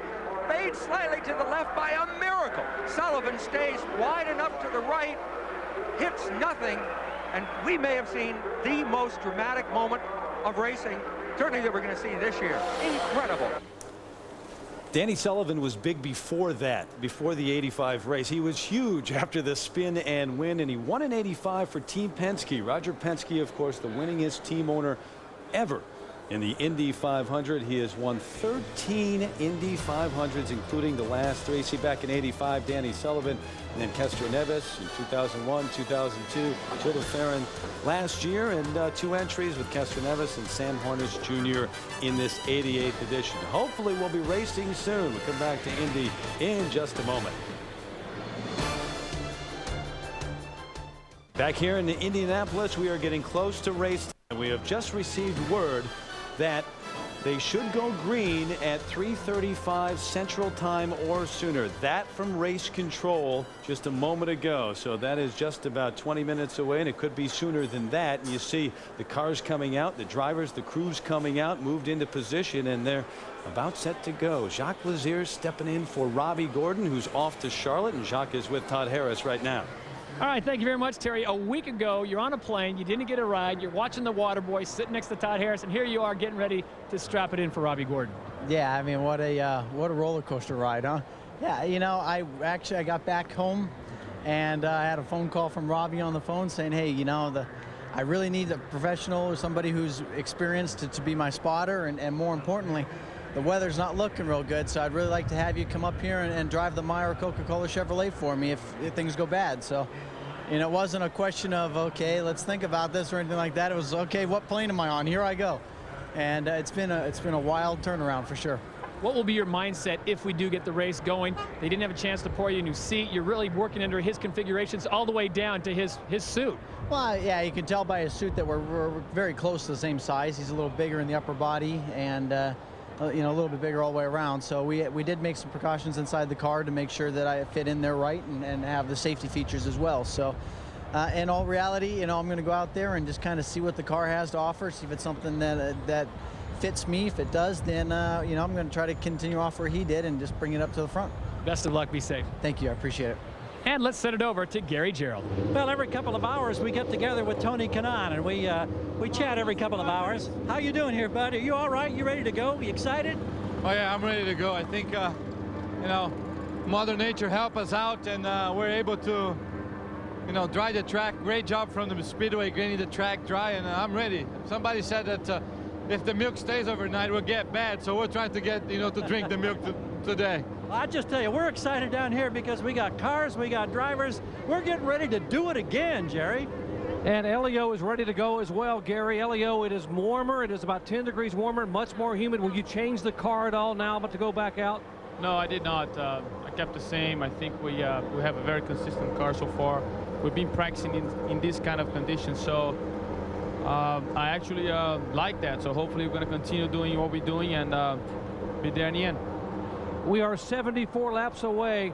We'll walk down to where you want to get in the car, but we're 74 laps away from the halfway point. Would this change your strategy at all with rain still in the area? No, I think my guys will tell me. Obviously, right now we want to go for like 500 miles. So I will not try to do anything different than the years before.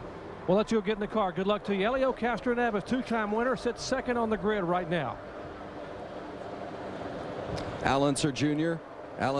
going through his helmet, making sure that all his communication patches are put together appropriately. At this point, in many instances, the drivers were hastily getting their gear off because it was raining so hard earlier today.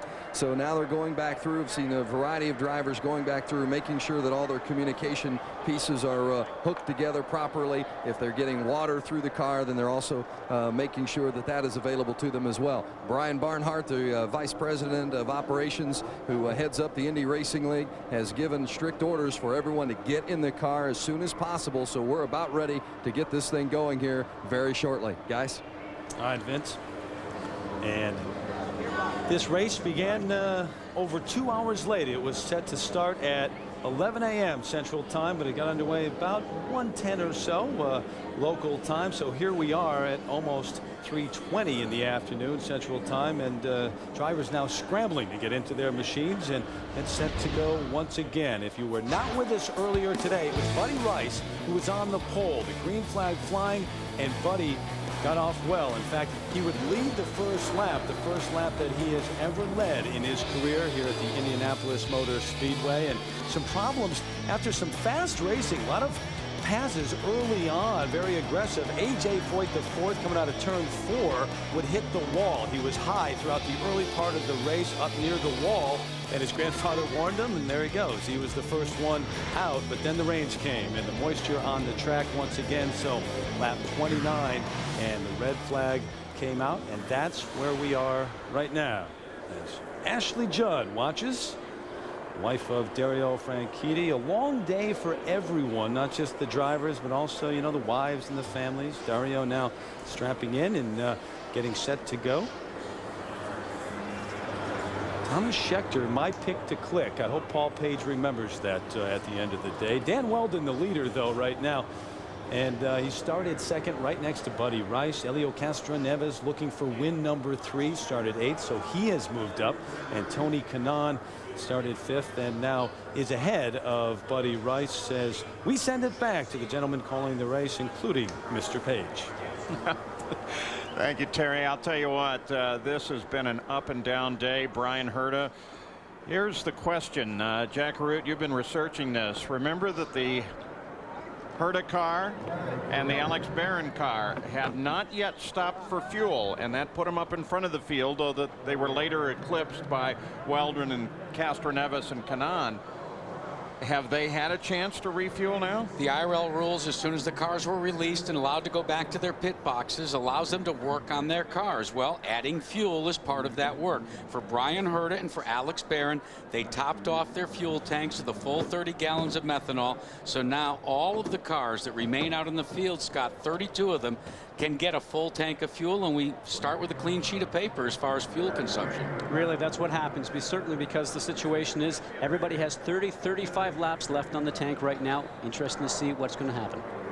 Gary Gerald, you've been following that down there. What's the story? Well, just keeping an eye on Dan Weldon. Remember, he is the man who is leading this parade. He has just finished buckling up his helmet, reaches down, grabs his gloves. He's got the Hans device, which he slips over his neck. He moves closer to the side pods of the car, and he'll be getting in, and they'll be buckling him in momentarily. And, of course, we can't go anywhere until he's in the car because he's leading the parade with 27 laps complete.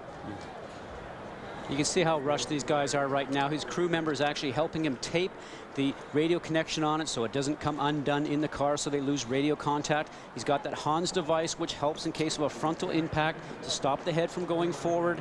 All these things a driver has to put on, including the fireproof material that we looked at before they slide back in their cockpit. These guys are in a rush right now. I mean, their heart rate's going and they haven't even got ready to take the green flag. Scott, I've had it happen to me when I wake up in the morning and I've overslept and I rush out to the car and I forget my briefcase. You call this cockpit the office. Has there ever been an occasion where in the rush to get back in the cockpit you forget something? Oh, actually, I'll tell you a funny story. For so many years when I didn't have that much equipment, I only had one pair of gloves. Well, got a bit of a sponsor, got 2 pairs of gloves, went rushing to the cockpit one time. I had 2 right-hand gloves. Whoops. So from that point on, one's marked R, one marked left. Do you know which way they go on now, Jack? I'll get back to you. All right, thank you. Buddy Rice, of course, the pole sitter, early leader. He's led the most laps, but dropped to 4th. By his own admission, they had problem on a start. Now look at the visor strips that we looked at there on the helmet. A little bit of moisture starting to show up in there, right in between there. And the driver will notice that just a little bit there. You know, all the humidity that's out there right now. 6 or 7 visor strips on. You can see there. We looked at those before earlier in the show. A little bit of moisture comes up in there. These guys didn't have time to turn around and put a new shield on. I'm surprised because it's not that difficult, as you showed at the show and tell area, to put those tearaways on, and they're fairly disposable. But that may be a classic example of, gee, I didn't think about that. It could be. You know, you need 2 or 3 shields ready for each race. I always used to do that. And matter of fact, I used to always have a clear shield ready. These guys are using a slight tint right now because if the sun starts to come out and you've got that dark shield on, that's wonderful. But if it starts to get a little bit darker here, if we keep running, you know, you might need the clear to be able to see correctly. You saw him pulling out Richie Hearn's car. If I may add, Paul, a clear shield right there with Buddy Lazier. Exactly. Buddy's there now. He'll be racing his brother Jacques in the race because he's in this car, the 70 car that was originally occupied by Robbie Gordon. When Jacques Lazier first came to the Indianapolis 500 to try and qualify for his first race, he had sufficient speed but got caught in a rainstorm that precluded him from going out to finish his qualifying attempt, start his qualifying attempt. Certain symmetry to what's happened here today because he didn't make the field as the fastest 33, didn't have a ride, but rain has given him a seat in Robbie Gordon's car this time around. Thomas Scheckter, his father, 79 world champion Jody Scheckter, is here to watch Thomas. And Thomas had some good moves early on, and the fastest lap with his Chevrolet powered car just before we went to the red flag. They will be resetting to lap 27 in the scoring. Todd? Well, Paul, they've got some final last-minute preparations on Felipe Giafoni's 24 car. Major problems they're having right now, but they've got it buckled up. They've been making tune-ups. The IRL came by and said, if you're not ready to go, we fire the engines up, you will be passed and put to the back. So they are working post-haste, as we would say. And again, it's that rush that doesn't really help things right now. That's when things are forgotten. No batteries, or actually they use a battery assist, Scott, to try and get ready. They download some telemetry back into the mapping of these cars. So many computers on board now that it's necessary to get all of that done. And in the rush, that's part of it. You've got to, it's like booting up your computer again. Well, it's a checklist, you know, and that's what the crew has to do whenever they get the car ready to go back out. We talked about Penske before, how he's really a taskmaster, you know, and they never really have any problems with their cars. They have to check that checklist off and make sure everything is ready to go. Well, the magic is, after all, in the details, and in this race, which is by 200 miles plus a further distance than they see at the beginning of the season, there is a great area of unknown there. And now you add to the unknown the fact these cars have been in, they've gotten wet, they took that, in theory at least, extra lap around. That gets into the electronics. They try and dry it out, but there are many, many more question marks that start to come up now for these teams, and the ones that have done it time and time again probably have a little book and say, okay, rain, here we go, let's do this, let's check that, let's make sure this is working, because these cars are incredibly sensitive to atmospheric conditions. Well, it's like a checklist that airplane pilots must go through before they decide to rotate those planes upwards. It makes sense. These cars have reverse wings to create downforce. And we are going to ask our gang up and down the pitch to make sure that we know who, and in fact everybody has refueled. It's an assumption, but it'd be what I'd do, and hopefully everybody figured that out. Jerry Punch? Paul has set the field for you. Danny Weldon changed no tires on lap 13. Took that lead on a daring move and has been leading here with the red flag on lap 27. His car is in good shape. Castor Neves, 4 new tires, lots of fuel. No adjustments on his car whatsoever. Tony Kanaan here, back in this car. Kanaan, a little bit of an understeer. Kanaan concerned a little bit about the car pushing in the corners. Watch for that on the restart. And take a look at our pole sitter, Buddy Rice, very loose early in the race. Came in, made a wing adjustment. The car much better dialed in, but he lost spots on pit road. Here is Sam Hornich. Remember, he wants to win Indianapolis. He came here to win this race, driving for Roger Penske. As they line up behind him, you see Brian Herta. Remember, Herta got to fill up. He didn't pit on lap 13. And behind him, Dario Franchitti. There is Dario Franchitti in the ARCA car, one of the Andretti Green machines. Behind him, the impressive rookie driver, Kosuke Matsura. Matsura, who was quickest rookie in the field. There again is Kosuke. No adjustments on the car whatsoever. Let's speed behind Kosuke and see who's back here. His car owner and teammate, Adrian Fernandez, hasn't been here for 9 years, and Adrian knows what it's going to take to win the race. And back behind him, how about the Panther machine, the fastest Chevy in the field? They believe the heartbeat of America will go to victory lane today, and Thomas Schechter, son of Jody Schechter, will take him there. He will start back in the pack. Vitor Mira, one of the 4 cars, or 3 cars for Ray Hall Letterman. He was very, very quick on Carburation Day. And behind him, they are given the signal to fire him up. Reigning IRL IndyCar champion Scott Dixon, and they are refiring Paul Page here on pit road. Great, Jerry. Thanks a lot. Boy, that gets you right up to speed on everything as the engines are fired once again. Amazing how many fans have stuck it out throughout the rain and everything. So on the pit road, they're set. They're ready to go once again. They will restart in the order of lap 27. They'll actually get the green flag, all things going well, on lap 30. It's the Indianapolis 500 telecast sponsored by 7-Eleven. And we started off late and ran 26 laps with a good exchange at the front of the field. Buddy Rice leading early on, but Weldon coming up there and Franchitti coming up. Elio Castroneves jumping up from about 10th place. It has been an amazing run thus far. Let's go down to Vince Rell. As the cars are rolling off, we visit with Roger Penske, the master here at Indianapolis. So do you strategize for the distance or a shorter distance here as we restart? Well, Vince, I think we got to be sure we get halfway here, depending on what's going to happen with the weather. But, you know, this is going to be a 500-mile race today, so we got to watch the 100-lap mark. So you keep an eye on the 100-lap, but you really think that you could get the full distance in today? Yes, I think so. Roger Penske, we'll see what moves he makes as this one unfolds. Dan Weldon leads the field out of the pit area. Some of the cars get to roll off of the pits themselves as you take a look once again at those Delphi track conditions. The air temperature seems like it's gone up just a little bit. Track temperature 87 degrees. Usually we're used to seeing that over 100. A little warmer track temperature means the tires will warm up a little quicker for the drivers. But the airspeed right now being at 9 or 10 miles an hour, calm enough actually for not to affect the cars, but strong enough just to clear the rain off the track, which was a great thing, Paul. And I think everybody here, from cell phones to television sets, have been trying to keep track of the weather radar. And the problem with that is that a lot of the activity you get is pop-up stuff. It's not there and suddenly it is. Right now, the radar is looking fairly clean, except for a little shower around Greencastle, Indiana. Look at this story, Jamie. All right, guys, well, we just got word A.J. Foyt IV is going to come back out and restart with the field. Listen to everything they said. They replaced the right front suspension, the rear suspension, both side pods, the nose, and the rear wing. Congratulations to the Foyt camp. They made it happen. He's coming back out. Oh, yeah, kudos to that crew. And thank you to the Target team that provided the starter to get A.J. Foyt IV back out on the field. They were so fast rushing the car out, they forgot to bring the starter. And, of course, that's part of the spirit that is Indianapolis. That's the checklist you were talking about, too. They want to beat you on the racetrack, not because of some silly little error. You think A.J. Foyt, Grandpa said, now don't go break it again? Oh, I'm sure there was a stern talking extensive discussion. Don't you know, if it does happen again, though, he'll be somewhere in the infield in a camper overnight, I suspect. He'll be headed to Charlotte.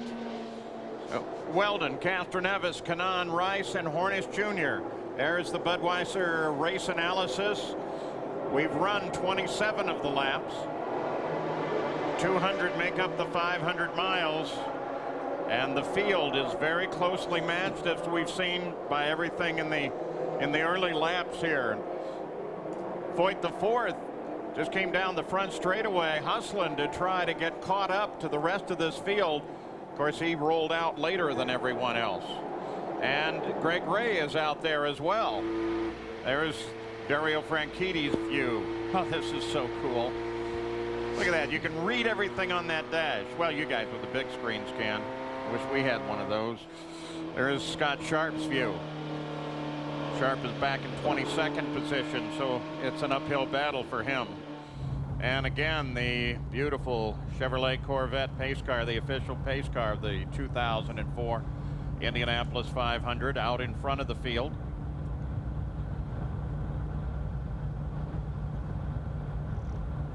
Michael Andretti's car is currently in front in 3rd place, back in 6th place. And Franchitti in 7th behind Brian Herta. That's the 4 cars of Andretti Green Racing. You can see Brian Howard up in the starter stand, tells the field green flag next time around. Jacques Lazier, the 70 car, now the name, replacing Robbie Gordon at the wheel there. Boy, talk about a lot of pressure. He didn't get that much time in the car this month, has not been in the car for about a week and a half, did not run on carburation day, the last day of tune-up for all these drivers last Thursday, so now he's coming in sort of cold. A.J. Voigt the fourth coming in. You saw him on the pit road. You also saw the pit closed flag waving. And that was to take on fuel because they were repairing the car back in the garage area, Paul, so they have to go to the fuel tank, which is located out there on pit road. No real penalty through that. He was going to be back there anyway. All he has to do now is catch the field, which is over on the backstretch. So it's time now for everybody to settle down and to think about the distance yet to go. Green flag on the 30th lap should come out. This long red flag period is come to an end.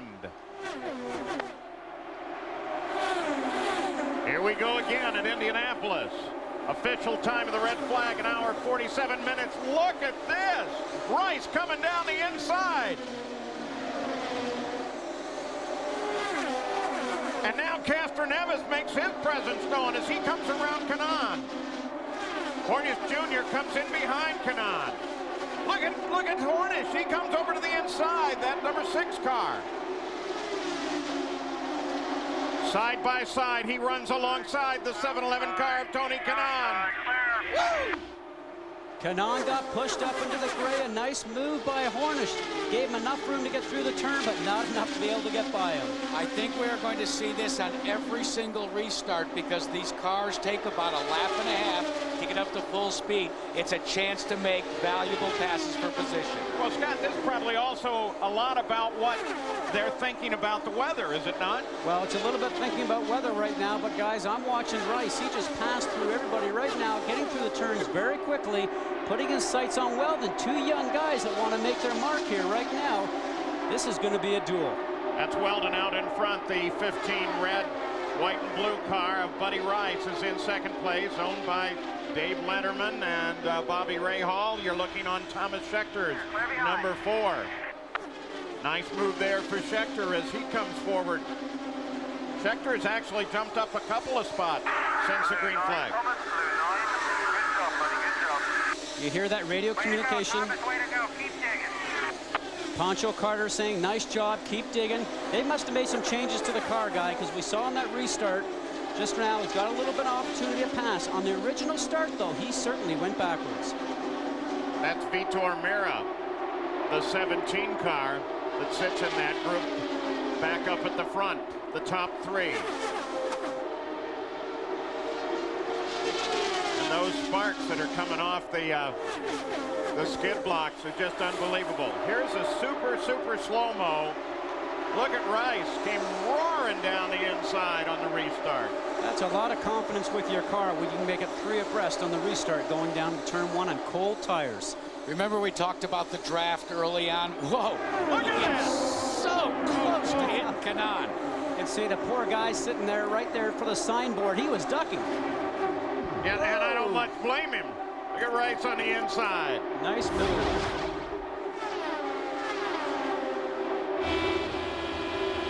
But now as we come back and on board Weldon with the look back there. And already they're going to have some traffic out in front of them. He lost a position, so something happened. Whether he got offline and just lost the momentum. We talked about that momentum, Jack. So important with these 3-liter engines. They do not have the horsepower or the torque. You have to take your foot off the throttle for any reason. It takes a good lap and a half before you can get back up to your top speed. So that puts the pole sitter, Buddy Rice, back in front. While we were keeping track of some pretty incredible moves on that restart.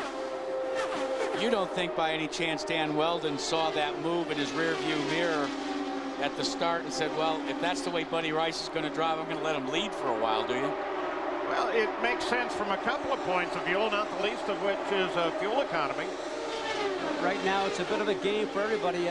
First 2 guys are in Honda power. Everybody says that Honda's been making the most horsepower, and in theory, if your engine's making more power than everybody else, you should be using more fuel. Kanaan the quickest, last lap around. Hornish second quick. There is Kanaan working on Brian Herta. The fight there is for 5th. Teammates.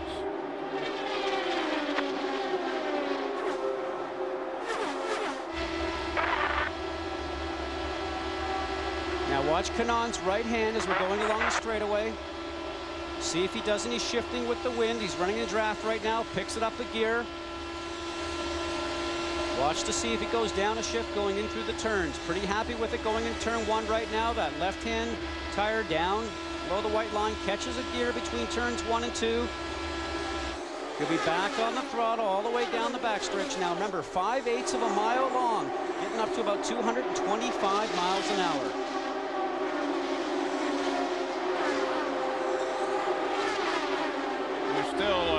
Still see quite a bit of spark off the cars. That will tend to go away as the cars get lighter with the fuel load, 30 gallons. That's at 7 pounds a gallon, and I'm not a math major, but when the cars only weigh about 1,900 pounds, well, when you burn that fuel down, it lightens the car up. Well, it is brilliant not to do math in public for any of us, I'll tell you that.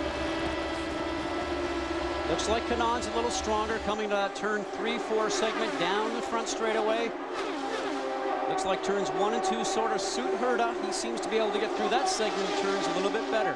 Now, even though both ends in these 4 turns look the same, guys, I can tell you by experience the car operates different in all 4 turns. No one can ever figure it out. The banking's the same, 9 degrees all the way around the circuit, but the car will act differently on each end of the turns.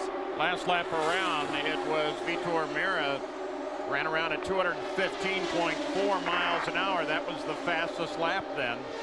But they are all averaging up 214, 215.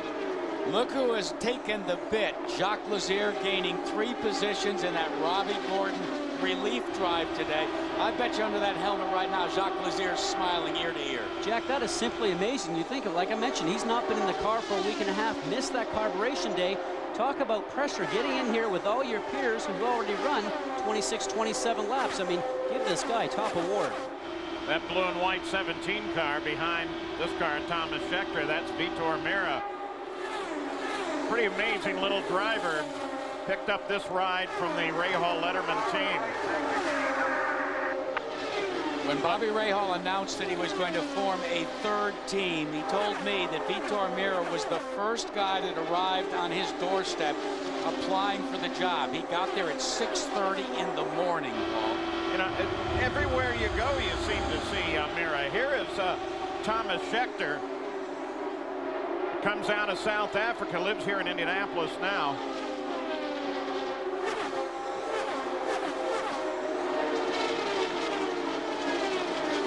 And he currently sits back in 8th place. And if Vitor Mira has anything to say about it, that will change shortly. At the front, it's still pretty close there. The front four, Rice, Weldon, Hornish Jr., and Castroneves.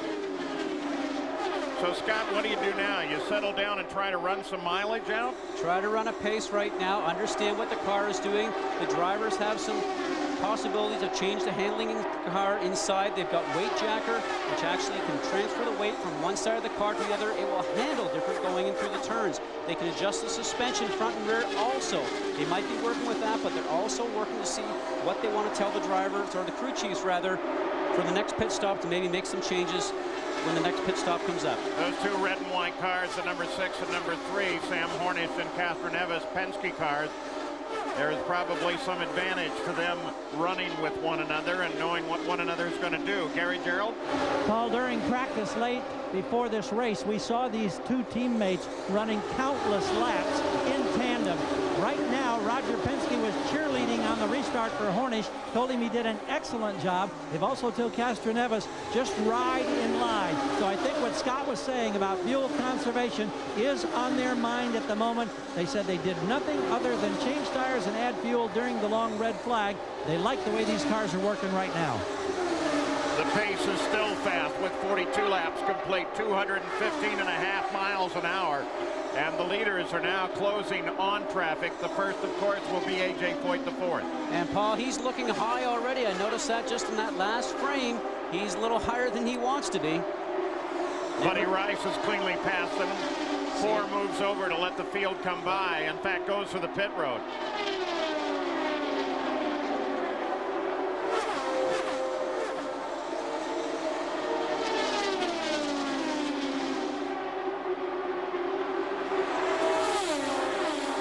Car heading for the pit lane.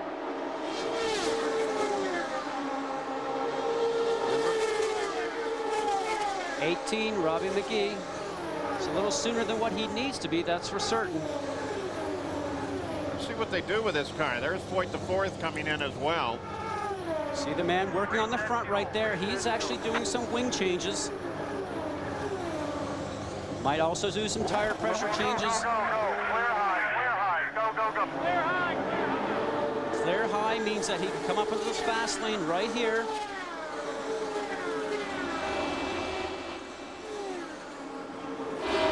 Back on board with second place, Stan Weldon.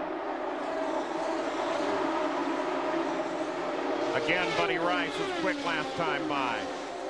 Weldon is half a second back.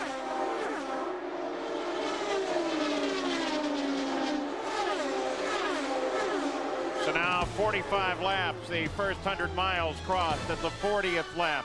There's your top 5. Will Rice continue in front? Game 1 of the NBA Finals tips off next Sunday night on ABC. Will it be the Lakers or the T-Wolves? The Pistons or Pacers? The final battle begins next Sunday, 8:30 Eastern, 5:30 Pacific, right here on ABC Sports Championship Television. And at the Indianapolis 500, as they scream down the front straightaway at over 220 miles an hour, lap average at 215. It's Buddy Rice that's still out in front.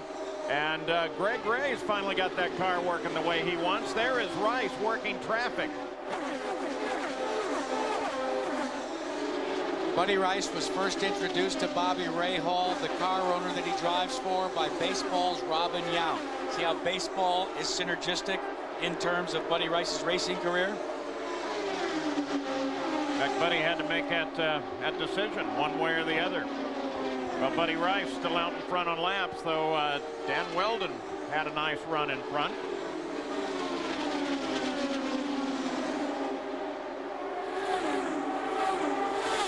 And how about Lazier? Here we go, here we go. Come on, Sam, as he comes to the inside, and Hornet grabs the lead. Takes advantage of the lap car that Rice got stuck behind, guys. A little bit of dirty air, disturbed air. Probably had to get off the throttle. We talked about that momentum factor. Just a breathe of the gas pedal slows you down. Clear by 7. That means clear by 7 car lengths. Hornish, Rice, Weldon. They're probably jumping up and down in Defiance, Ohio right now. Nice and smooth in this traffic. Real nice work. It's all yours. Sheriff Fisher, next car. Sheriff Fisher. And then Harley Jones. Great radio work, telling you the cars in front. That's what you want to know, because you've got a little book upstairs in your head about every driver that you come up upon, and you sort of know their traits. That's the information that you need from your spotters. Now here comes what? Sam Hornish working on Fisher. Now he's got to make sure that PJ sees him. Oh, boy. Remember, with Fisher right behind PJ, he'd be looking in his mirrors. He might not actually have saw Hornish. Look at this replay just a couple laps ago. Oh, man. He can put that car anywhere he wants. The width of this racetrack, guys, is 50 feet wide. That's equal to 4 super speedway lanes on an interstate, but you don't drive at 200 miles an hour like we just saw down the interstate. Well, Jack, remember, this track was designed and built in 1911. Cars were going a lot slower back then than they are now. Hornish leads for the first time, but Weldon's on the roll there, too. Underneath Castro Nevis. Just so simply, Weldon comes up. Castro Nevis is off the pace a little bit, guys, by the looks of that.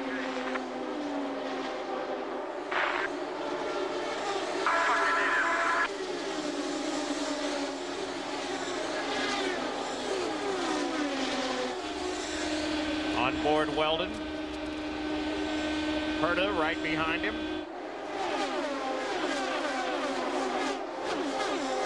Castro Nevis down in 5th now.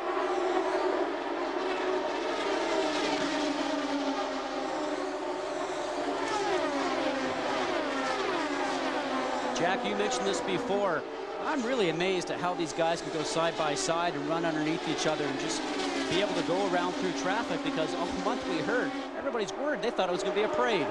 But it's all about trust, and these drivers trust each other because they not only run here at Indy, but they run 16 races in every season. It's this season together, and you start to, as you say, get a book on each other, and you do. You watch each other's back. Right now, everybody in traffic. That's a little high, guys, for that one. Oh. Don't want to get up in that gray section there. No grip. Here we go. Kanon's running. Right down on the inside. We talked about that momentum factor, Paul, and caught Kanon out. And we've talked about Mira, and he's really good. All month long, Vitor Mira's had a nice smile on his face. He likes what he's got. And Matsura there on the 55 car. Lined up now. Looking at Kanon. Around the outside, I don't think so, guys. And yet he stays pretty well tucked in. Remember, no Japanese driver has ever won the Indianapolis 500. Matsura says he patterns his style after the Brazilians rather than having a... Oh, another car into the wall. Caution comes out.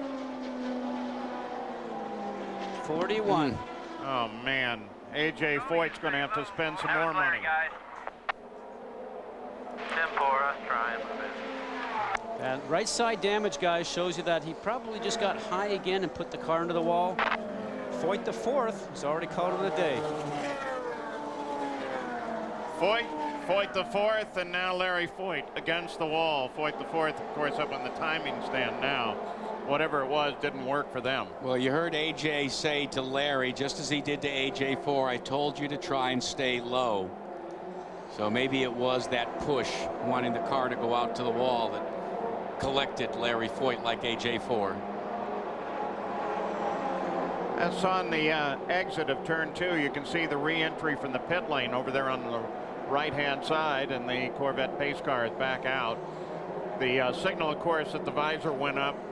That's how a driver says, I'm okay. Foyt the 4th, pretty frustrated with the family day. When you're here for a whole month, guys, it's very difficult. Look at this. Oh, up in the gray already. Car just went right to the wall.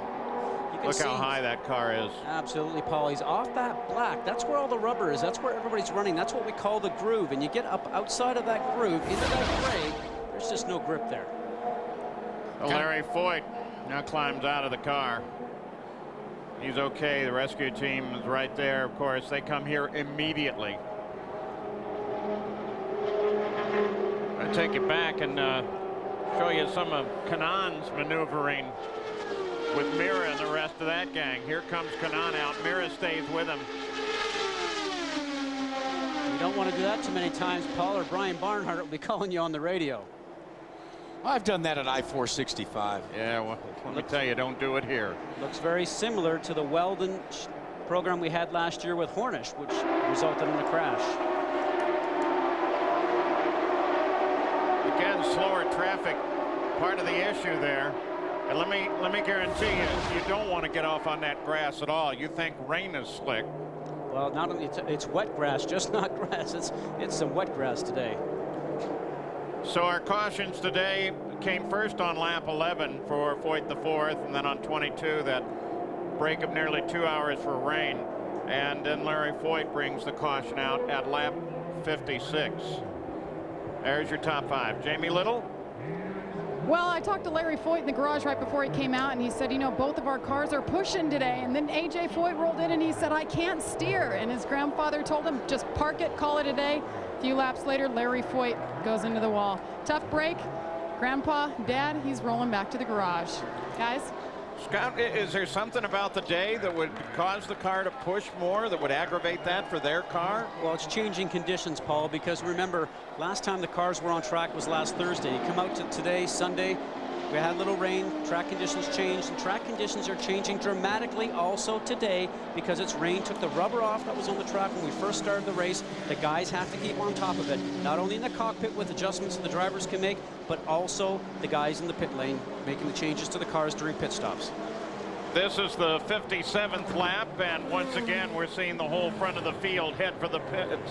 We'll start with Vince.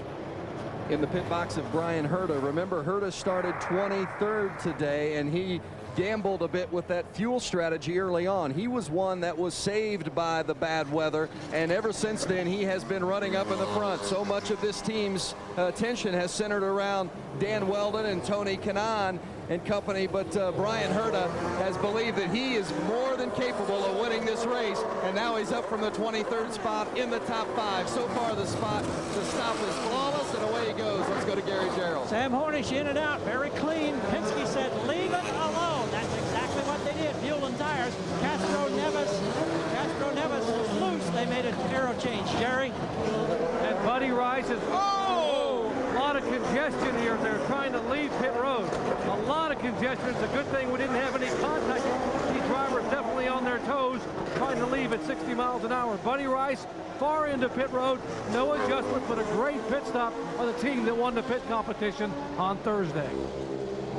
Everybody came in but Robbie McGee.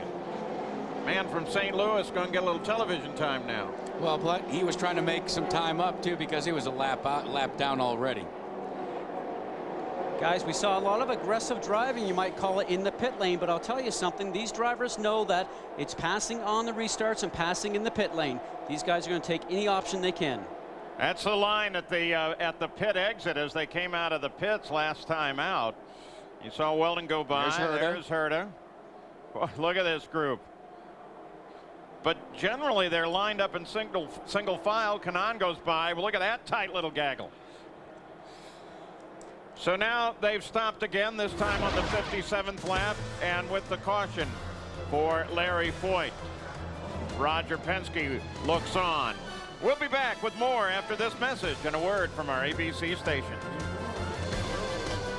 Terry Gannon back at the Indianapolis 500, telecast sponsored by 7-Eleven. Been here since 10 o'clock local time this morning. The race was over 2 hours late getting started originally, and then an hour and 47-minute rain delay under red for almost 2 hours. But we are racing once again. Buddy Rice, quickest out of the pits. His team won the pit competition on Thursday, as Jack mentioned, and once again out to the track first. Back to Paul Page. And you can see a goodly number of the fans have stayed with us throughout this afternoon. Now we want to take you back just a few moments ago and ride with Mark Taylor. Watch this.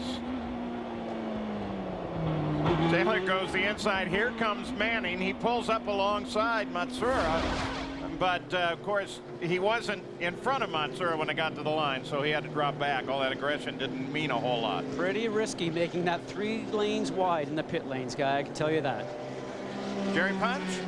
Hey guys, the previous restart, Buddy Rice had turned the fuel to full rich and was a rocket on the restart. And what the idea here is to do the same thing again. Pull it full rich, become a rocket, pull away from Hornish and company, and then back to click to 3 or 4 on the fuel and save fuel. Watch him to be aggressive again on the restart. Let's check in with Todd.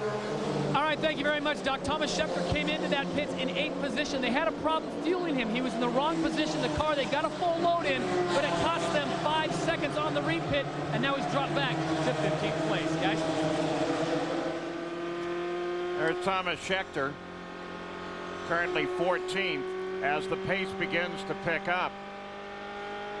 Paul, when you hear those guys talk about full fuel, full rich, what ends up meaning is that you've got lots of fuel going into the engine, and that makes more horsepower. They'll do that very quickly on the restart, then throttle back to leanness so they can actually start to save fuel. And Vitor Meira has been penalized for running over an air hose, so now he has got to go to the back of the line from 6th to 23rd. Oh, man, that is costly. And the green flag comes out once again. Buddy Rice acknowledges. Followed by Hornish and Weldon. Once again, the front of the field is grouped together. Weldon's and looking. Once again, look at him go to the battle. Weldon gets Hornish. Herta tries to get inside of Hornish.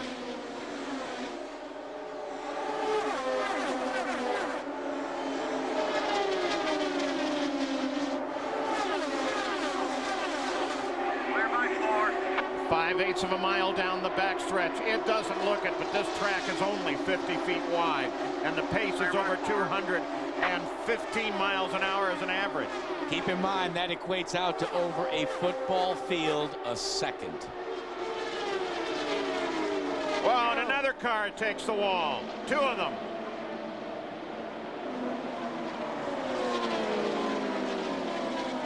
Everybody tries to get it slowed down to make sure they don't get on that carbon fiber debris. That brings a caution out. This is the 63rd lap.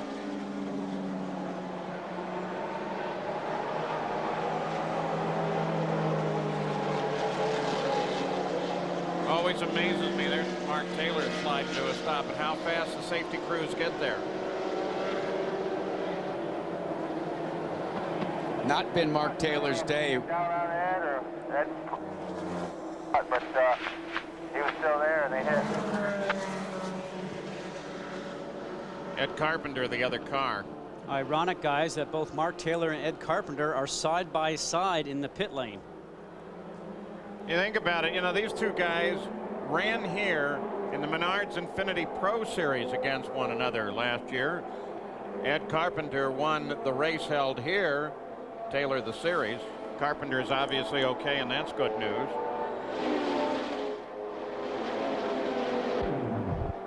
Well, Scott? Well, guys, 2 guys going for the same piece of real estate, and it just doesn't work like that sometimes. Fortunately, the cars came around, scrubbed off a lot of speed in doing so. And they end up in the safer barrier, that steel and foam energy reduction barrier that the IRL has in place.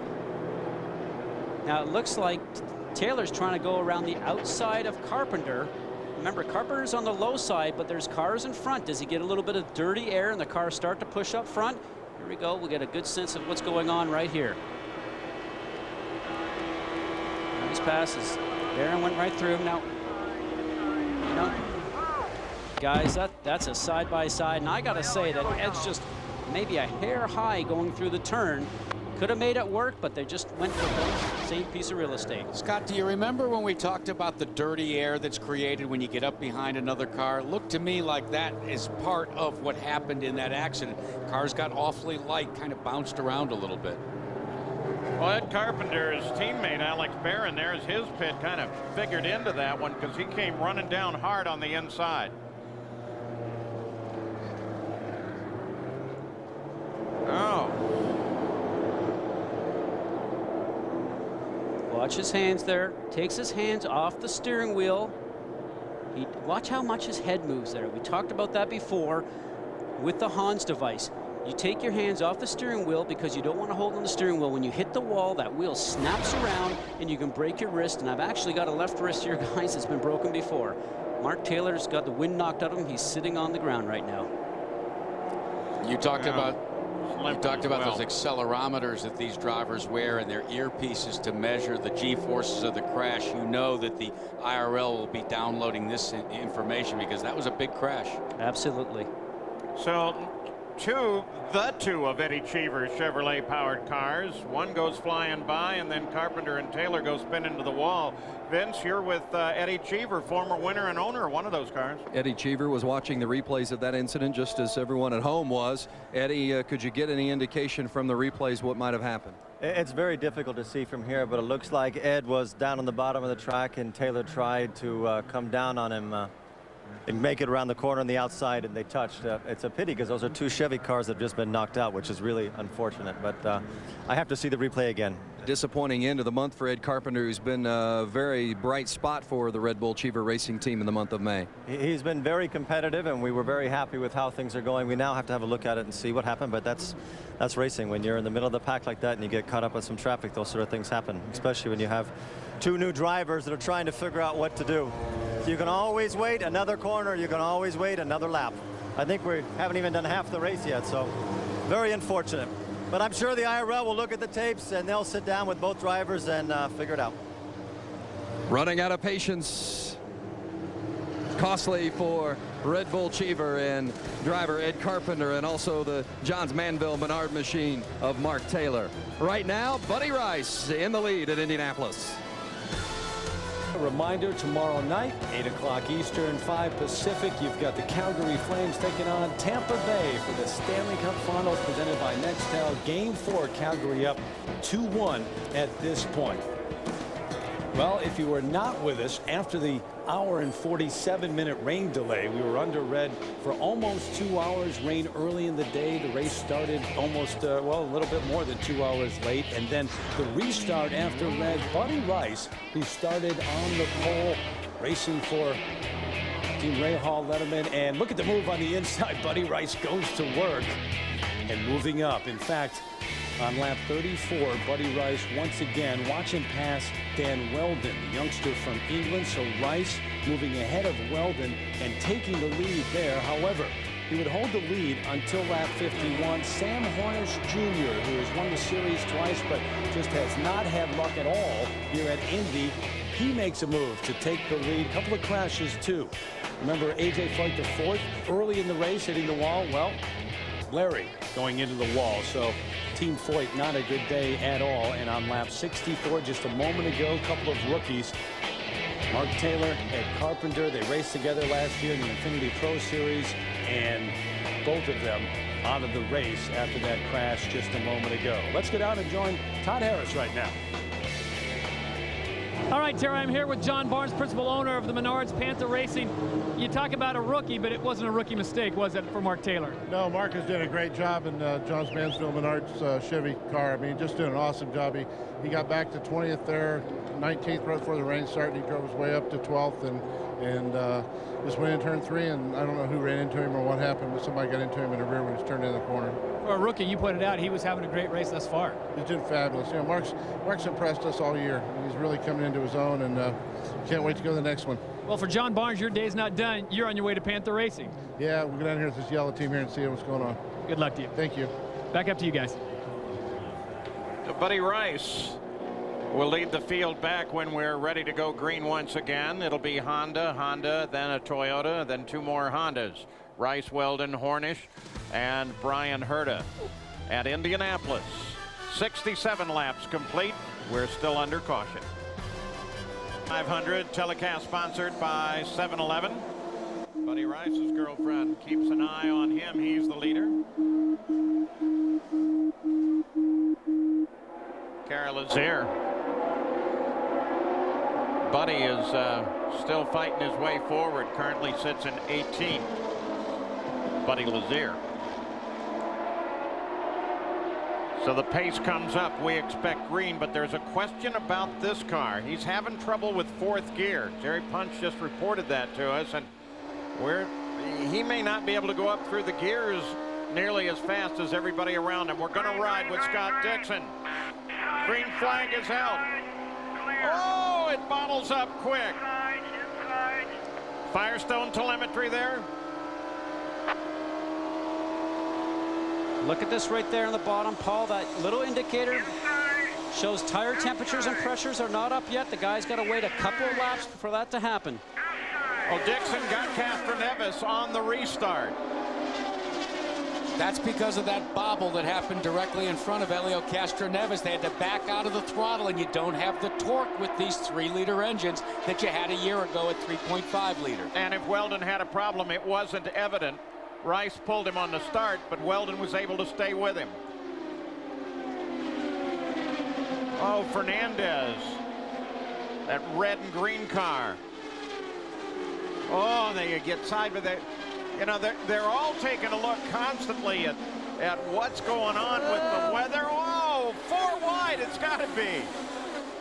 Like I said before, it takes a lap and a half to 2 laps to get up to full song. Oh, here's look where at you that. pass guys. That's Monday morning traffic, guys.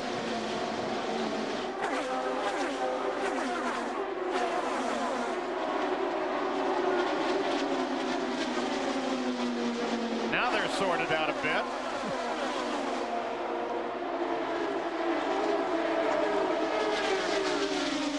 Two dry Rhine Bull cars get side by side. And there's Sarah. That red and black, number 39.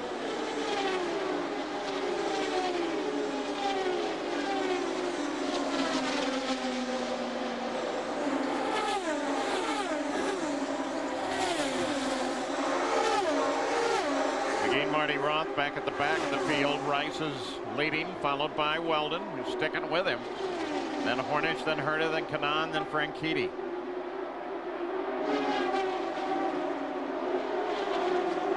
Go down to Jamie Little. Well, the bad luck continues in the Foyt pits. Larry, I know you said that your ankle's hurting you a little bit. What went wrong out there? I'm fine. We were just really struggling with the car. I think Anthony and I missed the setup a little bit on our cars, but just the leaders were coming, you know, trying to stay out of the way. Probably just stayed a little bit, just got a little bit too high, got up in the marbles. Is your dad doing all right? What's that? Is your dad doing all right? Yeah, he's okay. He's disappointed. You know, we'd had such a good month, really. Everything was going so smoothly, and at least we're both okay. I hate it. We had a bad race day, but this place, that can happen here, so we'll be back next year. All right, tough break for the Foyts. Jacques Lazier's having some issues. Todd? That's right, Jamie. I was just told by his crew that they're having some kind of electrical problem, so they're going to have to do some serious work here. Meanwhile, his brother, Buddy Lazier, has lost all radio communication with his camp, and they've got to use a whiteboard to get him information. Guys? I'm guessing that's the weather taking its toll on the radio. One of those things on the checklist. One of those things on the checklist would, of course, be when you are down 2 hours or nearly 2 hours, hour 47, change all the batteries out.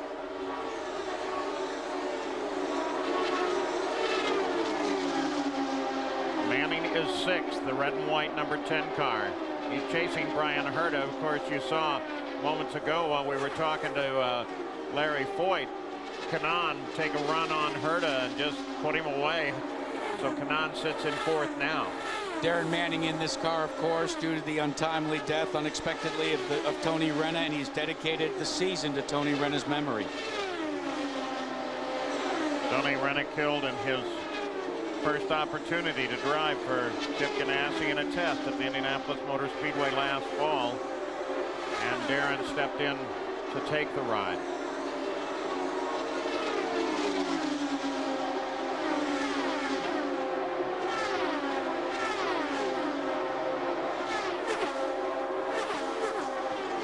Manning is being straddled by two of the Andretti green cars.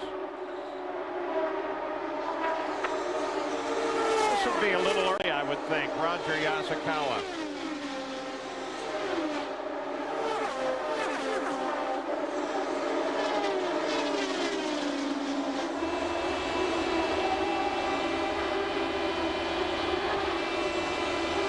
saw the incident earlier as well.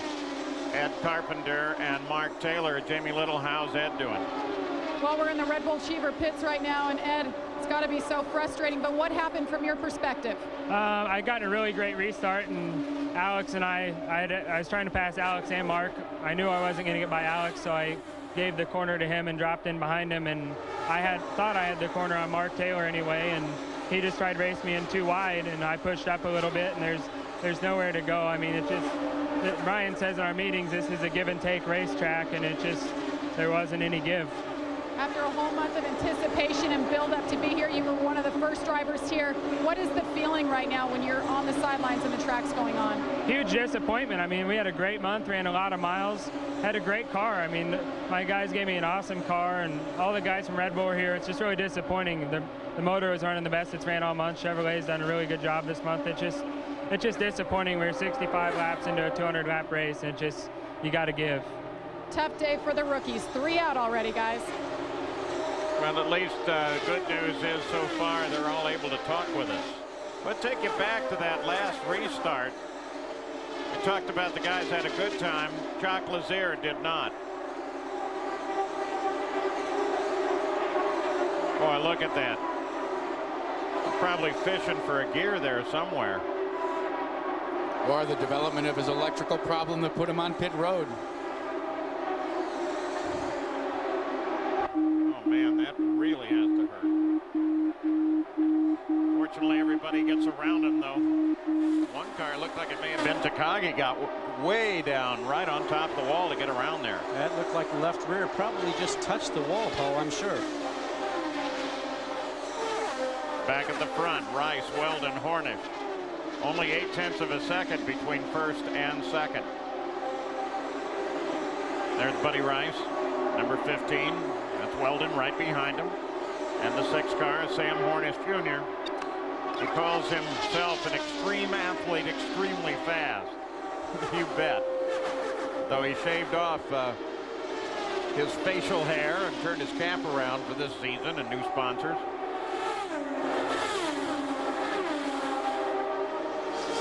Really thought he was going to play baseball at Arizona State University. Had gone to several of their camps, and in fact a couple of minor league scouts as just a sophomore in high school had told Buddy Rice that he might have a Major League Baseball career. I'm glad he came here.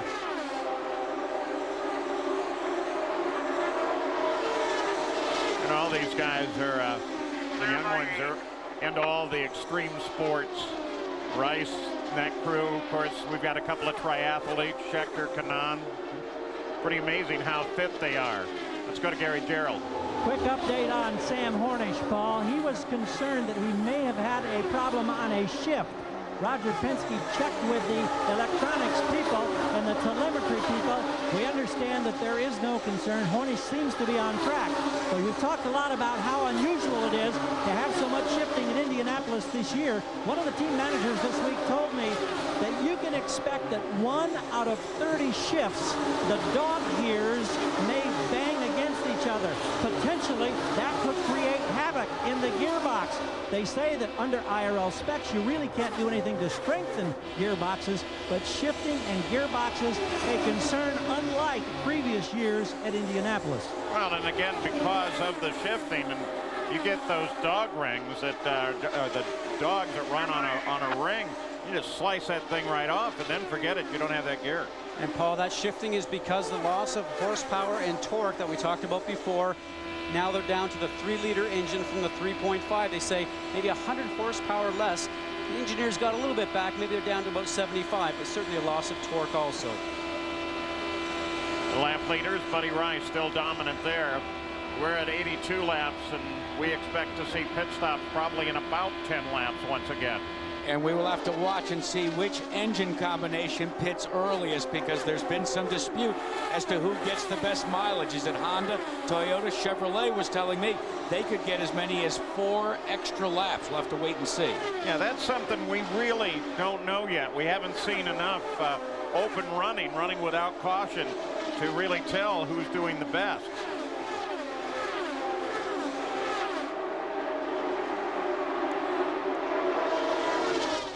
And Jack, I wrote exactly what you were saying. Buddy Rice is getting outstanding fuel mileage despite the fact that this Honda engine is generating a lot of horsepower. They just told him on the radio, you are making fuel mileage, buddy.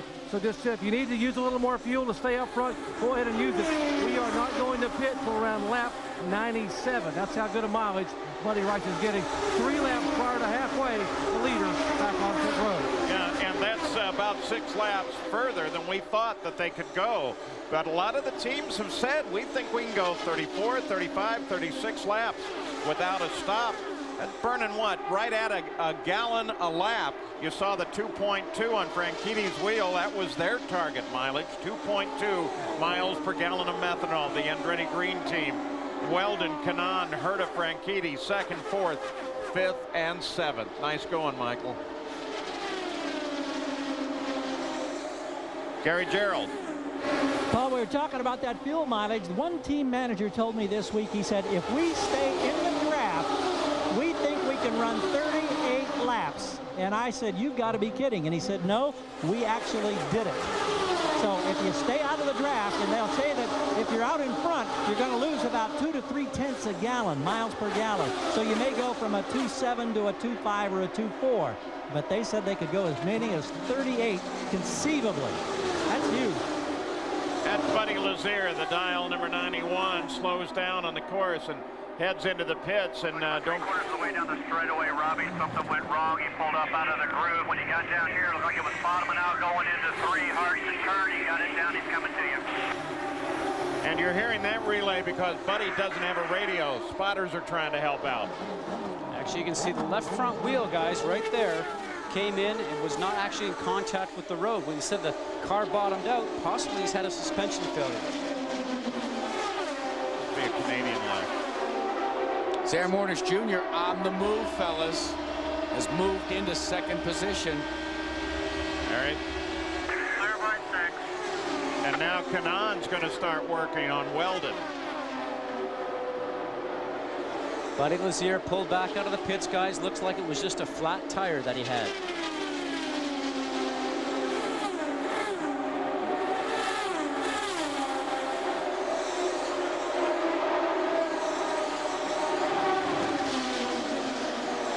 I'll tell you what, that's great. I mean, that's a 213 miles an hour in a corner.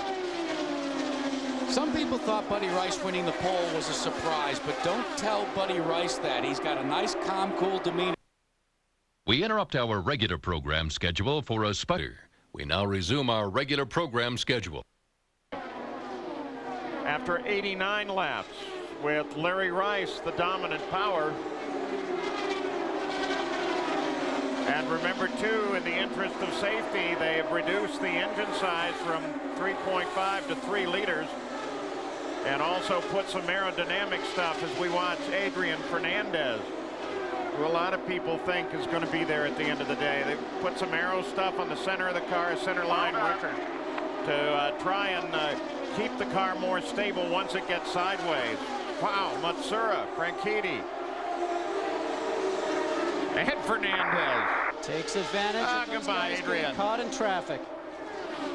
And that's the trick right there. Pick up a little bit of the toe, get by.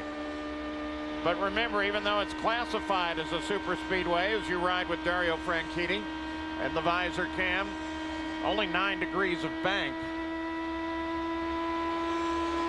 Not much at all. I want one of those steering wheels. You can get it if you want to drive at the Indy 500. How much is it going to cost me, Jack? Somewhere around $40,000, guys. You can have one of those. Oh, cool. Hard to believe that in an open cockpit car, a guy's head can stay as stable as it is, but you showed us, Scott, in Show and Tell, the aerodynamic devices that they put on these helmets. They put helmets in wind tunnels now. They do, and they actually work with the car manufacturers to see exactly how the helmets work with each individual car. Dario Franchitti actually set him up with a helicopter and licensure and everything for a marriage present. Look at this. Dixon to the inside of Franchitti, and he makes it.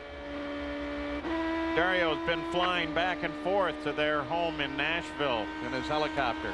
He loves the thing. And you saw how he downshifted there when the lights came back up. He lost momentum and tried to grab a gear just to try to propel the car back up to speed.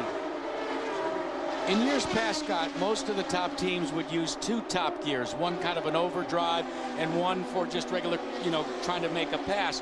But this year they've had to go to 3 gears. And Jack, that brings up a good point. We've seen some restarts where some guys take off. We're not sure whether it's the Honda engine with maybe a little bit more power and torque over the Toyota and the Chevrolet, or whether it's the gear selection that you're talking about inside the gearbox. And when we say that, are teams using 3 top gears or 4 top gears? If there's only 3, more gears available for restarts. If they're using 4, then they have a situation where maybe their restarts might not be as quick, but they're betting on a race pace at the very end. Be interested to see if it comes down to a shootout, who's got the gearbox for restarts and who's got the gearbox for fast speeds. But just 7 laps away now from the halfway point, and that's when it becomes an official race. Should rain visit us, but the sun is shining down on us now. And we expect the pit stops, another round to occur between now and the halfway point of this race. Normally they take the Indy 500 to the 400th mile as we watch from on board Sarah Fisher, and there comes Buddy just cruising past. Hornish Jr. will now have to get down on the inside of Sarah Fisher, and he gets past as well. This track is so big, and no seat can you see all the way around, and that means you can't put spotters in one position. Most of these teams are using spotters located in 3 different positions. That makes for some pretty heavy radio traffic. Jerry? And Dan Weldon will come down pit road, and we are being told by Michael Andretti and this Klein Tools Jim Beam team they will not make any changes, although Danny had said that the air pressure adjustment on the last stop had made the car a bit twitchy. You hear him counting him down to 1 on pit road, and Danny gets the car stopped exactly on the mark. 4 tires, they got to get it full of fuel. And there is Tony Kanaan as well on pit road. And bad timing, the yellow, because of an incident on the racetrack, guys. It's the 5th caution of the day, and it's a P.J. Jones car, number 98, carrying the colors and livery of his father, who won in '63, an old Calhoun 98. I guess this is new Calhoun, and it's going to go lame now. Waited so very long to start in his first Indianapolis 500, and now he is the 4th rookie of the day to end up in the concrete. That's a strange place for the car to end up. It's well down the stretch. There again, right side damage we saw in the car, so it sort of leads you to believe that he got high coming out of the turn, just grazed the wall, took off the right side. You can see the rear wing is actually not disturbed. Here he is just trying to get out of the car. Remember, there's a 6-way seatbelt on there. Takes off the head surround, which actually helps absorb impact in case the driver hits the wall, especially going in backwards. A lot of belts, hookups, radios, Hans device, all to get out of there. That's a signal that the pits are closed until they get the field backed up behind the pace car. And again, we see an opportune caution, so all of the field will be able to pit under caution. But don't let that fool you. It is still frenetic times on pit road these days, because you can gain track position by saving just a second on pit stops. Even though the race is slowed out on the track, there is still a race in the pits, and you can effect a pass in the pits.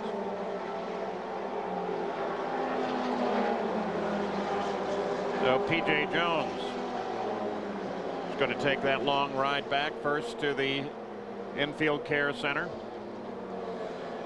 Boy, that's tough, especially if you're a rookie. 4 of them: Larry Foyt, Ed Carpenter, Mark Taylor, and now P.J. Jones have been in incidents thus far, and we're not even at the halfway point of the Indy 500. About a decade ago, most people thought that the Parnelli-Jones son that would make it to the Indianapolis Motor Speedway would be Paige Jones, but he was critically injured in a sprint car accident, and we're happy to report that he is back living with his family and doing well, but not well enough to ever drive. P.J. Jones told me he wanted to dedicate this race to Paige because P.J. said he should have been the first Jones of the 2nd generation to drive in an Indy 500. Weldon and Kanaan both stopped, and then the yellow came out. They'll stay out now as the rest of the field is going to head for the pit road. Rice will lead them down. He'll be followed by Hornish and then Manning. Boy, the hearts are pounding up and down there. You know, this is the chance for the team to make a difference in the outcome of the Indianapolis 500, a dramatic visual difference. And these teams have practiced all month long for pit stops, and now it's for real. Almost all of these teams practice the pit stop every day.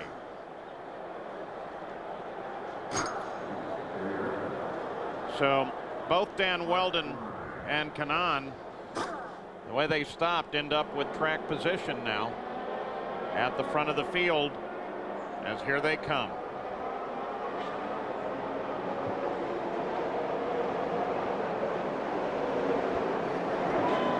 The Target Ganassi team waiting the arrival of the 10 car Darren Manning. Manning has had a successful season in his rookie season, a 6th, a 5th, and a 4th coming into this race, and he is very confident, despite being just a rookie, that he can win this race. He comes in and hits his mark perfectly. No changes expected to be made, just tires and fuel. So far the stop without a hitch. Let's go to Gary Gerald. Everything routine for Sam Hornish. No changes once again. He's off the gas. Gary?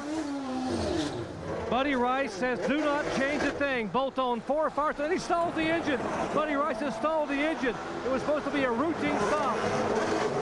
Manning and Rice both stalled it, and now Buddy Rice has been refired, but that cost him about 7 spots here on pit road. And the great work of Team Penske won that battle. Well, Paul, actually... What's this?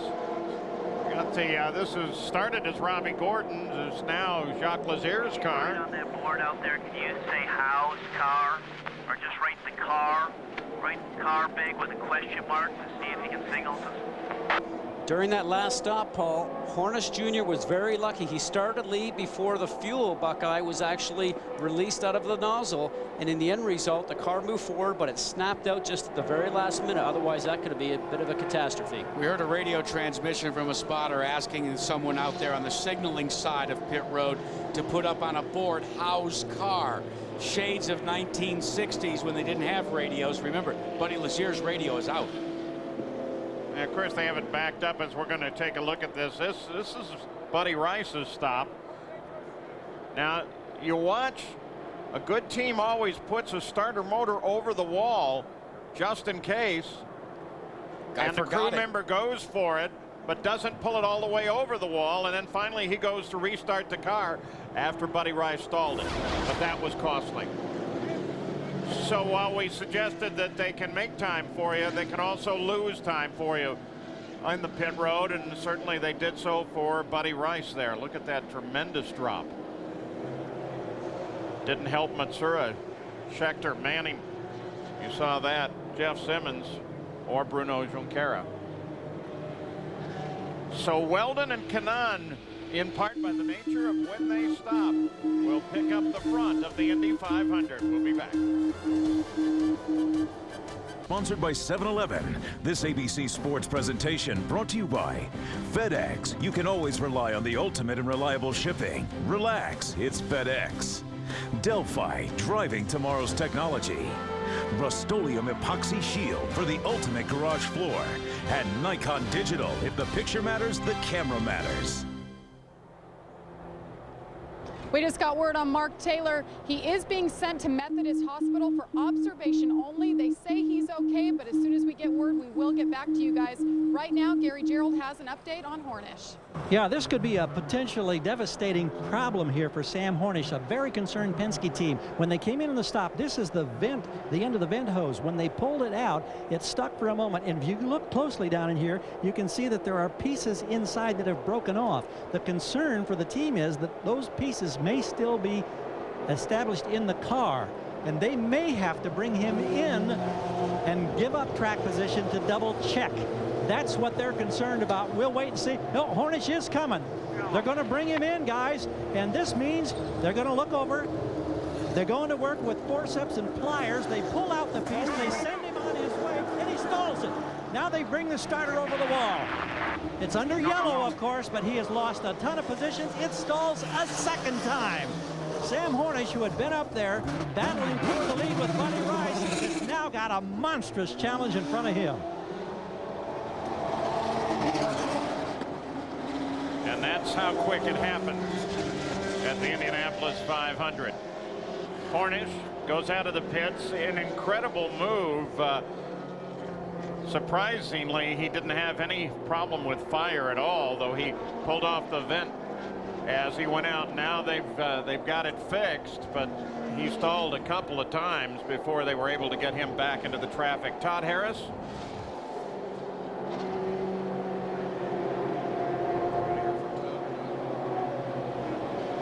All right, guys, a little audio problem there. The Meyer Chevrolet, I'll tell you what, it ran great today with two drivers. You guys pulled off something that hasn't been done in 27 years. Jacques Lazare, I know you don't want to be standing here talking to me. What went wrong? You know, the funny thing is you've been with me every step of this roller coaster ride, you know. Unfortunately, at the end there, it looks like we broke an axle trying to leave the pits, and it's really too bad. I mean, I got to thank everybody, especially Meyer, Grill to Go, Coca-Cola, and Robbie Gordon for, you know, I mean, he went out on a limb for sure. I had not been in this car before, and we jumped in the car. It was a little different than what I was used to, but at the same time, once I got used to it, you know, the car was good. We had a couple laps, I think, at 2:13.7, and you know, I feel bad for the team, too, because they worked extremely hard this month, just from what I've seen, and the car was good enough. You know, it could have gone up. We had a little problem over in turn 3, and had to clean the tires off for a lap and a half, which cost us a lap. But you know, I'm very grateful for Robbie for giving me this opportunity.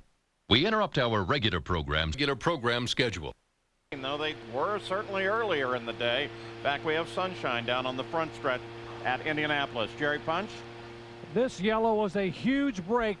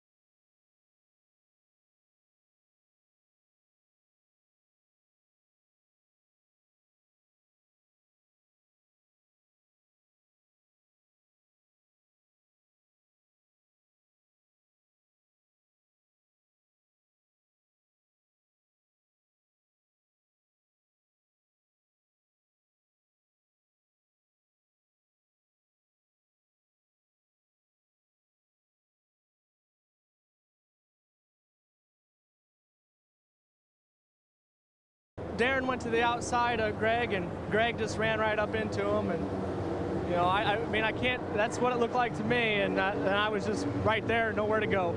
You get the feeling that someday Indianapolis will be kind to Sam Hornish Jr., but so far it has not been a pleasant visit.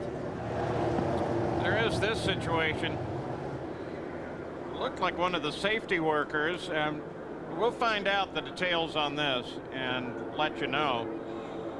Of course, they're bringing him down from that area, but it's not one of the three drivers, obviously. You've seen them: Manning, Ray, and Sam Hornish. And Sam Hornish tries to hustle the car, but then he becomes a victim of an accident between Ray and Manning.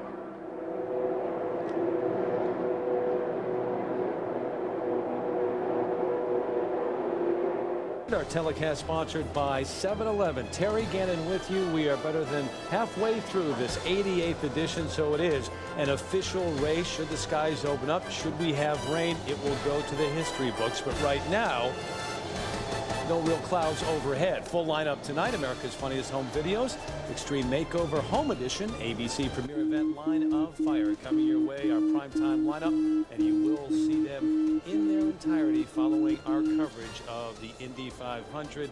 No local news, by the way, tonight.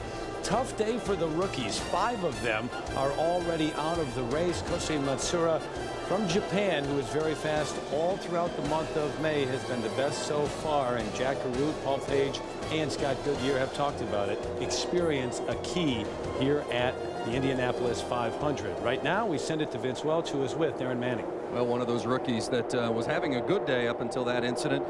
Did you feel as though you had the pass on Greg Ray made?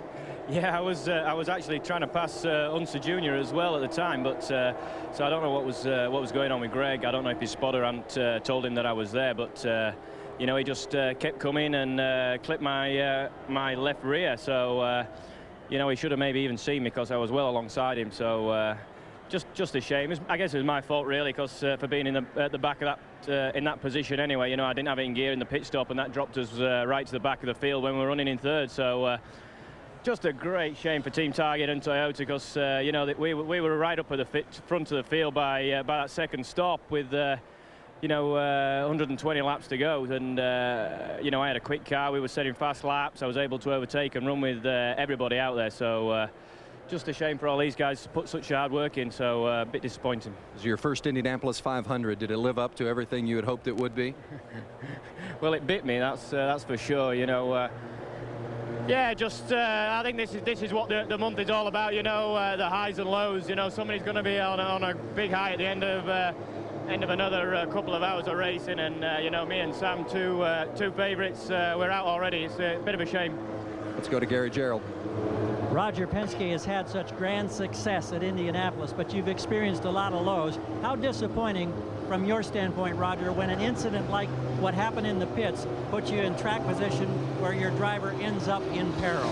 Well, I think, as we all know, we have to have perfect execution in the pits. We had a problem with the vent, and I didn't want to take a chance of leaving it in there because we knew a piece was in. We came in, and unfortunately, when you're in the back of the pack, things happened, and unfortunately, Sam got collected. But he drove a great race.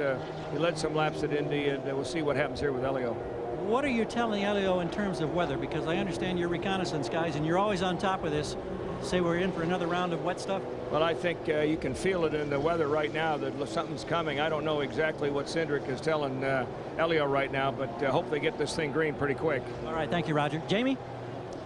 Well, finally, P.J. Jones got in the field at Indy. Unfortunately, your day was cut short. What happened, P.J.? Yeah, not a good way to end your first 500, but just, you know, we were struggling a little bit. I mean, that's no secret, and short on laps, and I just didn't have the car the way I wanted it, so we were just trying to run laps, and I thought everything was fine. I was a little loose, and all of a sudden, next thing I know, I'm in the fence. I don't know if I got high and then just hit the fence, or if a tire went down or whatever. I don't know. It just unfortunate. I mean, Hitachi and Mike Curb and Curb Records and Agajanian Family and Greg Beck. I mean, just not how we wanted to end it today, but I just thank for their help, and hopefully we can do it next year. Well, the first half of the race, were you feeling all right with your feelings? Was everything you thought? Oh, I was great when the car, and we were getting good race restarts, but just couldn't make it happen. Perfect. All right, Jerry? I'm with Kim Green, and Kim, your driver, Tony Kanaan, seeing the skies getting darker and the wind picking up. What are you telling him? You know, And I hope we get to run the full 500 miles. Obviously, if it poured down rain and washed us out right now, we are in a position to take advantage of that. But from what we are seeing of weather and informing on weather, it's so patchy that it could hit or miss. So I think that we've got to try and hold the point when we go back to green, and see if we can just run our normal race at this point anyway, and and hopefully fate will be okay for us, because when the pit's open, if you stop right now, the risk's just as bad the other way. So I know Brian and the IRL said to us at the last stop that they want to run the full 500 miles, so that's what we want to do too. All right, they're trying to keep Tony Kanaan calm. Terry Gannon, they're trying to calm him down, not to overdrive the car, because weather may be moving in. And the clouds are moving in right now, Cherry, as you look at the radar and you look at those storms to our southwest. The race is official, though. Remember that. So Tony Kanaan in the driver's seat in more than one way at this point. Out at the Indy 500, they still clean up that 3-car accident at the head of the pits. The Indy 500 telecast sponsored by 7-Eleven. And now with 113 laps complete, the skies darken a little. There could be rain out there, but we've had showers go north and south of the track throughout the day. And here's something to remember: 19 cars are on the lead lap. And the way they have been bunching, that means that there are 19 cars within about a third of a mile of one another, which means they're all within a third of a mile of this guy, car 11, Tony Kanaan, the current leader of the race. But it's still very much anybody's game. And you heard the Roger Penske's told him to go ahead and go full rich for Helio Castroneves. Todd Harris? Well, gents, how tough is Sarah Fisher? She's battled through the flu. She's doing fine. She's gotten through the weather. The car's running great. Unfortunately for the Bryant Kelly Racing number 39, someone has hijacked her radio frequency. So every now and then some fan or someone in the area just pipes in and starts talking to Sarah, and she's asked them repeatedly, and I quote, "I don't know who you are, but will you please stay off this channel until the race is over?" Paul? That's dangerous. I hope they find out whoever that is, and it costs them a lot of money, if not some time at the government's expense with rent. At least Sarah Fisher continues to persevere. She may be back in 22nd spot, but usually by this point in Indy 500 in the past, she's been watching from pit road. Kudos to her. The pits are now going to come open. Remember, obviously they had to be closed because of all the debris that was at the entrance to the pits, because that accident happening off of 4 came right down, hit the barrier at the end of the pit wall. Sarah Fisher, the third lady driver at the Indianapolis 500. Of course, Janet Guthrie was the first, and Lynn St. James had a good run, and Sarah and Lynn raced together too. Ladies starting the Indy 500 in 2000. There's Dario Franchitti as he comes into the pit area, and we'll see now how I'm assuming, I'm going to make a bad assumption. I was going to assume that more would come in than appeared on pit road. But here's Franchitti in for his stop. And they're just going to plug fuel, top him off, put him back out. Two ways you can look at this. If you're Dario Franchitti's team, you say, let's go top off on fuel, and we can move our way back up to the front before the rain comes. Then there's others that are being told stay out because the fuel window is at about half. That means most teams have used about 15 gallons of the 30 gallons they've got left. So now those teams are running the wick on the candle, hoping that the rain comes here before they have to pit. So now we're talking all that high-tech equipment that the weather guessers are using. And keep in mind, it's Target Chip Ganassi and Red Bull Cheever Racing that have the highest of the high-tech. But we heard Roger Penske, all he did was use his airplane pilots calling the weather station. Okay, Scott Goodyear, at this point, just on instinct, how would you play it? Well, I think Jack hit it right on the head, because right now Kanaan and Weldon are just going to sit there right now and have to look at this and go, man, I hope that we get another yellow if we need fuel. If they have to pit underneath green, we'll probably end up losing a lap, and then it's wide open to what might happen after that. On ABC on Wednesday, 4 couples choose to test their relationship's biggest issues to see if it's truly meant to be. The series premiere of The Ultimate Love Test at 10, 9 Central. ABC on Wednesday. Now they're telling the front of the field that it's 1 lap back to green. Chevrolet Corvette pace car out in front. Tony Kanaan follows that pace car. It pulls off, and now Kanaan controls the field. First 19 of those right together. Roger Yasukawa, he's had the target fastest. Green, next time by. Remember, use fuel position 1. Target fastest lap of the race at over 2:16 on the 55th lap. Remember, every restart, we've seen these guys buckle up and then really start to dice it up for about a lap and a half. Let's see if it happens again, guys. Down the long backstretch. This may become the critical restart of the Indianapolis 500. Kanaan, Weldon, Castroneves, Herta, Fernandez, Dixon, they're all right there. Remember, Weldon's been plagued with a problem in the 4th gear. Kanaan picks the pace up. That problem didn't show up on the last restart. We'll see if it comes up now. Green flag is out. Back to speed at Indy. Weldon stays right with Kanaan, right in his wake. Kanaan was smart, stayed in the low line, tried to make him go around the high side. Side by side, Weldon goes to the lead of the Indianapolis 500. And used the draft on his teammate and was able to work through the unstable air to take the lead in the Indy 500. So much for 4th gear, too, huh? Yeah. Elio Castroneves now trying to set up Tony Kanaan. Brian Herta comes in behind Castroneves. This could go 500 miles. It could end at any moment. Anything seems to be able to happen on this day.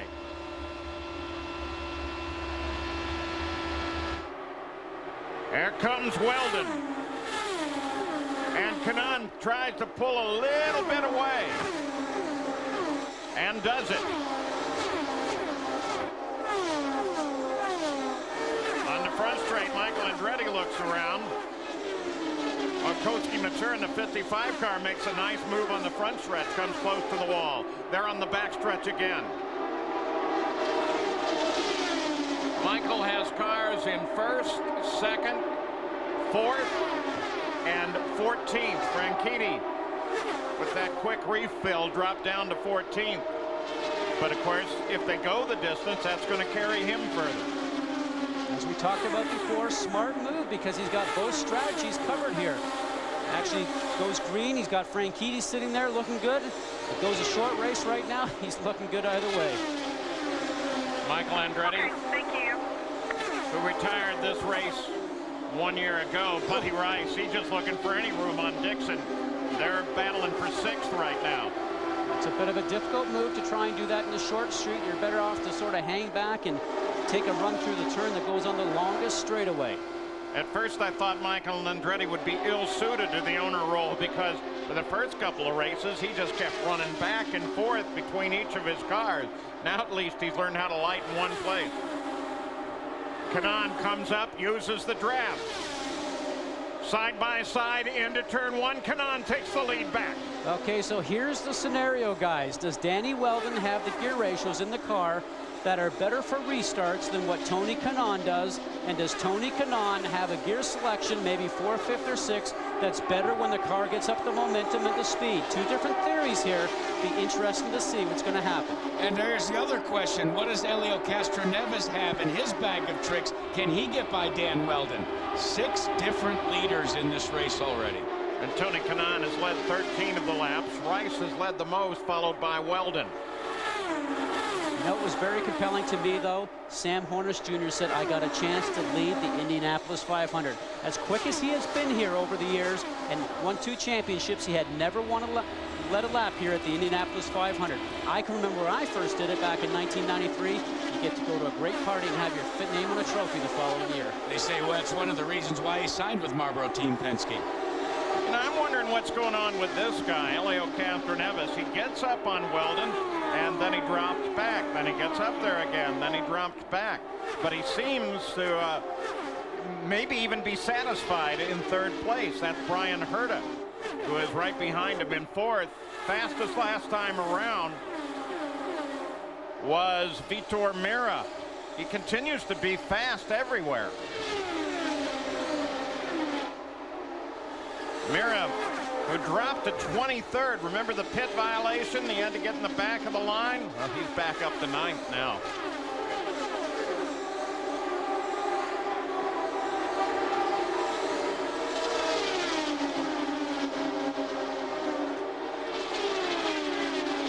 What a great day for Brian Herta. After not so great day on pole day during qualifications, into the safer barrier. The team went to work, rebuilt the car. He qualified on second day, and then in practice, another crash. That relegated Brian Herta to the back of the field, but he's worked his way up to run in 4th position with his teammates. And that second one was a qualified car, so it was overnighted to Aerodyne, and they did some great work on it, got it back within 24 hours. Top 3. There's Weldon second. And Castroneves. Now look, Castroneves closes up again.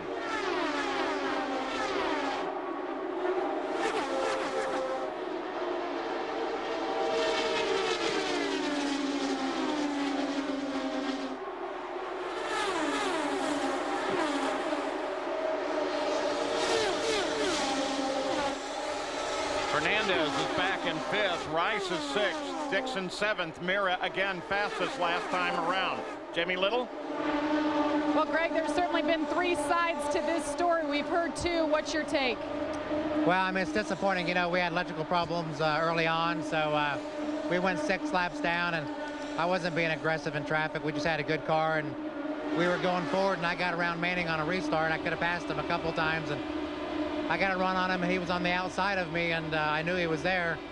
You know, I didn't know Sam was quite as close as he was, but I gave Daring room, you know, but he's out there, it's pretty slippery on the high side, and you know, I looked at the replay, and it's one of those things we got together, but he had room there, but it was tight, so it's unfortunate for all of us, unfortunate for our new sponsor, Rent-A-Center, before MasterCard, so, you know, it's kind of like, well, I know we had a good car, but that's the way the day goes. All right, Greg. Well, tough day. We heard that he wanted to try and get 10th in order to keep racing this year. Guys, we'll have to find out. We'll get back to you. One of the few owner-drivers in IndyCar racing, Greg Ray, who's been facing a financial crisis. Fellas, we'll just have to stay tuned and see if he makes it to his home track, Texas, in a couple of weeks. Watch Castroneves do it again. I mean, he drops back, and then he comes up to within 2 tenths. That's where he sits now.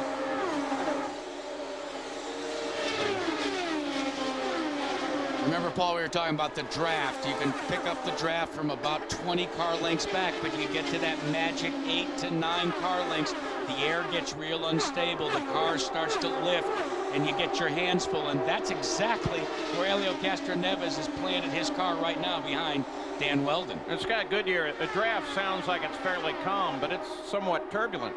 25 lengths back. There's a lot of turbulence around here, Paul, that the drivers don't experience all month, simply from the fact that you've got 33 cars out here starting this race, and it becomes a little bit of a swirl pot. So the more cars in front of you, the more dirty air you have, and the more difficult it is to drive the car. Tightens up at the front. Weldon closes on his teammate. There's the teammate, Tony Kanaan, the red, white, and green number 11. Weldon, the Klein Tools entry. Won at the last IRL Series race at Motegi, Japan. There's the look back to Helio Castroneves and the lap leaders after 126 laps. We're probably getting pretty close to yet another stop.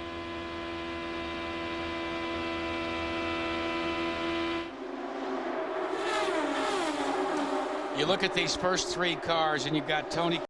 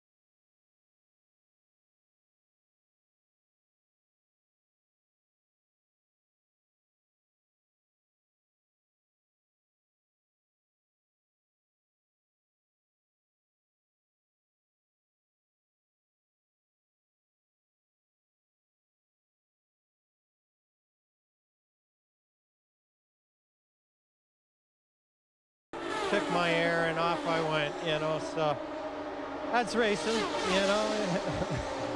Tough day for Ross racing. And talking about the women behind the men, his wife is standing right next to him, and she was spotting for him today. Tough break. Guys? Junqueira doing the pits probably in 3 laps. Then Kanan, Rice, Weldon, Herta. There's the battle. And you know those three know that Junqueira is on the short end of the fuel stick and that he's going to have to pit. So this is the battle that we're watching right now. That's going to be the situation where we'll be seeing the lead shortly, because Junqueira is going to have to pit within the next 4 or 5 laps. Bruno Junqueira is a young man that came here to the Indianapolis Motor Speedway with target Chip Ganassi and was benched in his first year, and was told that maybe we might have to let you run the Indy 500. By the second week, well, target Chip Ganassi allowed Junqueira to qualify. He finished that race and came back the following year for Ganassi and sat on the pole. He's been away since and says he misses the Indy 500, and he came back here and has acquitted himself quite well thus far. One of those quiet Brazilian road racers that take to the high-speed oval like a duck to water. And you can bet that Carl Haas probably trying to do a rain dance down there. So if he can get it to rain in the next couple of minutes, well, next minute and a half, this race could end with his guy in front. Remember, we talk about a football field a second for Bruno Junqueira right now. It'll be interesting. Do they short pit him? And what I mean by that, when he pulls onto pit road with weather approaching possibly, do they just put a little fuel in to try and stay out there? The way he's building this lead, Scott Goodyear, at a football field a second, I think that might be what the plan is for Jim McGee's. One possibility. And the other thing I wonder about Weldon, guys, is that maybe as he leaned the engine out to maybe try a different strategy, maybe possibly to run a little bit leaner, maybe make a few more laps on this tank full of fuel. On the sweep of the top 5 positions, though. Yeah, Toyota down in 6th, Chevrolet's first. Mark comes at 11. We talk about Hondas, Jack. Right now, there's only one Toyota in the top 10, and that's Dixon in 6th. The other ones, 1 through 5th, and then 7th through 10th, is all Honda. With a 3.5-second lead, 3.4. Junqueira will drop well back. About all they can do is what Jack suggests, just short fuel the car. And Junqueira is on the pit road. So is Takagi. Copy. Remember, keep your foot on the brake. Keep your foot on the brake during your stop.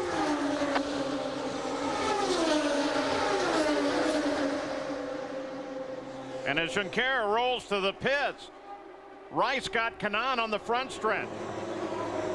Bruno Junqueira is in. 221 years of Indy experience on this team for Newman Haas Racing. Everything routine, no aero changes, revs up, full load of fuel in, he's gone.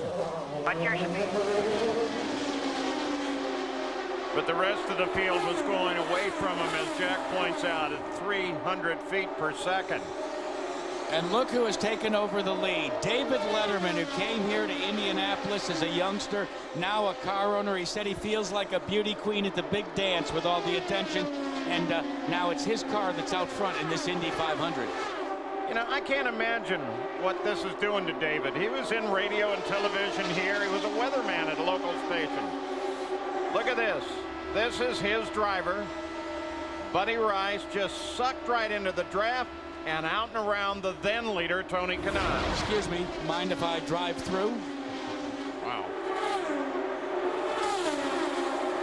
Started 8th on that restart. He looked racy right from the get-go since they dropped the green flag again. And you can tell Buddy Rice desperately wants this win. His dad, well, he was a drag racer, an amateur, did it for a hobby. But it was what gave Buddy Rice the infusion of passion for the world of motor racing. Started out riding motocross, actually BMX, before he could ride the motorized version, and now look at him. Kanaan's not letting go, though. And now you get into that further question of, if you're going to run it down to the end, where is it best to be? I mean, we're playing the drafting game now.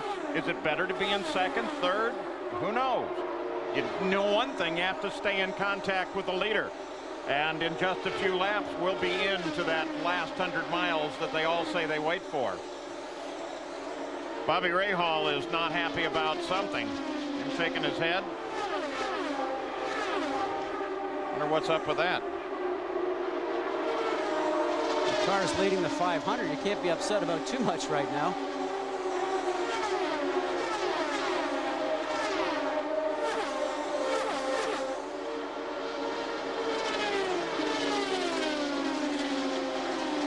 Going to have some slower traffic ahead. Maybe that's what's concerning Bobby, because anytime you come up on a slower car, that can be an issue for you.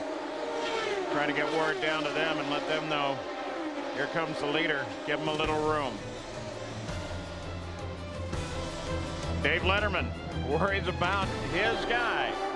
Can Buddy Rice win the 500? Or will it be Weldon or Kanaan? Who knows?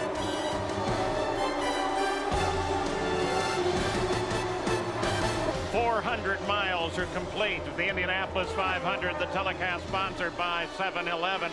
Buddy Rice, the pole sitter, is the leader. He's out in front by almost 3 seconds. There's a threat of rain. There's these pit stops coming up in about 10 laps. And for some reason, there is a very frustrated Bobby Rahal, who's been running up and down the pits. Second place is Tony Kanaan, followed by his two teammates, Dan Weldon and Brian Herta, and then the reigning IRL Series champion, Scott Dixon. We're going down to the final minutes now, the final 100 miles, and it rolls off pretty quick at 215 miles an hour. And also with that whole threat of rain, who knows what can happen just in the next few seconds. And David Letterman from the pits, man, what can he be thinking?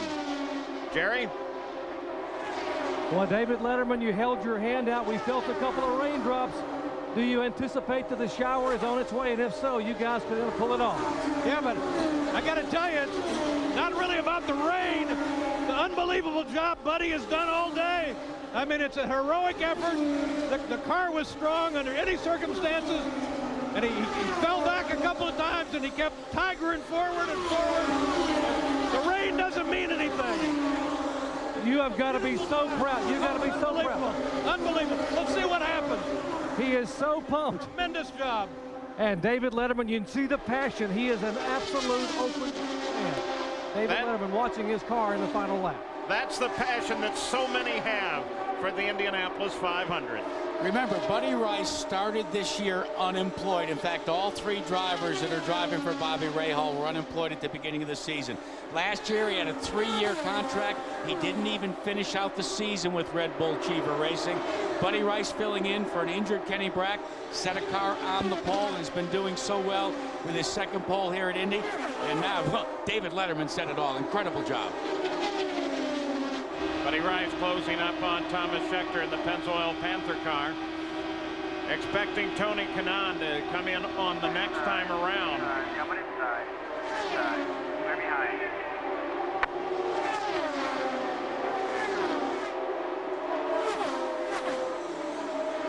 You know, and absent a caution, if he stops next time around, what do you think? Is he going to go the distance, or are we looking at a last-second stop?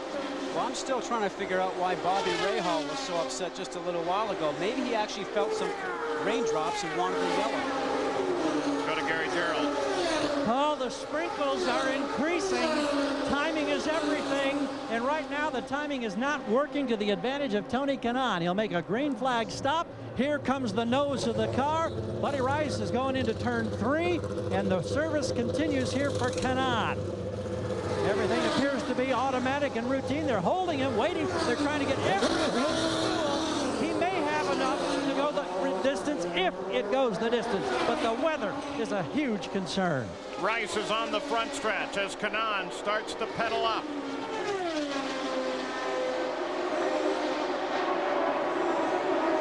So what happens? Got reported some sprinkles a couple of different places. Will they call the race? Kanaan comes back up to speed, but Rice comes around him. Dan Weldon is in. And guys, they have told Buddy Rice you're going to have to pit within the next 3 laps. But the question is, does the rain come? Do we run out of gas, or do we win the Indianapolis 500? You've got to be on pit road in less than 3 laps. Well, we found out what the thinking is of Andretti Green. They bring their 2 cars in as early as possible. So do Rice and Weldon, or Rice and Letterman, take the gamble of their life and keep that car out with the possibility of rain? 91 car Lazier. Did he run out of fuel? I'm guessing. He didn't go that far. He's only 31 laps out since his last stop. He shouldn't have. Again, the crowd continues to stand. And there's the call. They bring Rice in. Brian Herta will pick up the lead.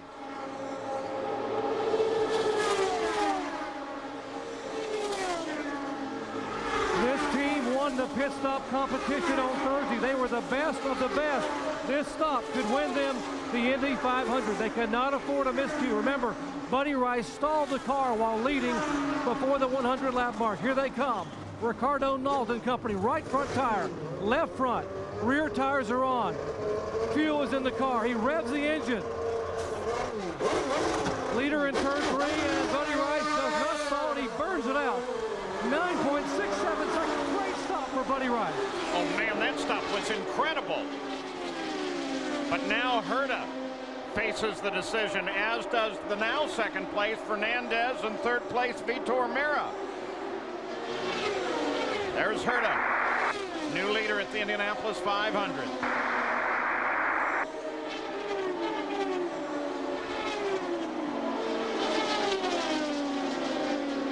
Now the top 5 cars, Herta, Fernandez, Meira, Matsura, and Castroneves, they all still have to stop within a lap or 2, unless they pull something out we've never seen before. Took a while, but Vitor Meira has worked his way to the front of the field. Remember, he ran over the air holes during a pit stop, was relegated to the back. Here comes Brian Herta.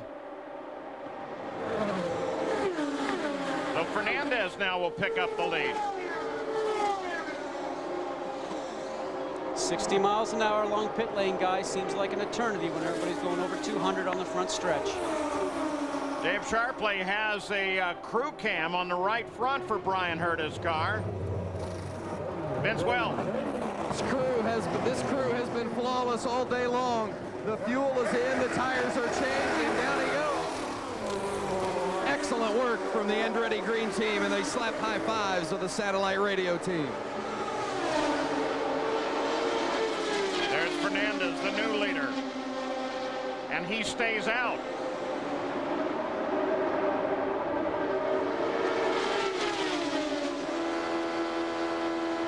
Been quietly there all day. Look back from Dixon.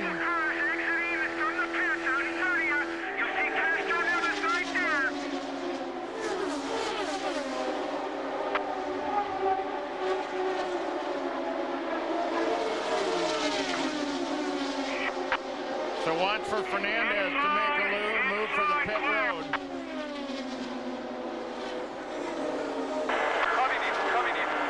He's milked 37 laps out of that car. Now he says he's coming in. Pulling on tires, guys. Pulling on tires. Here we go. Got that? Gonna clear pitch all around you.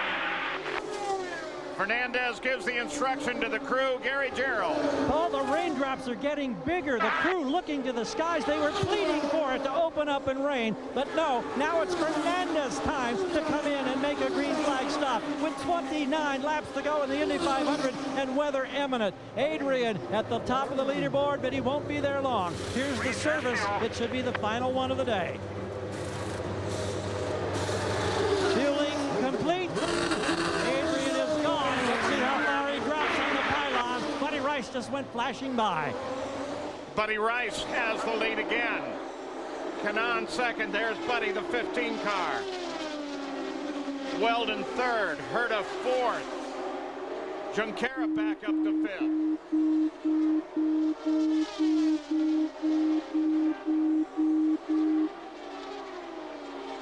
most important job for Buddy Rice right now, guys, is to make sure that he reads the traffic correctly, doesn't get bogged down with any slower traffic in front, and make sure he doesn't take himself out. Is it going to rain? Are they going to finish the race? 28 laps to the end?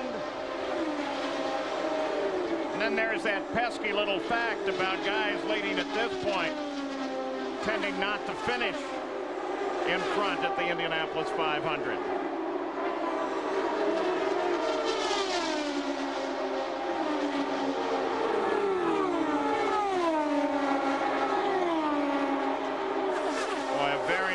David Letterman.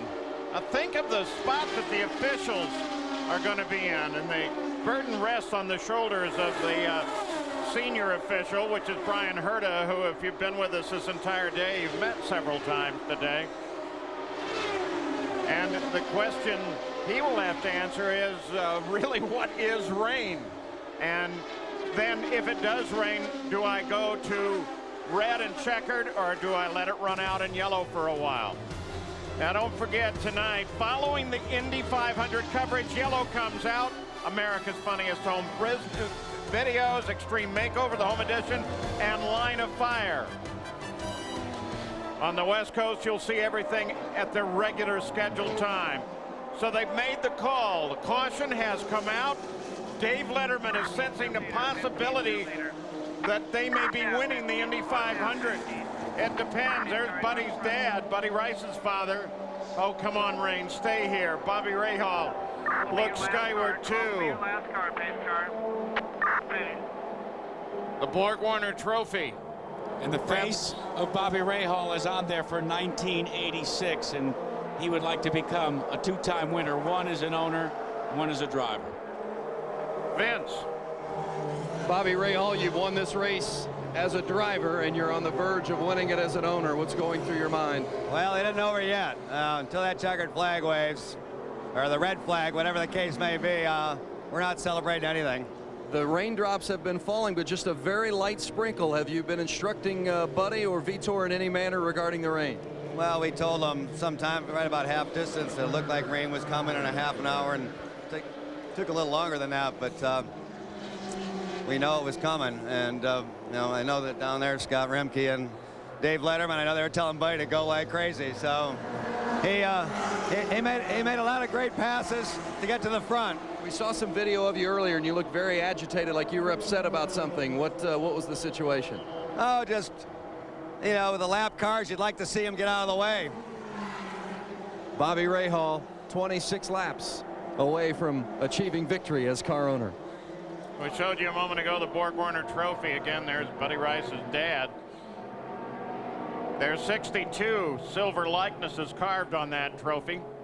Will Buddy Rice's be carved on there today? The officials have to evaluate this weather. The front stretch can't see much moisture, but it also doesn't take much. I'm a little feverish. Yeah, I'll bet you are.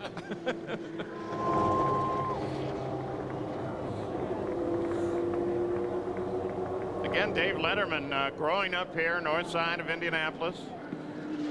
All of us that have worked here in Indy for so many years know him well.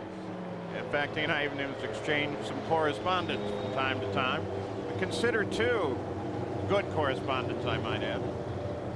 Consider, too, Kenny Breck was the guy originally to have been in this car. And then he had that devastating accident in the last race of last season. And he is watching the car